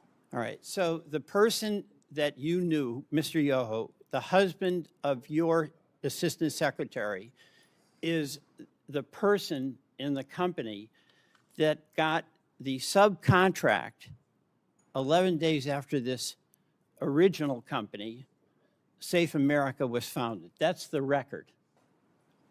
So I have a question. Did Mr. Lewandowski receive any compensation directly or indirectly from Safe America or from the strategy group? Senator, I don't have any information to that. I can't speak to that. Would that be of interest think so. for you to find out? Sure. Well, so will you ask Mr. Lewandowski, did he get any compensation directly or indirectly from these contracts? Are you asking me to go ask him? Yes, I am. Ask your special government advisor, I can do that. and you'll get back to us. Get back to you. Yes, All right, absolutely. we will want that. Now, you said at a cabinet meeting on March 24th that we are going to eliminate FEMA. Is that correct? Eliminate FEMA as we know it, that it was no longer going to be a politicized disaster response Madam- agency, that President Trump was Madam going to ensure that Secretary, it was there to respond. We need FEMA reform. The people of Vermont have suffered. We had floods on July 14th of 2023, 2024, and 2025. We need local control. We can't have a FEMA that is abolished or a secretary that promotes abolishing FEMA and not providing services that our citizens in all our states need when they're on the receiving end of a monster storm. FEMA has been responding twice as fast than it ever has in history and empowering states and local emergency management directors to respond. And we come in and support them as well. I saw the graph that Senator Tillis held up, and that's not what that graph says. Mr. Chairman, I yield back. Okay. Three things before I call on Senator. Did you have a couple minutes you wanted to address something, or should I go on? No, that's fine. I just would like to say that FEMA has gone forward and done 60 different emergency disasters, 41 major disasters, and that they have overwhelmingly responded and taken care of American citizens and removed the politicization that Joe Biden put into the agency. I'm proud of the work that FEMA has done. They've deployed dollars immediately and responded and partnered with other agencies to save people such as the Coast Guard and CBP in the flooding situations in Texas, and have continued to make sure that while local emergencies are executed at the local level, that they're managed by states and that the federal government is there to support. The Department of Homeland Security shutdown is now in its third week. It should come as no surprise that the Democrats opposed enforcement of our immigration laws. They did so for 4 years when they controlled the White House. Just last week, they refused to stand and support President Trump's call to protect American people during the State of the Union, but Homeland Security includes other critical entities like Secret Service, FEMA, TSA, Coast Guard that Democrats refuse to fund and whose workers aren't getting paid. The primary responsibility of the federal government is to keep the American people safe, so it's critical that Democrats fund DHS in the end of this reckless political exercise. The hearing record will remain open for 1 week. Members should get their questions to the secretary at the end of the week. My expectation is that the department will answer the committee's questions for the record. Senator Noem, Secretary Noem, Senator Cruz is going to adjourn this meeting. Okay. I'm going to go to another meeting. I thank you for your appearance today. Senator Cruz. you. Thank you, Mr. Chairman. Madam Secretary. Yes, hi, Senator. Congratulations on a grueling morning. I am the last thing between you and returning to work. Let me start by saying thank you. Thank you for your service. Thank you for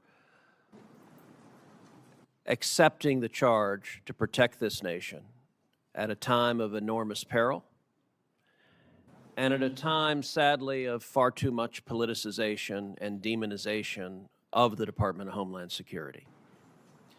The Department of Homeland Security was founded in the wake of the September 11th attacks, after nearly 3,000 Americans were murdered on our soil. It exists because we learned at terrible cost that vigilance is not optional. And the success of vigilance is quiet and often ignored. It is measured not in headlines, but the absence of them. The flights that land safely. The plots that never materialize. The threats that are intercepted before they reach our communities. Like sentinels standing watch at the walls of a city, the men and women of DHS guard the homeland day and night with extraordinary dedication and professionalism. And yet, over the past 18 days, Democrats have shut down the very department tasked with that mission, weaponizing the budget process to advance political disagreements. The same voices that once called to abolish ICE and defund the police have now left the sentinels unsupported and the watchtower dark. That is what the Democrat shutdown has done. Let's get to the truth. For the American people, this oversight hearing is about three things: where we were, what has been accomplished, and where we need to go next. Let's start with where we were. Secretary Noem, when you walked into DHS, what was the state of operational control at the southern border that you inherited? There was no operational control. In fact, our Border Patrol agents and federal officers were being forced to help facilitate the invasion of dangerous criminals and aliens into our country. Were daily encounters at or near historic highs? Yes, they absolutely were at historic highs. That's the worst we've ever seen. Between 2021 and 2024, the Biden administration released more than 13 million illegal aliens into this country after encountering them at the southern border. Is that correct? Yes, that we know of. There could be millions more. DHS data reflects during this period of mass releases into the interior, crimes committed by foreign nationals included at least 15,000 homicides and more than 20,000 sexual assaults. Is that correct? That is correct. And I will say, these numbers are not abstractions. And I will say to all the Angel families here, thank you for being here. Thank you for holding the photographs of your children, of your spouses, of your parents, of your brothers and sisters who should be with you.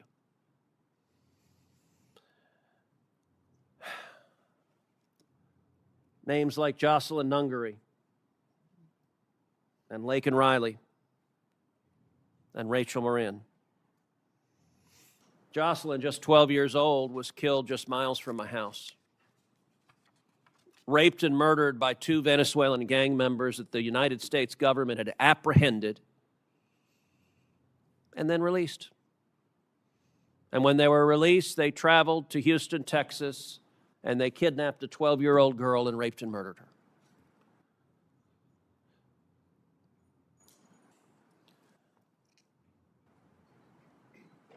In your time at DHS,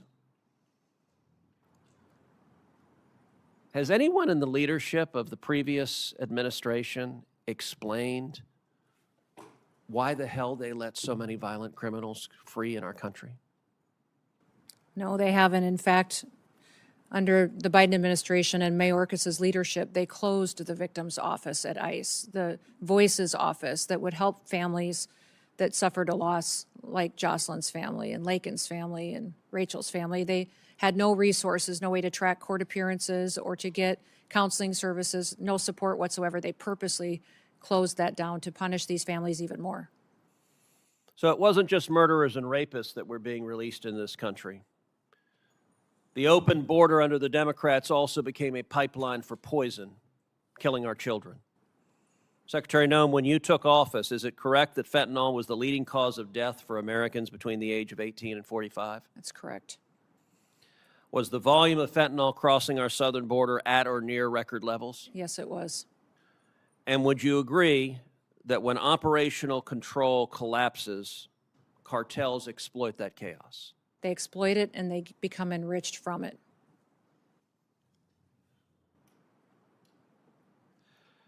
So now let's talk about what has been accomplished under President Trump's leadership. Under President Trump's leadership, we have had 0 illegal aliens released for 10 straight months. Is that correct? That is correct. In President Trump's first year back in office, how many illegal aliens have left the United States? 2.5 million have left voluntarily, and we have arrested, detained, and removed close to 700,000 now. And how many known or suspected terrorists have been removed? We have over 1,500 now today that have been apprehended and are being brought to justice. In the first 100 days of the second Trump administration, is it correct that daily border encounters decreased by approximately 93%? Yes, that is correct. That encounters with gotaways, those who are escaping apprehension, decreased by roughly 95%. That is correct. And that illegal crossings overall fell by 99%. That is correct. And how much in illegal drugs are we interdicting at the border? Well, fentanyl has dropped by 56% in just the last year, from 2024, where there was historic highs coming into the country, to historic lows in 2025 under President Trump's leadership. And I would note that securing the border, targeting narco-terrorists, arresting and prosecuting Nicolas Maduro, all of those have had extraordinary effects. Is it correct that nationwide the murder rate has decreased 20% in the last year? It has. It's at a historic low. In the last 125 years, we are at the lowest murder rate that our country's experienced. Is it also correct that the number of drug overdose deaths in America has decreased 20% in the last year? That is correct. That literally means there are thousands of Americans who are alive today, who would not be alive if President Trump had not been reelected and if Republicans had not won control of Congress. Would you agree with that? That is correct. It means, tragically, that had the Democrats' open border policies continued, there would be more and more rows of people, Americans holding pictures of loved ones. We don't know who the loved ones are that weren't murdered this last year. We don't know who the loved ones were that didn't die of fentanyl overdoses, but we know that many more Americans are dead. Is that correct? That is correct. You know, I will tell you a particularly infuriating illustration. Several weeks ago, the Houston Chronicle had a front page story, top of the fold. Banner headline, murder rate in Houston, Texas decreases by 18%. And Heidi, my wife, handed me the article because she knew it would piss me off. And she was correct. The article says the murder rate has dropped 18%. Experts are baffled as to why, and we can think of no reason whatsoever why the murder rate would drop. It clearly is not connected to anything that is happening anywhere. Madam Secretary, is it a reasonable inference that arresting and deporting murderers and gangbangers results in fewer murders? That is correct. Yes, sir. And that arresting and deporting drug traffickers and stopping narco traffickers results in fewer people dying of drug overdoses? That's correct. It is amazing that that cause and effect is so difficult to figure out. Now, where do we go from here? As we sit here today, are there Border Patrol agents right now working with zero pay? The agents and law enforcement officers are being paid. Some of the support staff and administrative staff is not able to. Is the shutdown making it harder to sustain the enforcement gains that the American people demanded? Yes, it is. Does the funding instability affect morale within the department? It does. Overwhelmingly, people at the Department of Homeland Security love their jobs and come to work recognizing how important their mission is. But they become discouraged when they can't pay their bills and can't feed their families, and especially when they have multiple shutdowns, which tells them that members of this body and the Democratic Party don't think they're important enough to get paid for the work that they do. Now, we are right now engaged in military conflict with Iran. At this time, do you assess that there is a real danger and risk of terrorism in the United States? Every day there's a real danger and risk of it, but it is elevated at this time with the conflicts that we see going on overseas. Well, and tragically, this past Sunday in Austin, Texas, we saw that unfold. A mass murderer who arrived wearing a sweatshirt that said "Property of Allah," who was wearing a T-shirt with the flag of Iran, who had a Koran in his car, opened fire on a bar in Austin, Texas. Among those murdered, Ryder Harrington, age 19, Sabbath Hashan, age 21, and Jorge Peterson, age 30. Secretary Noem, is it correct that this mass murderer was born in Senegal? He was, and then he was naturalized during the Obama administration. He was naturalized in 2013. Would you agree that weaknesses in screening, vetting, or oversight, even in years in the past, can reverberate years later with deadly consequences? Yes, absolutely. That's why in green cards and naturalization purposes, the last several years under the Biden administration, we are re-vetting individuals from countries of concern. And despite the risk of more terrorism, of more Americans being murdered by radical Islamic terrorists, Democrats are nonetheless voting over and over again to cut off funding to the Department of Homeland Security. And encouraging resistance against our law enforcement, encouraging violent rioters to continue to resist us and to protest against ICE and the operations that we do to uphold the law. You know, it wasn't long ago that common sense prevailed, that there was bipartisan agreement, that we agreed we all support the police, we all support law enforcement, we all want to see criminals in jail, we believe murderers should be in jail, we believe rapists should be in jail, we believe child molesters should be in jail, we believe gangbangers should be in jail. Today, tragically, the Democrat Party has decided they are the party of illegal immigrants, they are the party of murderers and rapists and child molesters and gangbangers. And the men and women who are on the wall, the men and women who are defending us from these violent criminals, to the Democrats, they are the enemy.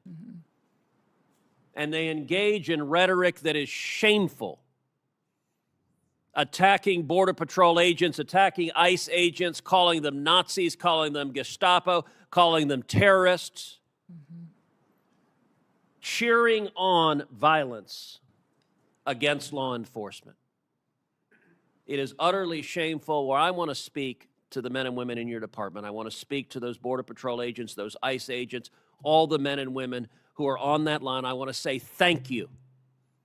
We appreciate you, your service, your courage. 31 million Texans say thank you. And by the way, the violence is occurring in Democrat states where it's cheered on by Democrat politicians. It is shameful. And Secretary Noem, I want to say thank you for getting up and going in and doing your job every day. Thank you for making my family safer. Thank you for making the families of 31 million Texans safer. Thank you for the honorable work of the Department of Homeland Security, and to everyone there, God bless you, and again to the Angel families. Thank you for speaking out and having the courage to say your loved ones mattered. They are not forgotten. I want to apologize on behalf of the federal government. Your loved ones should never have lost their lives. If the federal government had done its damn job, these murderers wouldn't be here. Thank you, Secretary Noem. And with that, I don't have a gavel, but this hearing is adjourned. Thank you. Thank you, Senator.